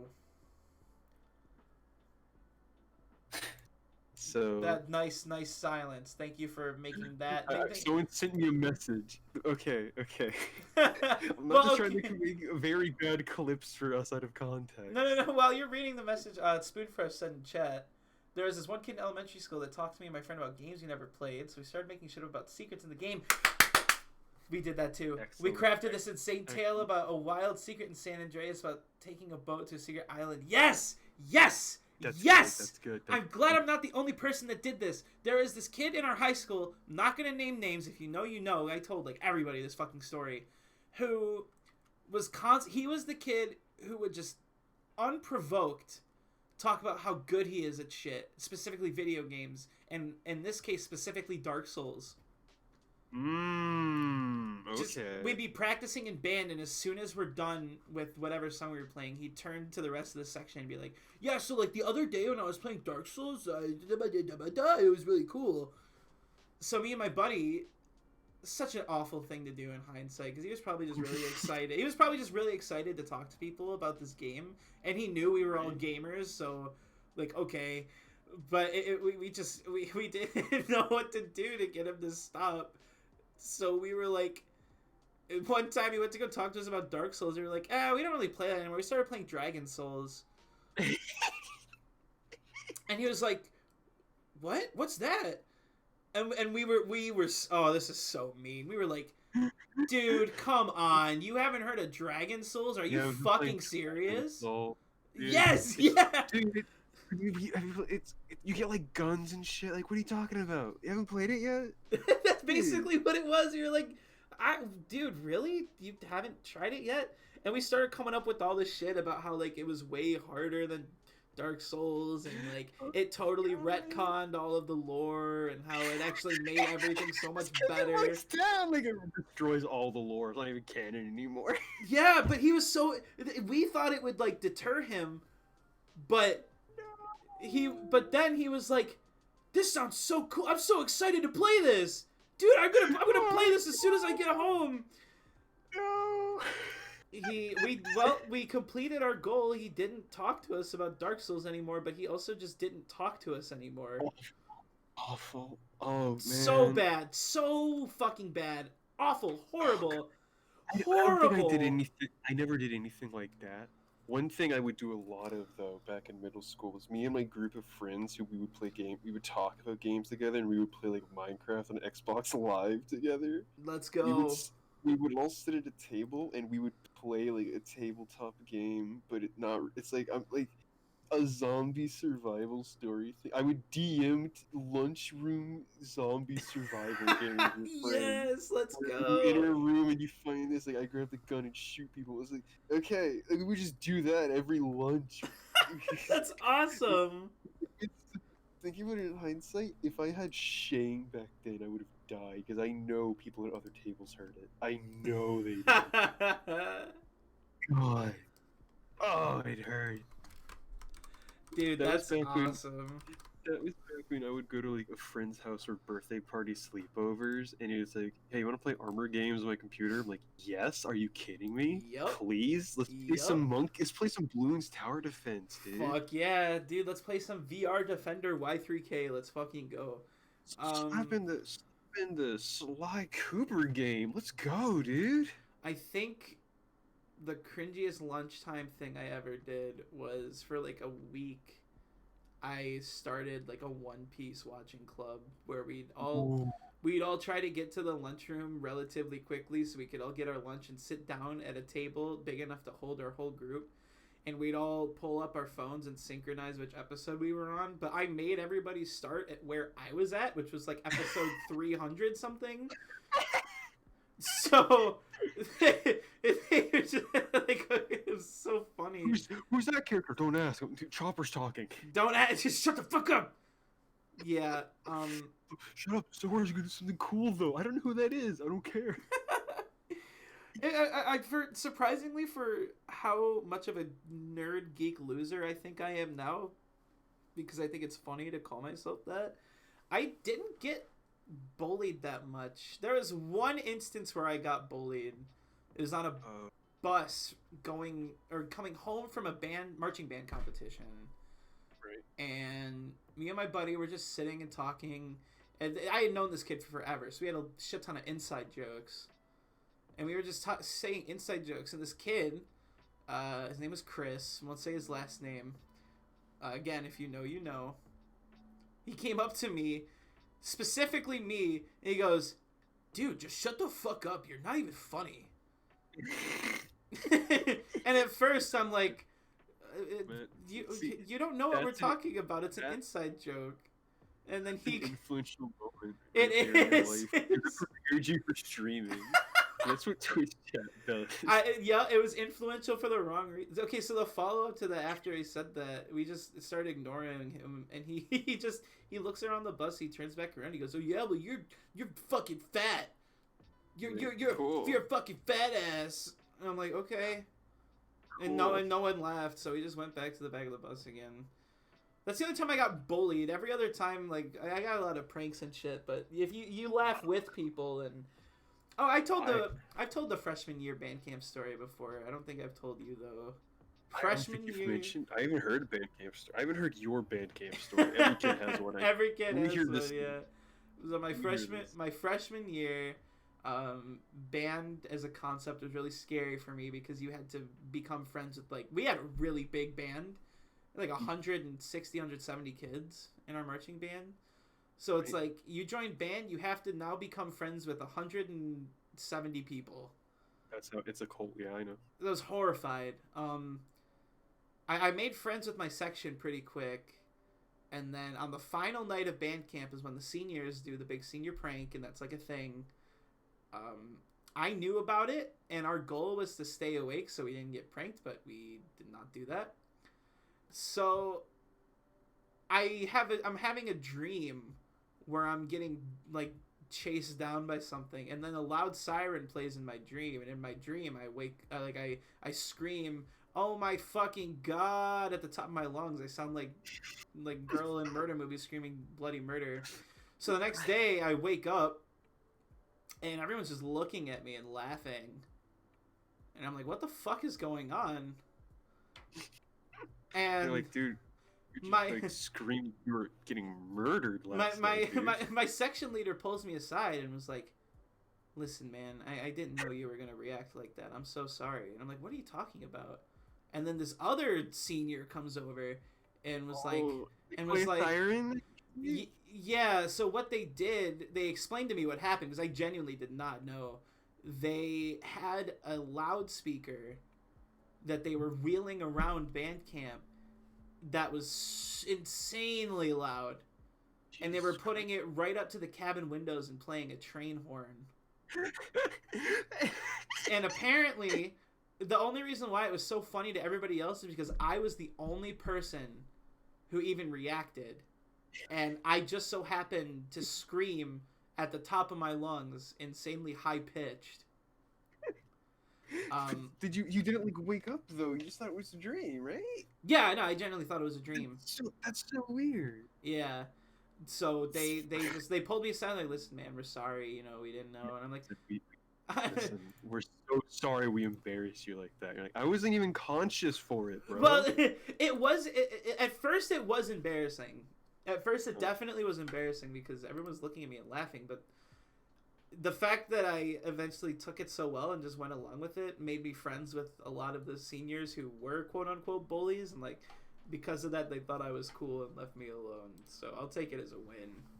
That's cool, honest. I haven't... Do you want to hear my other band camp story? This is the revenge arc. Oh. I have the episode 2. Tyler gets arrested for murder. This is episode 2. So I was only in band for 2 years. I quit when I started my dual enrollment. But hell yeah, sophomore year of band camp, it's the same group of people I cabined with the year before, except for one of the kids. I'm definitely not gonna name names on this one because I am really good friends with this person now, and we have long since moved on from this. He was such a fucking dick. We're great friends now. It's because he started hanging out with the group of band kids whose only personality was, "We are fucking dicks." And he started hanging out with them, So all of us in the cabin, a couple other kids who also noticed it and were angry, were like, okay, we're not seniors, but we're pranking this kid.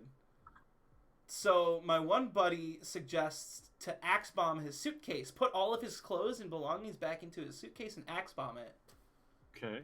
And I'm like, yeah, that's good. Let's do that. And then this one kid who I'm not friends with anymore, so his name is Aaron, he walks up to the cabin and he goes, dude, I got it. Tyler, piss on this towel. We'll throw it in his suitcase.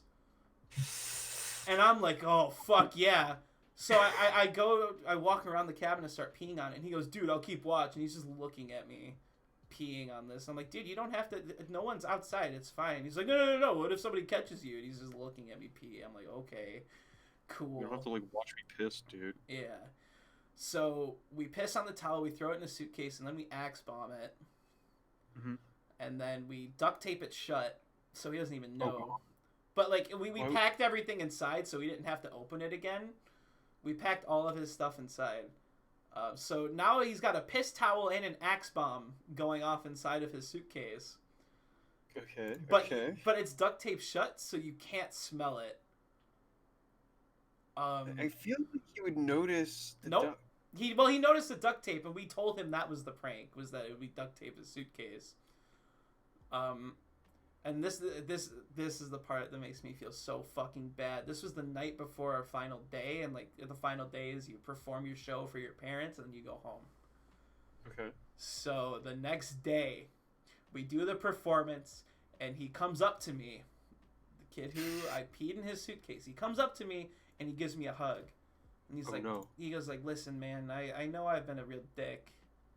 Oh no! And like, I'm so sorry. Like, you guys are really good friends, and like, I was just so caught up in the moment. Like, I'm not saying what I did was justified. Like, this really heartfelt, genuine apology, and I was like, I felt so bad. I'm like, dude, I gotta be honest with you, man. I pissed in your suitcase, and I walked away.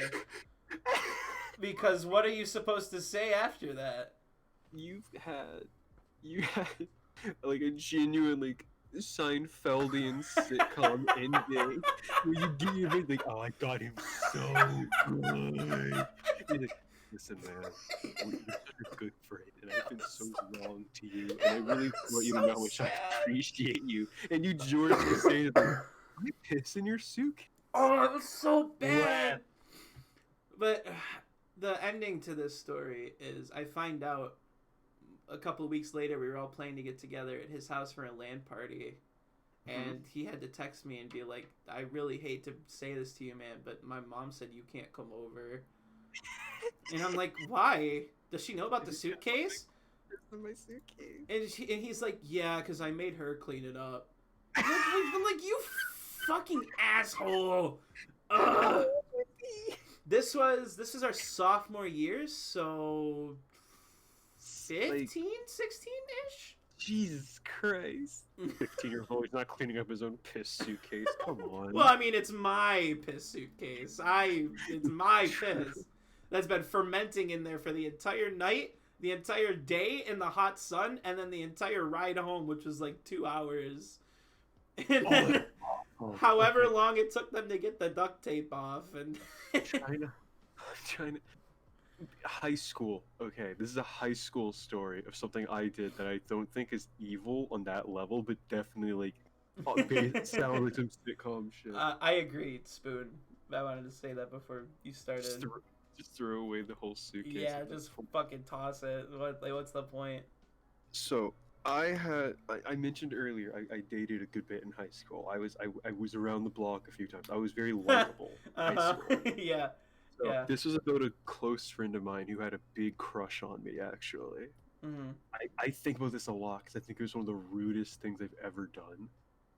I've known her for years. I'm still friends with her, actually, and we still talk. Like, we're still, like, positive friends and hang out occasionally. Like, if I would say, hey, me and some friends are going out, you want to hang? Like, I would love to. Things like that. Mm-hmm. Mm-hmm.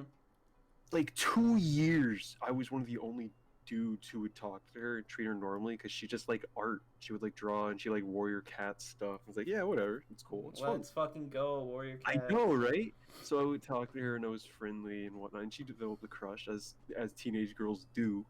and Teenagers, period. it was really obvious and blatant, yeah. right? Everyone, like, people go, you know, she has a crush. And you're like, yeah, I know. And you're like, are you gonna do anything? But I was like, should I? Like, I didn't think about it yeah. until like last day of the school year. And I knew for a fact I was not going to be at that school anymore. I was going to a new school afterwards. I was going to the dual enrollment one. Mhm. As everyone's like walking out, going to the buses that go home, she catches me like in the group, and I was like, "Oh hey, Doc, I just wanted to say I have a really big crush on you. I like you a lot." And I was like, "Oh yeah, I know." And I just left it. Oh I didn't even no! think about it. And then Ah! I didn't talk to her for almost like a year and a half because I went to a different school. Ah! Dude! I know. Oh no! It was so bad. Oh, that makes my heart hurt. I feel like you just broke my heart. Oh my god. That's so brutal. Shit. It was. I still feel like that's one of the most evil things I've ever done. I mean, Because it was so like I didn't think about it. I don't know. I mean, I wouldn't call it evil if it wasn't intentional. I mean, I hate to use the word so blatantly. That's just stupid. I was so stupid as a kid. I don't think I'm a lot better now, but I was so stupid. Holy fuck. Oh my god. Because like I obviously meant or said, "Oh yeah, no, I know," Mhm. but I didn't really. Oh, that's so fucking funny. Oh. See, that's our different like ways we've wronged people as youth. Because I was like 15 or 16 when that happened. Yeah. You're out here pissing in dudes' suitcases. Suitcases. Yup. And I'm out here telling people, yeah, I know how you felt about me for months now. Well, I mean, I did that before, but it doesn't count as 5th grade. So like. Yeah, that doesn't count. Yeah, that doesn't count. That's still funny though. I was told by. I have vivid memories of this because this was like my first big embarrassment moment. Mm-hmm. Because so. I was friends with these two girls, and they were best friends. And one of them told me, "Hey, my friend has a crush on you, and she's liked you for a very long time." And me, being the stupid kid I was like, "Ew, girls, ew." So the next day at school, we're out playing recess, and I pull her aside. And I was like practicing this all night, and I thought it was like the most coolest dramatic thing ever. But I'm like, listen, you're one of my best friends, but I really just don't think I can be your girlfriend right now. Like genuine. What do you call it? When you say the opposite of what you're trying to say, it's like the Freudian slip. Is that what it is? No, not a Freudian slip. It'd be like. Not double talk. What would be the word of it? But that's what I said. I was like, I don't think I can be your girlfriend right now, or your boyfriend, God damn! And I just walked away. I walked away, and then I felt so bad because I wanted to apologize. That was like one of the last days of school. I wanted to apologize when we all came back to like middle school, but she went to a different school after that, and I've not heard from her or seen her since. So that's just like the first big embarrassment moment that I have to live with, and that's okay. God, it's okay. It's okay. It was 5th grade. So, but I feel like every oblivious relationship thing I've had was in high school, like early mid high school. Mm-hmm. I know that freshman year, one girl walked up to me and said, "Hey, my friend over there thinks you're really cute," and I like looked and saw who she was, or something like that, and I didn't really think about it. I like looked at the girl who like said it to me. I was like, I don't really care, which I didn't mean it to be so rude, but I think that for situations like that, like young girls getting help from friends for those kind of things, it's like That's such a like worst case scenario response, I think. Uh, This kid to go, I don't really like care, frankly. 'Cause I didn't know yeah. who she was. Why would I care? My brain didn't like parse that. Yeah. Yeah. You know, there's one thing I got a lot in high school that I didn't know what it meant until until I turned 20, basically. You know Mhm. that trick girls would do in school. I feel like I need to say this that I'm not straight. Where I don't know what. they can pull a coin out of your ear? No. Yeah, magic tricks girls would do. No, they put their hands on your hands and say, "Oh wow, your hands are so big." You know that thing that they would do? um no, yes, no. Was this like a This is super like this is like a secret ancient girl technique to like have an excuse to touch your hands, basically, right? okay, okay. This like it makes sense when it's explained like that. Yeah, okay. Yeah, that makes sense. It they did it with me a lot when I was growing up because I've always been really tall. Yeah. So when you're like 6 foot plus in like 10th grade, 9th, 10th grade, it's suddenly like, holy shit, look at that tall glass of water. They're wearing a Minecraft t-shirt with their hoodie. uh the epitome of style and drip. Holy shit, he's wearing button-up shirts with his hoodie now, looking like a young STEM major? Let's go. How to touch his hands in AP World History. Oh, that's fucking awesome. Oh, I oh. I felt so stupid not realizing what that was until I was 20. I would have never guessed what that was. But then again, I have tiny hands, so maybe I was never intended to. You're like, what, 5'9", 5'10"? Yeah, I'm like 5'10". Yeah. See, because I've probably mentioned before I'm 6'6", and it's awful. It's awful. I hate being tall. I'm too Patrick Boyvin tall. It's too much. Oh, you're. That's not. I wouldn't be upset about that. That's just impressive. That's awesome. Every pants, like pair of pants I've ever owned is high water. It's awful. When you're short, you can cuff pants. When you're tall, you can't do anything. Oh no. I hit my head on ceiling fans sometimes. It's the worst. Yeah, I understand.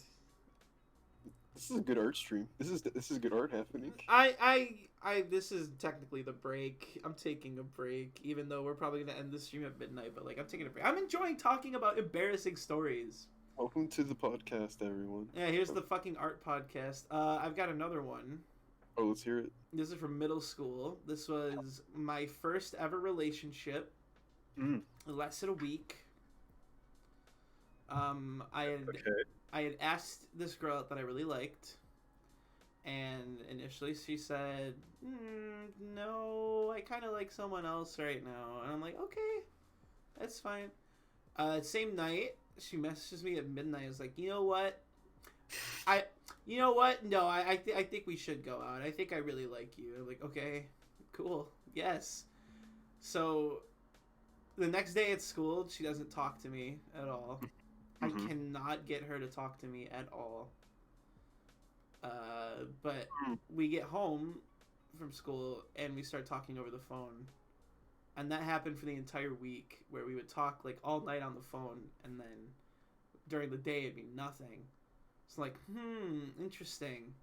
I find out from her best friend, who I ended up becoming really good friends with after this, that important to know we were in 8th grade at the time. It turns out that she started dating me, so no one else would know that she actually had a crush on a 6th grader. Oh no. And that's what her friend said, and I'm like, is that true? Are you lying to me? And she said nope, and pulled out her phone and showed me the text messages where it was explicitly said that that was the case. No. And I'm like, that's fucking sick, bro. That's awful, actually. That's awful, actually. It was really funny. It was fucking awesome. Let's take a break from us being idiots. What's something you did as a kid that you thought was that you still think was like kind of cool, or that's a proud character moment of mine? Um, damn, the fact that I had to think about it is making me kind of upset. Well, Like, dude, the immediate one that jumped to my brain is very very specific because this is probably like means nothing for anybody else. But when I was in freshman year of high school, me and my dad didn't really have that good of a relationship. right? Understandable. Because I didn't like sports, and he always wanted a son that was like sports guy. Get it, get it. It probably wasn't as bad. I was just a really edgy teenager, so I thought everything fucking sucked. But Yeah. one time I was just sitting in my room. I had just cleaned my room. My dad walks in. He's kind of drunk. He goes, "Tyler, I told you to clean your fucking room." I'm like, "I did clean my room." He goes, "No, you fucking didn't."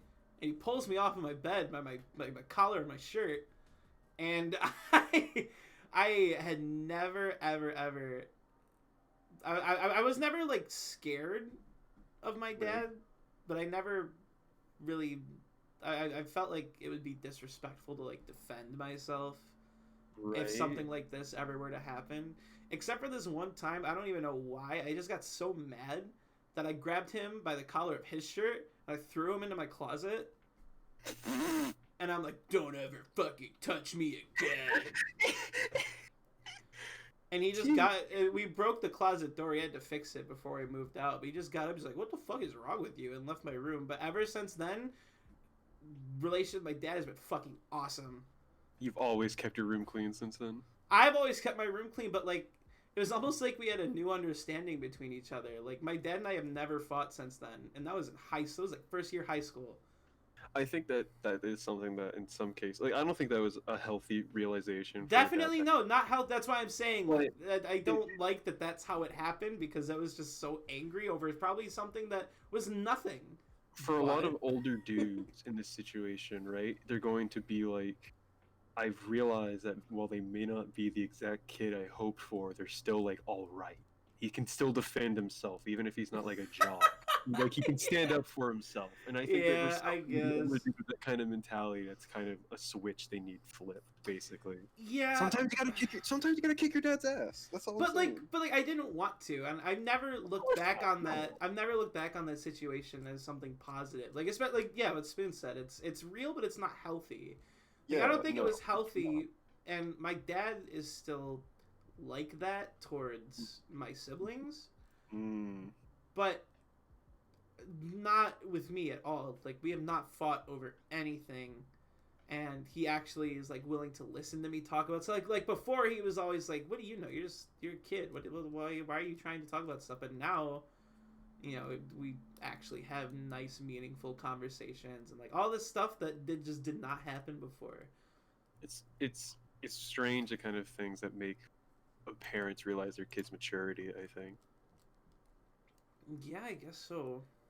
That was a very real subject. I was going to talk about the time I like convinced the substitute teacher I was a college student to like get them out of the classroom.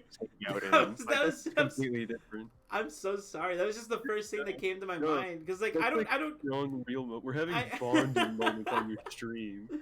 I mean, your commissioners are gonna see these VODs and go, "Damn, what the fuck was he on when he was drawing this?" I know.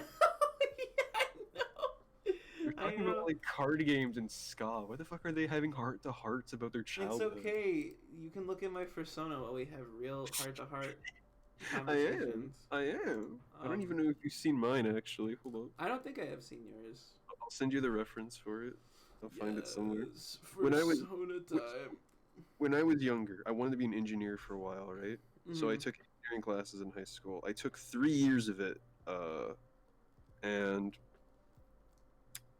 I got really close with the teacher. I'm still actually close to her. I have like her phone number. I can just text her and go, "Yo, what up? How you doing, teach?" Oh, cool. And it was third year, the year before I left that school. Found the ref.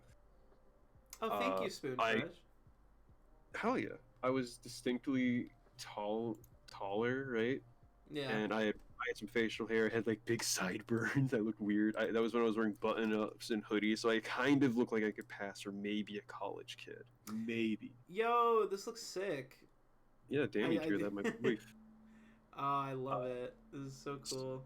So, there was time, because this is when I was in jazz band, when it was like free play study whatever period we were done with our lessons we could just chill. He said I said, hey, can I go to the engineering classroom to work on this project? And he's like, yeah man, sure. Mm-hmm. And so I would just go fuck off and go hang out in the engineering room with my teacher, and sometimes I would actually work on a project like robotics or whatever. But this one time went over there for the first time that day and she wasn't there. It was a completely different teacher. It was a sub who I had never seen before, because you know how it is in school, so you like recognize subs that show up a lot. Yeah. Yep. This was a fresh face, so I was Ooh. free, and she was like, who are you? And I'm like, hi, I'm Donald Brown. I'm a former engineering student from Miss White. I'm actually here to help watch the class today for the robotics program. Like, I just came up with it on the spot. Like I said earlier, I was a habitual liar when I was younger, and it's taken work, but I'm thankfully not like that anymore. That's good. I got very good at it. So she was like, really? I was like, yeah, I actually go to Brown University. Like, really? It's like, yeah, up in like Virginia. I was like, oh, that's crazy. What are you doing down here? Oh, just visiting for robotics stuff, and I'm gonna help watch the class. Like, oh, okay. And so she like got her purse and just like left. And she was like, so I can trust you with the class, right? I'm like, yeah. I mean, we're just going to like just have them do their worksheets, and then I'll like take them to the assembly. It'll be nothing. I'm like, great, sure. If Miss White's okay with it. Oh my god. So initially, for a while I thought, man, I could have gotten in so much trouble. Now I think she got a free check, like literally. Yeah. She got the freest paycheck that day. Yeah. She got her money and left. Oh and my. then, Depending on where, or I guess what the pay rate was, that could have been like 100, 120 bucks.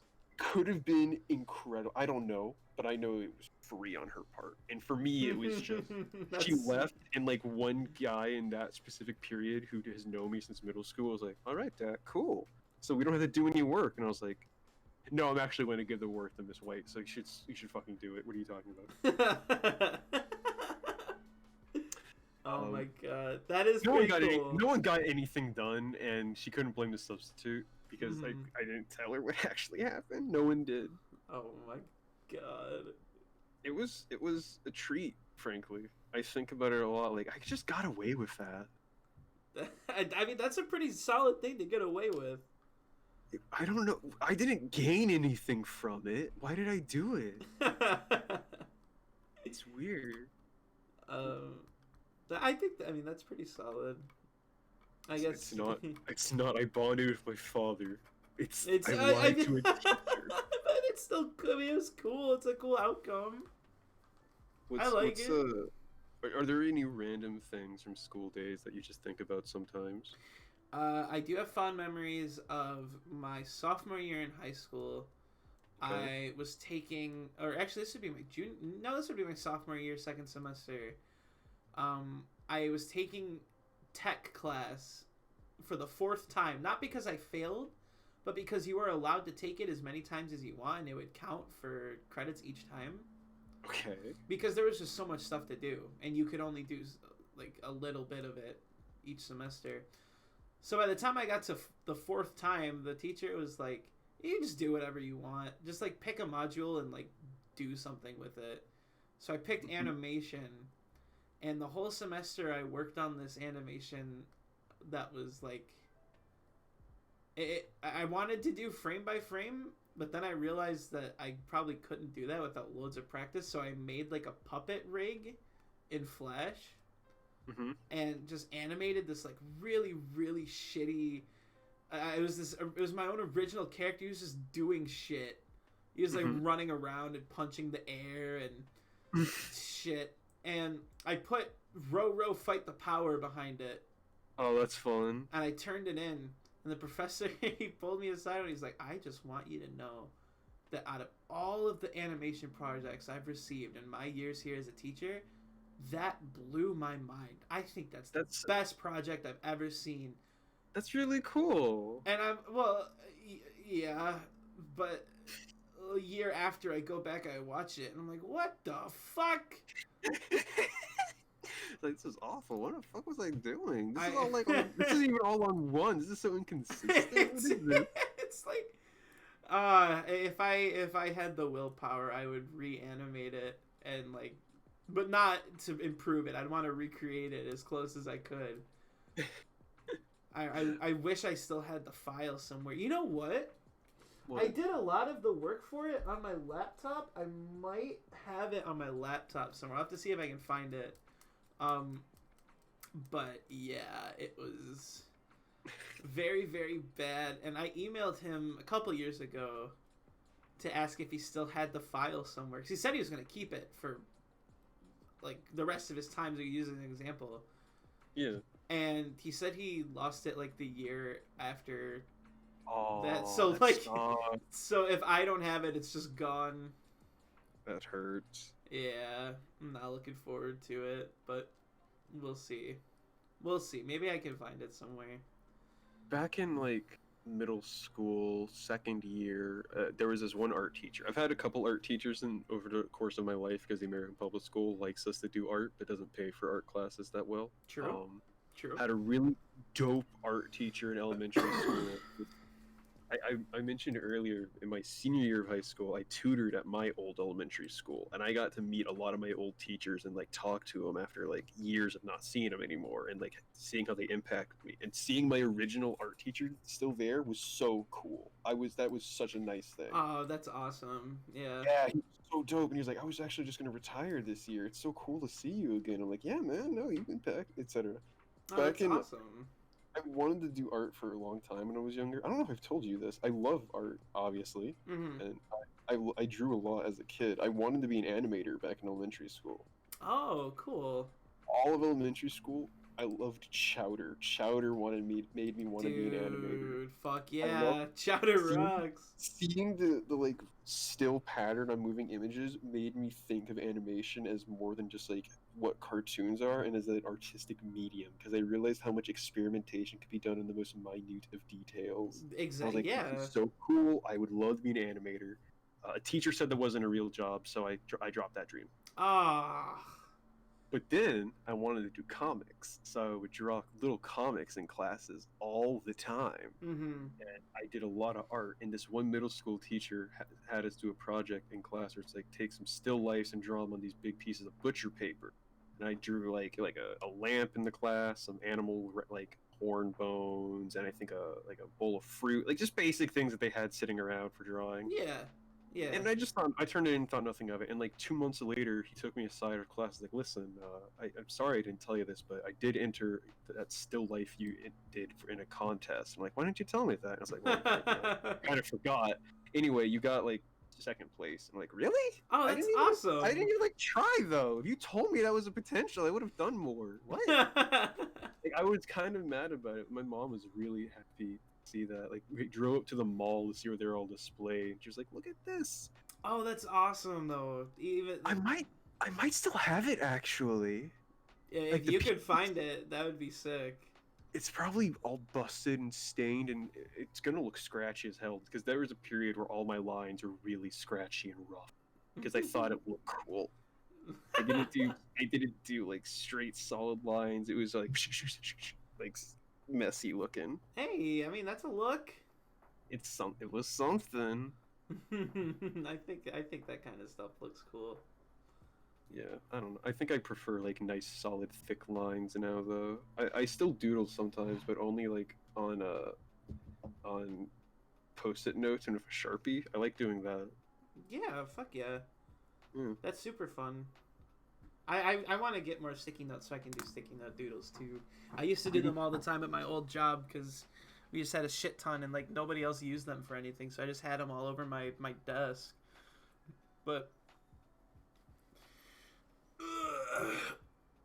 Yeah, I'm gonna do it right now actually. I haven't done it in a couple weeks. I'm gonna do a little doodle.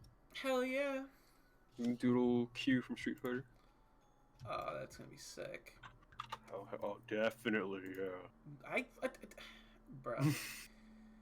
Well,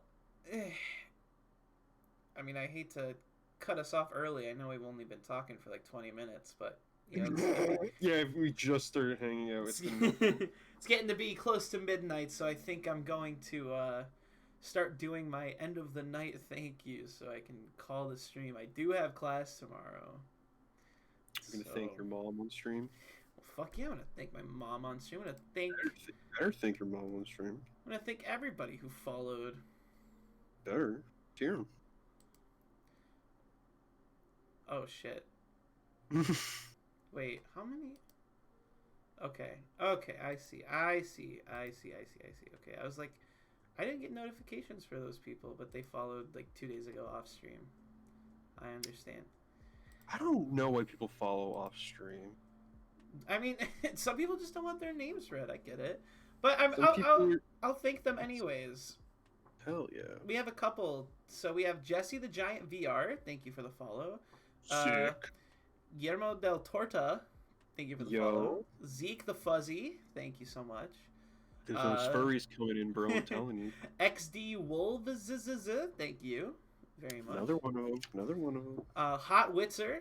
Thank you so much for stopping by and for the follow. And then, of course, I have to thank my mom, Retro Rescuers, who now has a Twitch account to follow me. Oh, yeah. And thank you to my stepdad, Worm1 or Wormone. I think it's Worm1. Worm1. That's probably what it is. Like, that makes the most. That's a very stepdad username. Yeah. Thank you. It's a cool name, too. It's pretty sick. Thank you so much for the follow. We are now officially only 7 followers away from 200. Probably. We will find them. Probably would have hit it a lot faster if I didn't stop streaming for like 6 months, but hey, that's okay. Yeah, that's life. But yeah, thank you, Dak, for coming and hanging out with me. It's been fun. Hey man, anytime. Like, genuinely, any art stream, any stream, I'm down to hang out, bro. We're friends. I have nothing better going on unless I'm doing like homework or my own stream. Fuck, we can hang out while I'm streaming. I don't give a shit. Yeah, I just have to watch. We just have to watch our language a bit more because I don't know. I don't know. I don't want swearing on my channel. Ooh. Twitch has gotten mad at me for swearing on stream before, and I don't want to. They got mad at you? Yeah, I've had them like send me emails saying, "Yeah, we're changing your rating to mature. You're going to lose advertisements for a little bit, etc., etc. You'll be muted if you keep doing this." Or it's like, I've had VODs get parts of them deleted because I was swearing a lot at one random point. Like, was it because you weren't marked as mature? that's what it is. Because I don't stream I don't swear a whole lot anyway. And when I do, it's like. It'll be like the specific VOD I got cut was I was playing Power Rangers Battle for the Grid story mode. Mm-hmm. And I got to the final boss, and I figured that with how his AI worked, he was teching every throw ever. Right. And there isn't a whole lot of pushback on the throw, actually. So if he kept teching it, we would just be able to infinitely throw each other. And that's what I did for like 40 seconds. And I just kept, and I kept going like, what the fuck is this? What the fuck are they thinking? And it was like a minute plus long, like VOD that got cut down like 20 seconds because they kept swearing how stupid it was. Oh no. Yeah. I mean, I could mark my streams mature, but I don't know. I've had kids watch my stream before, and I'm like, well, I mean, I don't mind if kids watch me. It's not like I'm talking about anything evil that they can't listen to. Yeah. Well, Nick Jr. I marked mine. Well, okay, I had done it before this point, but people don't care anyways. Mm-hmm. When Dragon Ball FighterZ first came out and I was streaming the story mode, I had this dude come in and he was like, "Hey, I'm watching you with my son. He's like 7 years old and really likes Dragon Ball." And I'm like, "Yo, that's awesome, man." And then an hour later, he messages like, "Yeah, I think there's just too much swearing for me, bro. I gotta go." That's part of it. It's like. But at the same time, I paused the game and I went and double checked. Yes, my stream is marked mature. Yeah, well, they see the kind of like it's just Dragon Ball for a lot of adults like that. They think, oh, if my kid's watching, it's like people like when Germa streamed Lego Star Wars, and his aunt or whatever or his sister or whatever had his was like put it on so his nephews and nieces could watch it because they're like little kids that love Lego Star Wars.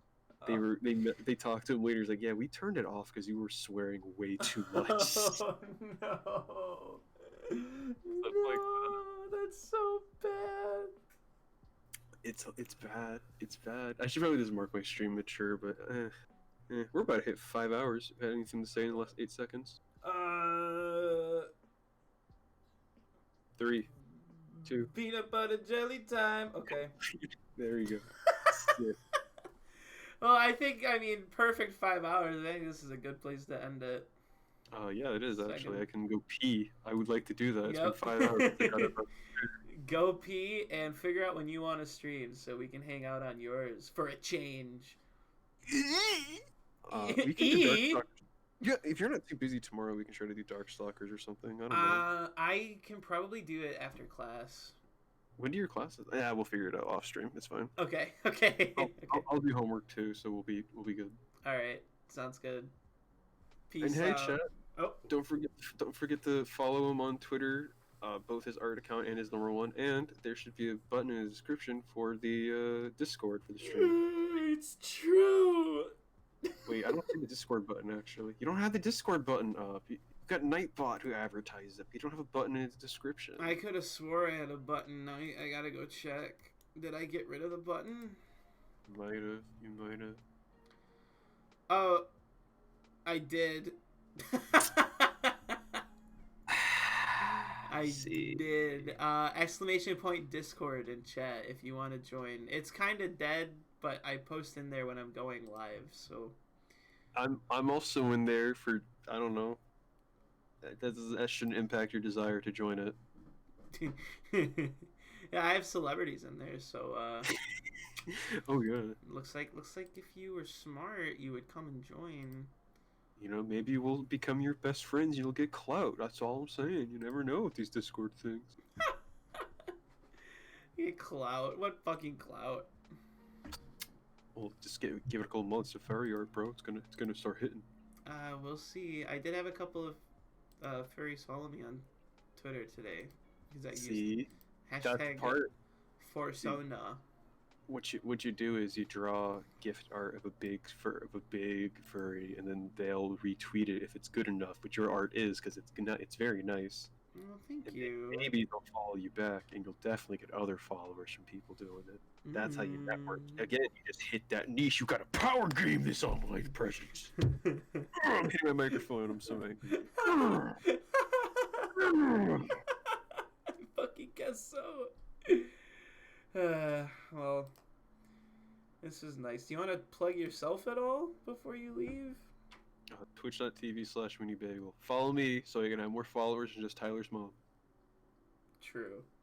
I'll have to get your stepdad to follow me now.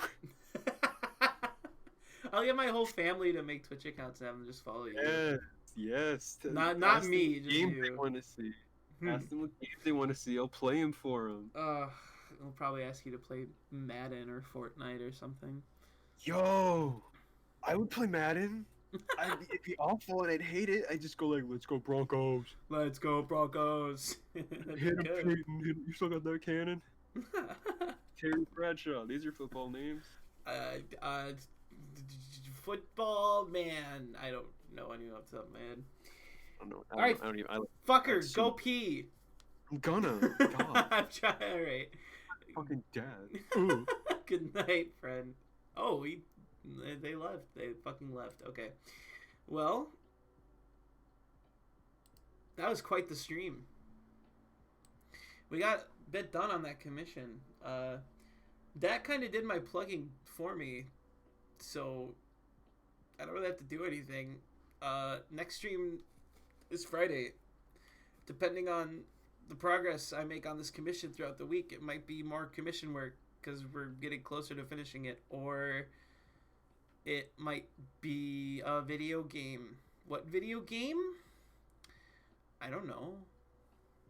We'll fucking figure it out, though. Alright.